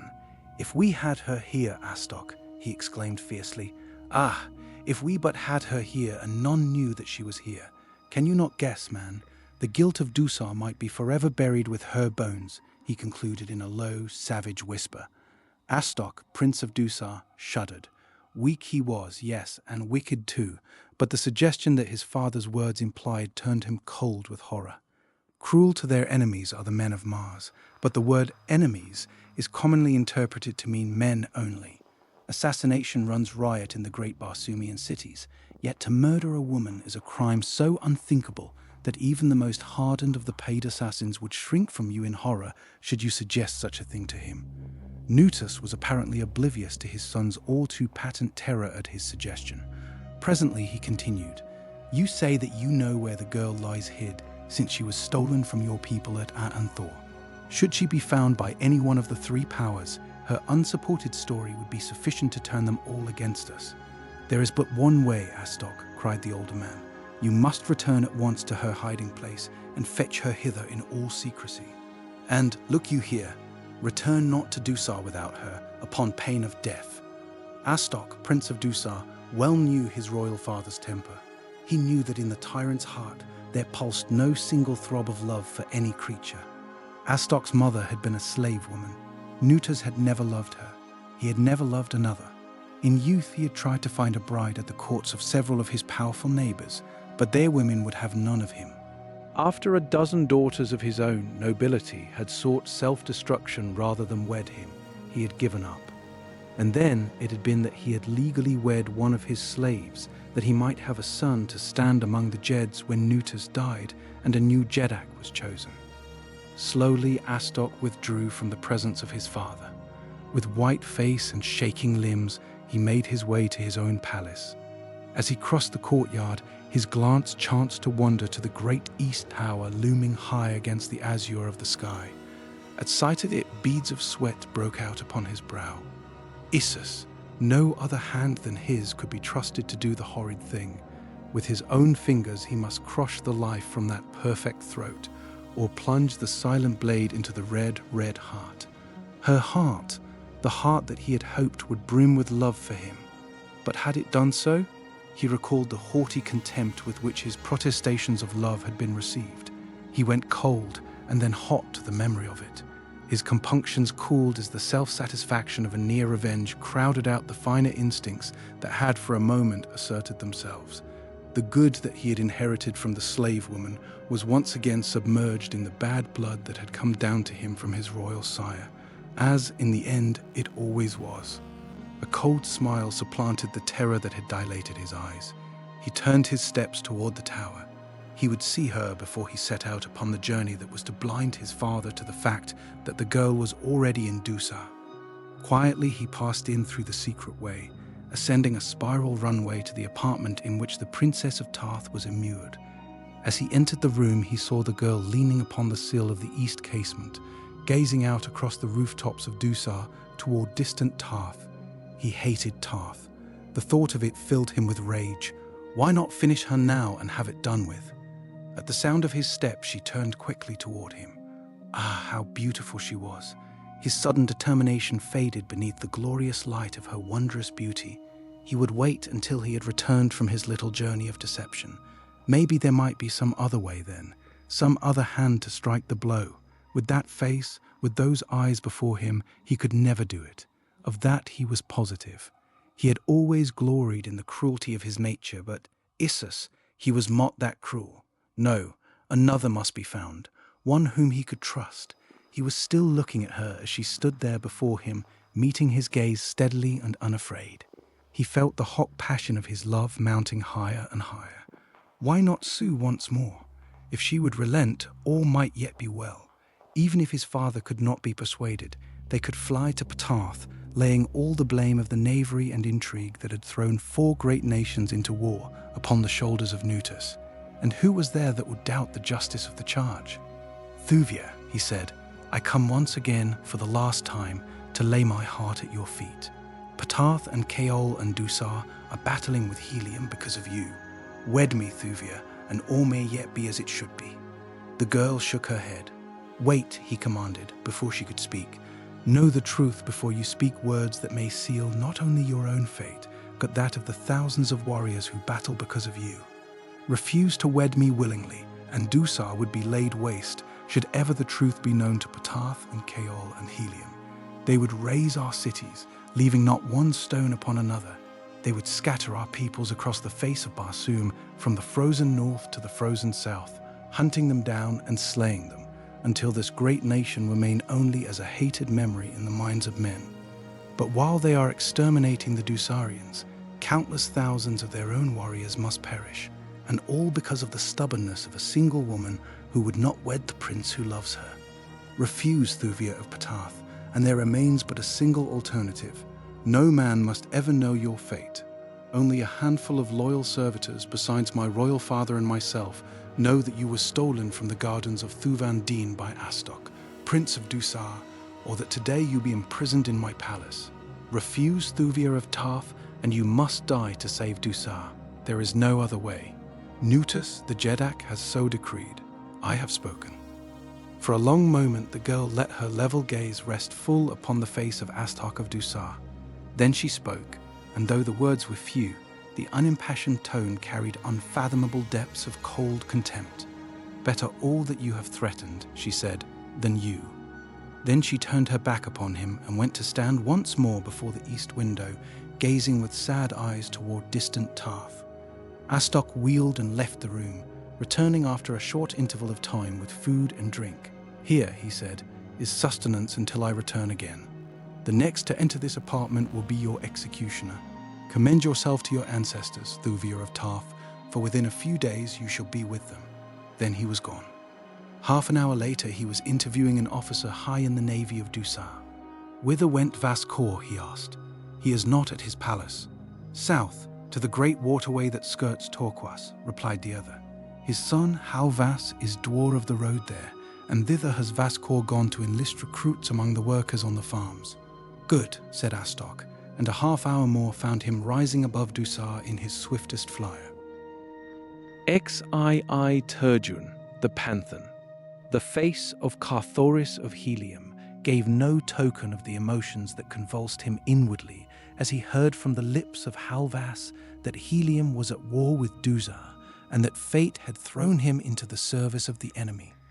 That he might utilize this opportunity to the good of Helium scarce sufficed to outweigh the chagrin he felt that he was not fighting in the open at the head of his own loyal troops. To escape the Dusarians might prove an easy matter, and then again it might not. Should they suspect his loyalty, and the loyalty of an impressed Panthan was always open to suspicion, he might not find an opportunity to elude their vigilance until after the termination of the war, which might occur within days, or, again, only after long and weary years of bloodshed. He recalled that history recorded wars in which actual military operations had been carried on without cessation for 500 or 600 years, and even now there were nations upon Barsoom with which helium had made no peace within the history of man. The outlook was not cheering. He could not guess that within a few hours he would be blessing the fate that had thrown him into the service of Dusar. "Ah!" exclaimed Halvas, "here is my father now. Kaor, Vaskor. Here is one you will be glad to meet, a doughty Panthan." He hesitated. "Turjun," interjected Carthoris, seizing upon the first appellation that occurred to him. As he spoke, his eyes crossed quickly to the tall warrior who was entering the room. Where before had he seen that giant figure, that taciturn countenance, and the livid sword cut from temple to mouth? "Vaskor," repeated Carthoris mentally. "Vaskor." Where had he seen the man before? And then the noble spoke, and like a flash it all came back to Carthoris. The forward servant upon the landing stage at Tith, that time that he had been explaining the intricacies of his new compass to Thuvia. The lone slave that had guarded his own hangar that night he had left upon his ill-fated journey for Tith, the journey that had brought him so mysteriously to far Arnthor. "Vaskor," he repeated aloud, "blessed be your ancestors for this meeting." Nor did the Dusarian guess the wealth of meaning that lay beneath that hackneyed phrase with which a Barsoomian acknowledges an introduction. "And blessed be yours, Turjun," replied Vaskor. Now came the introduction of Kar Komak to Vaskor, and as Carthoris went through the little ceremony, there came to him the only explanation he might make to account for the white skin and auburn hair of the bowman, for he feared that the truth might not be believed, and thus suspicion be cast upon them both from the beginning. "Kar Komak," he explained, "is, as you can see, a Thurn. He has wandered far from his ice-bound southern temples in search of adventure. I came upon him in the pits of Arnthor, but though I have known him so short a time, I can vouch for his bravery and loyalty. Since the destruction of the fabric of their false religion by John Carter, the majority of the Thurns had gladly accepted the new order of things, so that it was now no longer uncommon to see them mingling with the multitudes of red men in any of the great cities of the outer world. So Vaskor neither felt nor expressed any great astonishment. All during the interview, Carthoris watched, cat-like, for some indication that Vaskor recognized in the battered Panthan the erstwhile gorgeous Prince of Helium. But the sleepless nights, the long days of marching and fighting, the wounds and the dried blood had evidently sufficed to obliterate the last remnant of his likeness to his former self. And then Vaskor had seen him but twice in all his life. Little wonder that he did not know him. During the evening, Vaskor announced that on the morrow they should depart north toward Dusar, picking up recruits at various stations along the way. In a great field behind the house, a flyer lay, a fair-sized cruiser transport that would accommodate many men, yet swift and well-armed also. Here Carthoris slept, and Kar Komak too, with the other recruits, under guard of the regular Dusarian warriors that manned the craft. Toward midnight, Vaskor returned to the vessel from his son's house, repairing at once to his cabin. Carthoris, with one of the Dusarians, was on watch. It was with difficulty that the Heliumite repressed a cold smile as the noble passed within a foot of him, within a foot of the long, slim Heliumitic blade that swung in his harness. How easy it would have been, how easy to avenge the cowardly trick that had been played upon him, to avenge Helium and Panthan and Thuvia.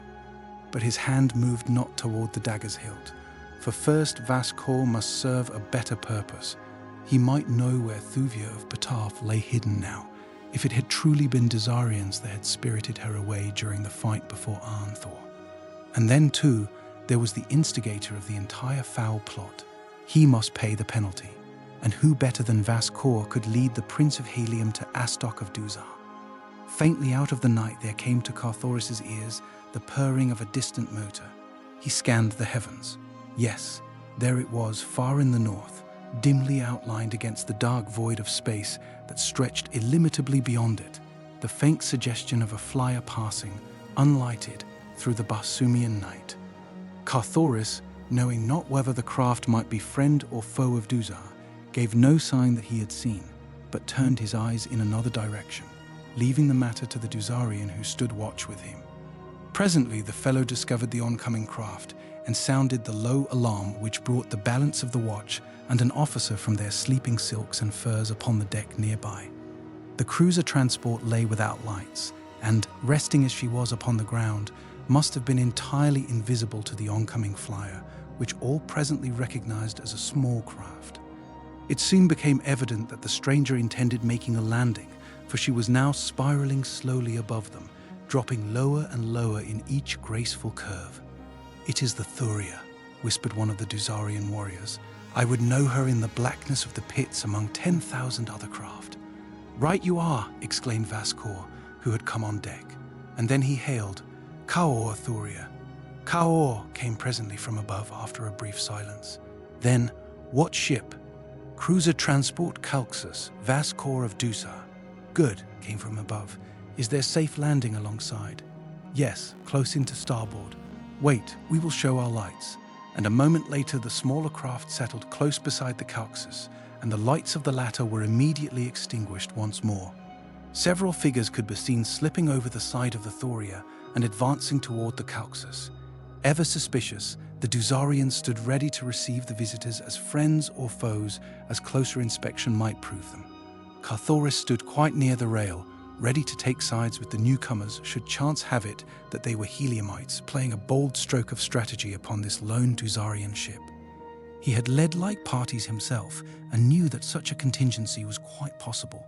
But the face of the first man to cross the rail undeceived him with a shock that was not at all unpleasurable. It was the face of Astok, Prince of Dusar. Scarce noticing the others upon the deck of the Calxus, Astok strode forward to accept Vascour's greeting. Then he summoned the noble below. The warriors and officers returned to their sleeping silks and furs, and once more the deck was deserted except for the Dusarian warrior and Turjun, the Panthan, who stood guard. The latter walked quietly to and fro. The former leaned across the rail, wishing for the hour that would bring him relief. He did not see his companion approach the lights of the cabin of Vascour. He did not see him stoop with ear close pressed to a tiny ventilator. "May the white apes take us all," cried Astok ruefully, "if we are not in as ugly a snarl as you have ever seen. Nutus thinks that we have her in hiding far away from Dusar. He has bidden me bring her here." He paused. No man should have heard from his lips the thing he was trying to tell. It should have been forever the secret of Nutus and Astok, for upon it rested the safety of a throne. With that knowledge, any man could wrest from the Jeddak of Dusar whatever he listed. But Astok was afraid, and he wanted from this older man the suggestion of an alternative. He went on. "I am to kill her," he whispered, looking fearfully around. "Nutus merely wishes to see the body that he may know his commands have been executed. I am now supposed to be gone to the spot where we have her hidden, that I may fetch her in secrecy to Dusar. None is to know that she has ever been in the keeping of a Dusarian. I do not need to tell you what would befall Dusar should Ptath and Helium and Kaol ever learn the truth." The jaws of the listener at the ventilator clicked together with a vicious snap. Before he had but guessed at the identity of the subject of this conversation. Now he knew, and they were to kill her. His muscular fingers clenched until the nails bit into the palms. "And you wish me to go with you while you fetch her to Dusar?" Vascour was saying. "Where is she?" Astok bent close and whispered into the other's ear. The suggestion of a smile crossed the cruel features of Vascour. He realized the power that lay within his grasp. He should be a Jed at least. "And how may I help you, my prince?" asked the older man suavely. "I cannot kill her," said Astok. "Isus, I cannot do it. When she turns those eyes upon me, my heart becomes water." Vascour's eyes narrowed. "And you wish—" He paused, the interrogation unfinished, yet complete. Astok nodded. "You do not love her," he said, "but I love my life. Though I am only a lesser noble," he concluded meaningly. "You shall be a greater noble, a noble of the first rank," exclaimed Astok. "I would be a Jed," said Vascour bluntly. Astok hesitated. "A Jed must die before there can be another Jed," he pleaded. "Jeds have died before," snapped Vascour. It would doubtless be not difficult for you to find a Jed you do not love, Astok. There are many who do not love you. Already Vascour was commencing to presume upon his power over the young prince. Astok was quick to note and appreciate the subtle change in his lieutenant. A cunning scheme entered his weak and wicked brain. "As you say, Vascour," he exclaimed, "you shall be a Jed when the thing is done." And then, to himself, "Nor will it then be difficult for me to find a Jed I do not love." "When shall we return to Dusar?" asked the noble. "At once," replied Astok. "Let us get under way now. There is naught to keep you here. I had intended sailing on the morrow, picking up such recruits as the various douars of the roads might have collected for me as we returned to Dusar." "Let the recruits wait," said Astok. "Or, better still, come you to Dusar upon the Thuvia, leaving the Caucasus to follow and pick up the recruits." "Yes," acquiesced Vascour. "That is the better plan. Come, I am ready." And he rose to accompany Astok to the latter's flyer. The listener at the ventilator came to his feet slowly, like an old man. His face was drawn and pinched and very white beneath the light copper of his skin. She was to die, and he helpless to avert the tragedy. He did not even know where she was imprisoned. The two men were ascending from the cabin to the deck. Turjun, the Panthan, crept close to the companionway, his sinuous fingers closing tightly upon the hilt of his dagger. Could he dispatch them both before he was overpowered? He smiled. He could slay an entire utan of her enemies in his present state of mind. They were almost abreast of him now. Astok was speaking. "Bring a couple of your men along, Vascour," he said. "We are short-handed upon the Thuvia, so quickly did we depart." The Panthan's fingers dropped from the dagger's hilt. His quick mind had grasped here a chance for succoring Thuvia of Tith. He might be chosen as one to accompany the assassins, and once he had learned where the captive lay, he could dispatch Astok and Vascour as well as now. To kill them before he knew where Thuvia was hid was simply to leave her to death at the hands of others. For sooner or later, Nutus would learn her whereabouts, and Nutus, Jeddak of Dusar, could not afford to let her live. Turjun put himself in the path of Vascour, that he might not be overlooked. The noble aroused the men sleeping upon the deck, but always before him the strange Panthan, whom he had recruited that same day, found means for keeping himself to the fore. Vascour turned to his lieutenant, giving instruction for the bringing of the Caucasus to Dusar and the gathering up of the recruits. Then he signed to two warriors who stood close behind the Padua. "You two accompany us to the Thuvia," he said, "and put yourselves at the disposal of Herdwar." It was dark on the deck of the Caucasus, so Vascour had not a good look at the faces of the two he chose. But that was of no moment, for they were but common warriors to assist with the ordinary duties upon a flyer, and to fight if need be. One of the two was Kar Komak, the bowman. The other was not Carthoris. The Heliumite was mad with disappointment. He snatched his dagger from his harness, but already Astok had left the deck of the Caucasus, and he knew that before he could overtake him, should he dispatch Vascour, he would be killed by the Dusarian warriors, who now were thick upon the deck. With either one of the two alive, Thuvia was in as great danger as though both lived. It must be both. As Vascour descended to the ground, Carthoris boldly followed him, nor did any attempt to halt him, thinking doubtless that he was one of the party. After him came Kar Komak and the Dusarian warrior who had been detailed to duty upon the Thuvia. Carthoris walked close to the left side of the latter. Now they came to the dense shadow under the side of the Thuvia. It was very dark there, so that they had to grope for the ladder. Kar Komak preceded the Dusarian. The latter reached upward for the swinging rounds, and as he did so, steel fingers closed upon his windpipe, and a steel blade pierced the very center of his heart. Turjun, the Panthan, was the last to clamber over the rail of the Thuvia, drawing the rope ladder in after him. A moment later, the flyer was rising rapidly, headed for the north. At the rail, Kar Komak turned to speak to the warrior who had been detailed to accompany him. His eyes went wide as they rested upon the face of the young man whom he had met beside the granite cliffs that guard mysterious Lothar. How had he come in place of the Dusarian? A quick sign, and Kar Komak turned once more to find the Thuvia's dwarf that he might report himself for duty. Behind him followed the Panthan. Carthoris blessed the chance that had caused Vascour to choose the bowman of all others, for had it been another Dusarian, there would have been questions to answer as to the whereabouts of the warrior who lay so quietly in the field beyond the residence of Halvas, dwar of the southern road, and Carthoris had no answer to that question other than his sword point, which alone was scarce adequate to convince the entire crew of the Thuvia. The journey to Dusar seemed interminable to the impatient Carthoris, though as a matter of fact it was quickly accomplished. Some time before they reached their destination, they met and spoke with another Dusarian warflyer. From it they learned that a great battle was soon to be fought southeast of Dusar. The combined navies of Dusar, Panthan and Kaol had been intercepted in their advance toward Helium by the mighty Heliumitic navy, the most formidable upon Barsoom, not alone in numbers and armament, but in the training and courage of its officers and warriors, and the Zitadaric proportions of many of its monster battleships.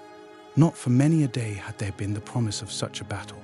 4 Jeddaks were in direct command of their own fleets: Kulan Tith of Kaol, Thuvan Din of Panthan, and Nutus of Dusar upon one side, while upon the other was Tardos Mors, Jeddak of Helium. With the latter was John Carter, warlord of Mars. From the far north, another force was moving south across the barrier cliffs, the new navy of Talu, Jeddak of Okar, coming in response to the call from the warlord. Upon the decks of the sullen ships of war, black-bearded yellow men looked over eagerly toward the south. Gorgeous were they in their splendid cloaks of Orluk and Apt, fierce, formidable fighters from the hothouse cities of the frozen north, and from the distant south, from the sea of Omean and the cliffs of gold, from the temples of the Therns and the garden of Issus, other thousands sailed into the north at the call of the great man they all had learned to respect, and, respecting, love. Pacing the flagship of this mighty fleet, second only to the navy of Helium, was the Ebon Zodar, Jeddak of the Firstborn, his heart beating strong in anticipation of the coming moment when he should hurl his savage crews and the weight of his mighty ships upon the enemies of the warlord. But would these allies reach the theatre of war in time to be of avail to Helium, or would Helium need them? Carthoris, with the other members of the crew of the Thuvia, heard the gossip and the rumors. None knew of the 2 fleets, the one from the south and the other from the north, that were coming to support the ships of Helium, and all of Dusar were convinced that nothing now could save the ancient power of Helium from being wiped forever from the upper air of Barsoom. Carthoris, too, loyal son of Helium that he was, felt that even his beloved navy might not be able to cope successfully with the combined forces of 3 great powers. Now the Thuvia touched the landing stage above the palace of Astok. Hurriedly the prince and Vascor disembarked and entered the drop that would carry them to the lower levels of the palace. Close beside it was another drop that was utilized by common warriors. Carthoris touched Kar Komak upon the arm. "Come," he whispered, "you are my only friend among a nation of enemies. Will you stand by me?" "To the death," replied Kar Komak. The 2 approached the drop. A slave operated it. "Where are your passes?" he asked. Carthoris fumbled in his pocket pouch as though in search of them, at the same time entering the cage. Kar Komak followed him, closing the door. The slave did not start the cage downward. Every second counted. They must reach the lower level as soon as possible after Astok and Vascor if they would know whither the 2 went. Carthoris turned suddenly upon the slave, hurling him to the opposite side of the cage. "Bind and gag him, Kar Komak," he cried. Then he grasped the control lever, and as the cage shot downward at sickening speed, the bowman grappled with the slave. Carthoris could not leave the control to assist his companion, for should they touch the lowest level at the speed at which they were going, all would be dashed to instant death. Below him he could now see the top of Astok's cage in the parallel shaft, and he reduced the speed of his to that of the other. The slave commenced to scream. "Silence him!" cried Carthoris. A moment later, a limp form crumpled to the floor of the cage. "He is silenced," said Kar Komak. Carthoris brought the cage to a sudden stop at one of the higher levels of the palace. Opening the door, he grasped the still form of the slave and pushed it out upon the floor. Then he banged the gate and resumed the downward drop. Once more he sighted the top of the cage that held Astok and Vascor. An instant later it had stopped, and as he brought his car to a halt, he saw the 2 men disappear through one of the exits of the corridor beyond. XIV Kulan Tith's Sacrifice. The morning of the second day of her incarceration in the east tower of the palace of Astok, Prince of Dusar, found Thuvia of Tarth waiting in dull apathy the coming of the assassin. She had exhausted every possibility of escape, going over and over again the door and the windows, the floor and the walls. The solid ersite slabs she could not even scratch. The tough Barsoomian glass of the windows would have shattered to nothing less than a heavy sledge in the hands of a strong man. The door and the lock were impregnable. There was no escape. And they had stripped her of her weapon so that she could not even anticipate the hour of her doom, thus robbing them of the satisfaction of witnessing her last moments. When would they come? Would Astok do the deed with his own hands? She doubted that he had the courage for it. At heart, he was a coward. She had known it since first she had heard him brag as, a visitor at the court of her father, he had sought to impress her with his valor. She could not help but compare him with another. And with whom would an affianced bride compare an unsuccessful suitor? With her betrothed? And did Thuvia of Tarth now measure Astok of Dusar by the standards of Kulan Tith, Jeddak of Kaol? She was about to die. Her thoughts were her own to do with as she pleased, yet furthest from them was Kulan Tith. Instead, the figure of the tall and comely Heliumite filled her mind, crowding therefrom all other images. She dreamed of his noble face, the quiet dignity of his bearing, the smile that lit his eyes as he conversed with his friends, and the smile that touched his lips as he fought with his enemies, the fighting smile of his Virginian sire. And Thuvia of Tarth, true daughter of Barsoom, found her breath quickening and heart leaping to the memory of this other smile, the smile that she would never see again. With a little half sob, the girl sank to the pile of silks and furs that were tumbled in confusion beneath the east windows, burying her face in her arms. In the corridor outside her prison room, two men had paused in heated argument. "I tell you again, Astok," one was saying, "that I shall not do this thing unless you be present in the room." There was little of the respect due royalty in the tone of the speaker's voice. The other, noting it, flushed. "Do not impose too far upon my friendship for you, Vascor," he snapped. "There is a limit to my patience." "There is no question of royal prerogative here," returned Vascor. "You ask me to become an assassin in your stead, and against your Jeddak's strict injunctions. You are in no position, Astok, to dictate to me, but rather should you be glad to accede to my reasonable request that you be present, thus sharing the guilt with me. Why should I bear it all?"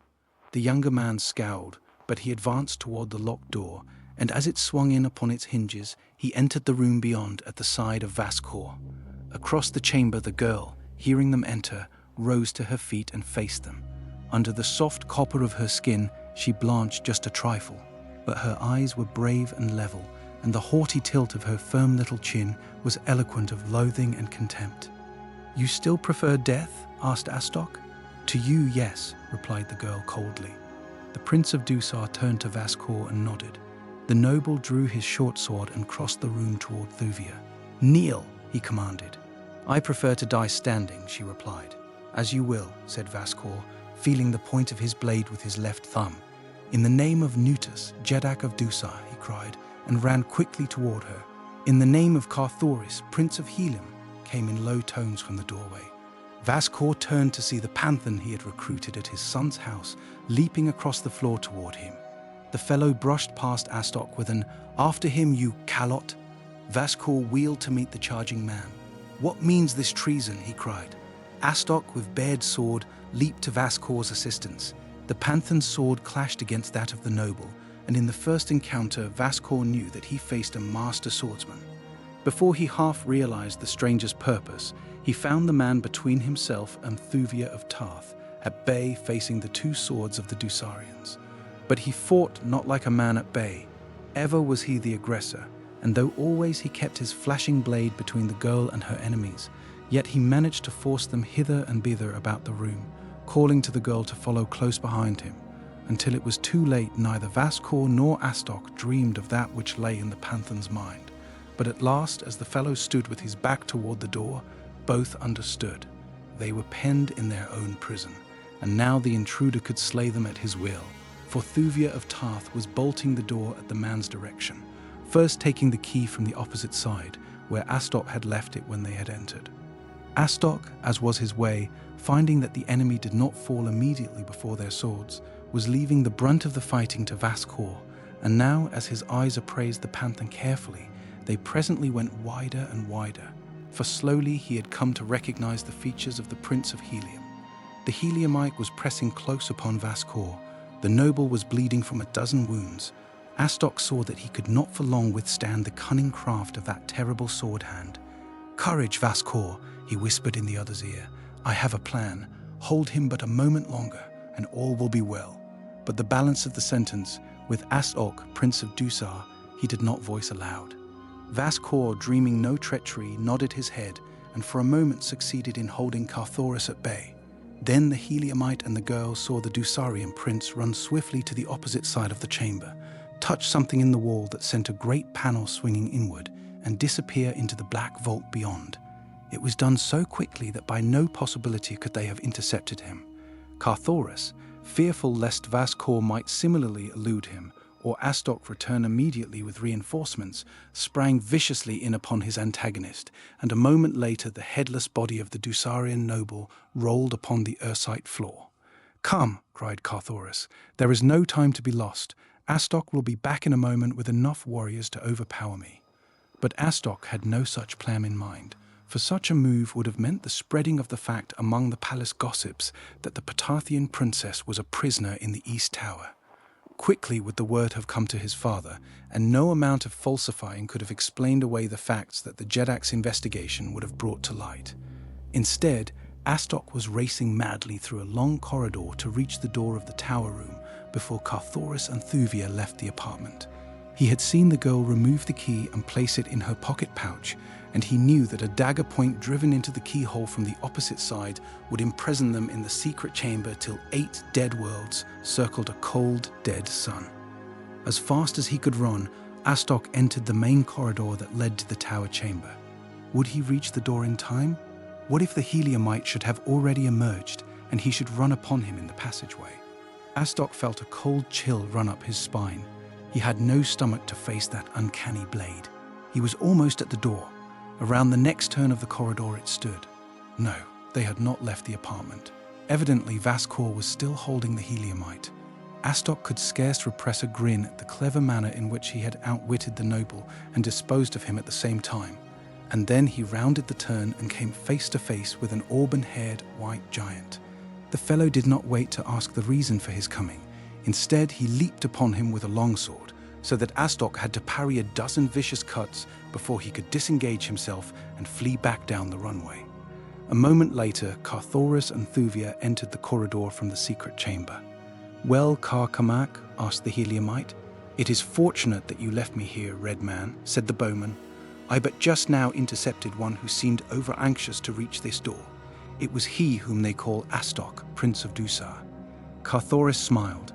"Where is he now?" he asked. "He escaped my blade and ran down this corridor," replied Kar Komak. "We must lose no time then," exclaimed Carthoris. "He will have the guard upon us yet."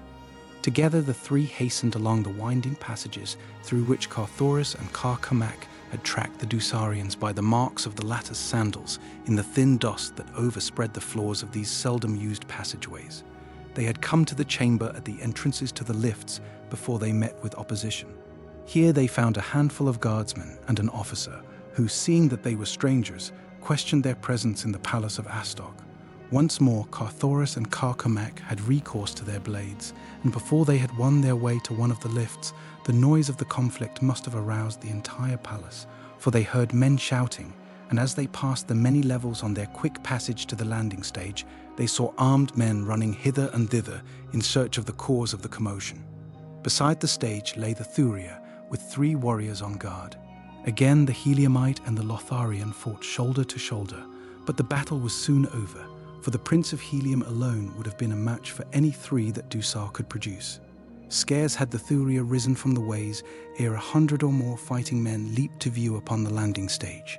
At their head was Astok of Dusar, and as he saw the 2 he had fought so safely in his power slipping from his grasp, he danced with rage and chagrin, shaking his fists and hurling abuse and vile insults at them. With her bow inclined upward at a dizzy angle, the Thuria shot meteor-like into the sky. From a dozen points, swift patrol boats darted after her, for the scene upon the landing stage above the palace of the Prince of Dusar had not gone unnoticed. A dozen times shots grazed the Thuria's side, and as Carthoris could not leave the control levers, Thuvia of Tith turned the muzzles of the craft's rapid-fire guns upon the enemy as she clung to the steep and slippery surface of the deck. It was a noble race and a noble fight, one against a score now, for other Dusarian craft had joined in the pursuit, but Astok, Prince of Dusar, had built well when he built the Thuria. None in the navy of his sire possessed a swifter flyer, no other craft so well armored or so well armed. One by one the pursuers were distanced, and as the last of them fell out of range behind, Carthoris dropped the Thuria's nose to a horizontal plane, as with lever drawn to the last notch, she tore through the thin air of dying Mars toward the east and Tith. 13,500 hearts away lay Tith, a stiff 30-hour journey for the swiftest of flyers, and between Dusar and Tith might lie half the navy of Dusar, for in this direction was the reported seat of the great naval battle that even now might be in progress. Could Carthoris have known precisely where the great fleets of the contending nations lay, he would have hastened to them without delay, for in the return of Thuvia to her sire lay the greatest hope of peace. Half the distance they covered without sighting a single warship, and then Kar Komak called Carthoris's attention to a distant craft that rested upon the ochre vegetation of the great Dead Sea bottom, above which the Thuria was speeding. About the vessel many figures could be seen swarming. With the aid of powerful glasses, the Heliumite saw that they were green warriors, and that they were repeatedly charging down upon the crew of the stranded airship. The nationality of the latter he could not make out at so great a distance. It was not necessary to change the course of the Thuria to permit of passing directly above the scene of battle, but Carthoris dropped his craft a few hundred feet that he might have a better and closer view. If the ship was of a friendly power, he could do no less than stop and direct his guns upon her enemies, though with the precious freight he carried, he scarcely felt justified in landing, for he could offer but 2 swords in reinforcement, scarce enough to warrant jeopardizing the safety of the Princess of Tith. As they came close above the stricken ship, they could see that it would be but a question of minutes before the green horde would swarm across the armored bulwarks to glut the ferocity of their bloodlust upon the defenders. "It would be futile to descend," said Carthoris to Thuvia. "The craft may even be of Dusar. She shows no insignia. All that we may do is fire upon the horseman." And as he spoke, he stepped to one of the guns and deflected its muzzle toward the green warriors at the ship's side. At the first shot from the Thuria, those upon the vessel below evidently discovered her for the first time. Immediately a device fluttered from the bow of the warship on the ground. Thuvia of Tith caught her breath quickly, glancing at Carthoris. The device was that of Kulan Tith, Jeddak of Lothar, the man to whom the Princess of Tith was betrothed. How easy for the Heliumite to pass on, leaving his rival to the fate that could not for long be averted. No man could accuse him of cowardice or treachery, for Kulan Tith was in arms against Helium, and, further, upon the Thuria were not enough swords to delay even temporarily the outcome that already was a foregone conclusion in the minds of the watchers. What would Carthoris, Prince of Helium, do? Scarce had the device broken to the faint breeze ere the bow of the Thuria dropped at a sharp angle toward the ground. "Can you navigate her?" asked Carthoris of Thuvia. The girl nodded. "I am going to try to take the survivors aboard," he continued. "It will need both Kar Komak and myself to man the guns, while the Kaolians take to the boarding tackle. Keep her bow depressed against the rifle fire. She can bear it better in her forward armor, and at the same time the propellers will be protected." He hurried to the cabin as Thuvia took the control. A moment later, the boarding tackle dropped from the keel of the Thuria, and from a dozen points along either side, stout, knotted leathern lines trailed downward. At the same time, a signal broke from her bow. "Prepare to board us." A shout arose from the deck of the Kaolian warship. Carthoris, who by this time had returned from the cabin, smiled sadly. He was about to snatch from the jaws of death the man who stood between himself and the woman he loved. "Take the port bow gun, Kar Komak," he called to the bowman, and himself stepped to the gun upon the starboard bow. They could now feel the sharp shock of the explosions of the green warrior's projectiles against the armored sides of the staunch Thuria. It was a forlorn hope at best. At any moment, the repulsive ray tanks might be pierced. The men upon the Kaolian ship were battling with renewed hope. In the bow stood Kulan Tith, a brave figure fighting beside his brave warriors, beating back the ferocious green men. The Thuvia came low above the other craft. The Kaolians were forming under their officers in readiness to board, and then a sudden, fierce fusillade from the rifles of the green warriors vomited their hail of death and destruction into the side of the brave flyer. Like a wounded bird, she dived suddenly Marsward, careening drunkenly. Thuvia turned the boat upward in an effort to avert the imminent tragedy, but she succeeded only in lessening the shock of the flyer's impact as she struck the ground beside the Kaolian ship. When the green men saw only 2 warriors and a woman upon the deck of the Thuvia, a savage shout of triumph arose from their ranks, while an answering groan broke from the lips of the Kaolians. The former now turned their attention upon the new arrival, for they saw her defenders could soon be overcome, and that from her deck they could command the deck of the better manned ship. As they charged, a shout of warning came from Kulan Tith upon the bridge of his own ship, and with it an appreciation of the valor of the act that had put the smaller vessel in these sore straits. "Who is it," he cried, "that offers his life in the service of Kulan Tith? Never was wrought a nobler deed of self-sacrifice upon Barsoom." The green horde was scrambling over the Thuvia's side as there broke from the bow the device of Carthoris, Prince of Helium, in reply to the query of the Jeddak of Lothar.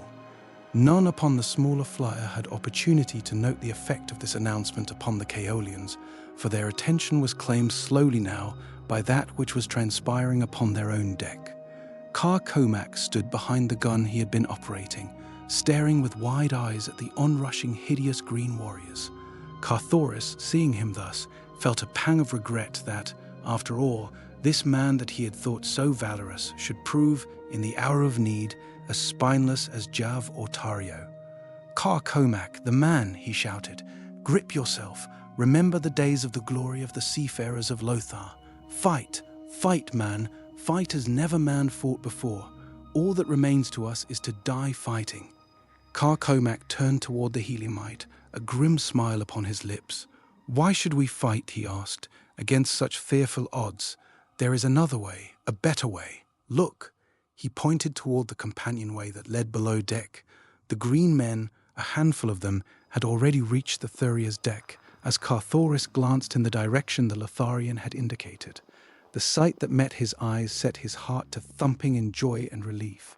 Thuvia of Ptah might yet be saved, for from below there poured a stream of giant bowmen, grim and terrible. Not the bowmen of Tario or Jav, but the bowmen of an Oudwar of Bowman, savage fighting men, eager for the fray. The green warriors paused in momentary surprise and consternation, but only for a moment. Then with horrid war cries they leaped forward to meet these strange, new foemen. A volley of arrows stopped them in their tracks. In a moment, the only green warriors upon the deck of the Thuvia were dead warriors, and the bowmen of Kar Komak were leaping over the vessel's sides to charge the hordesmen upon the ground. Utan after Utan tumbled from the bows of the Thuvia to launch themselves upon the unfortunate green men. Kulan Tith and his Kaolians stood wide-eyed and speechless with amazement as they saw thousands of these strange, fierce warriors emerge from the companionway of the small craft that could not comfortably have accommodated more than 50. At last the green men could withstand the onslaught of overwhelming numbers no longer. Slowly at first, they fell back across the ochre plain. The bowmen pursued them. Kar Komak, standing upon the deck of the Thuvia, trembled with excitement. At the top of his lungs he voiced the savage war cry of his forgotten day. He roared encouragement and commands at his battling Utans, and then, as they charged further and further from the Thuvia, he could no longer withstand the lure of battle.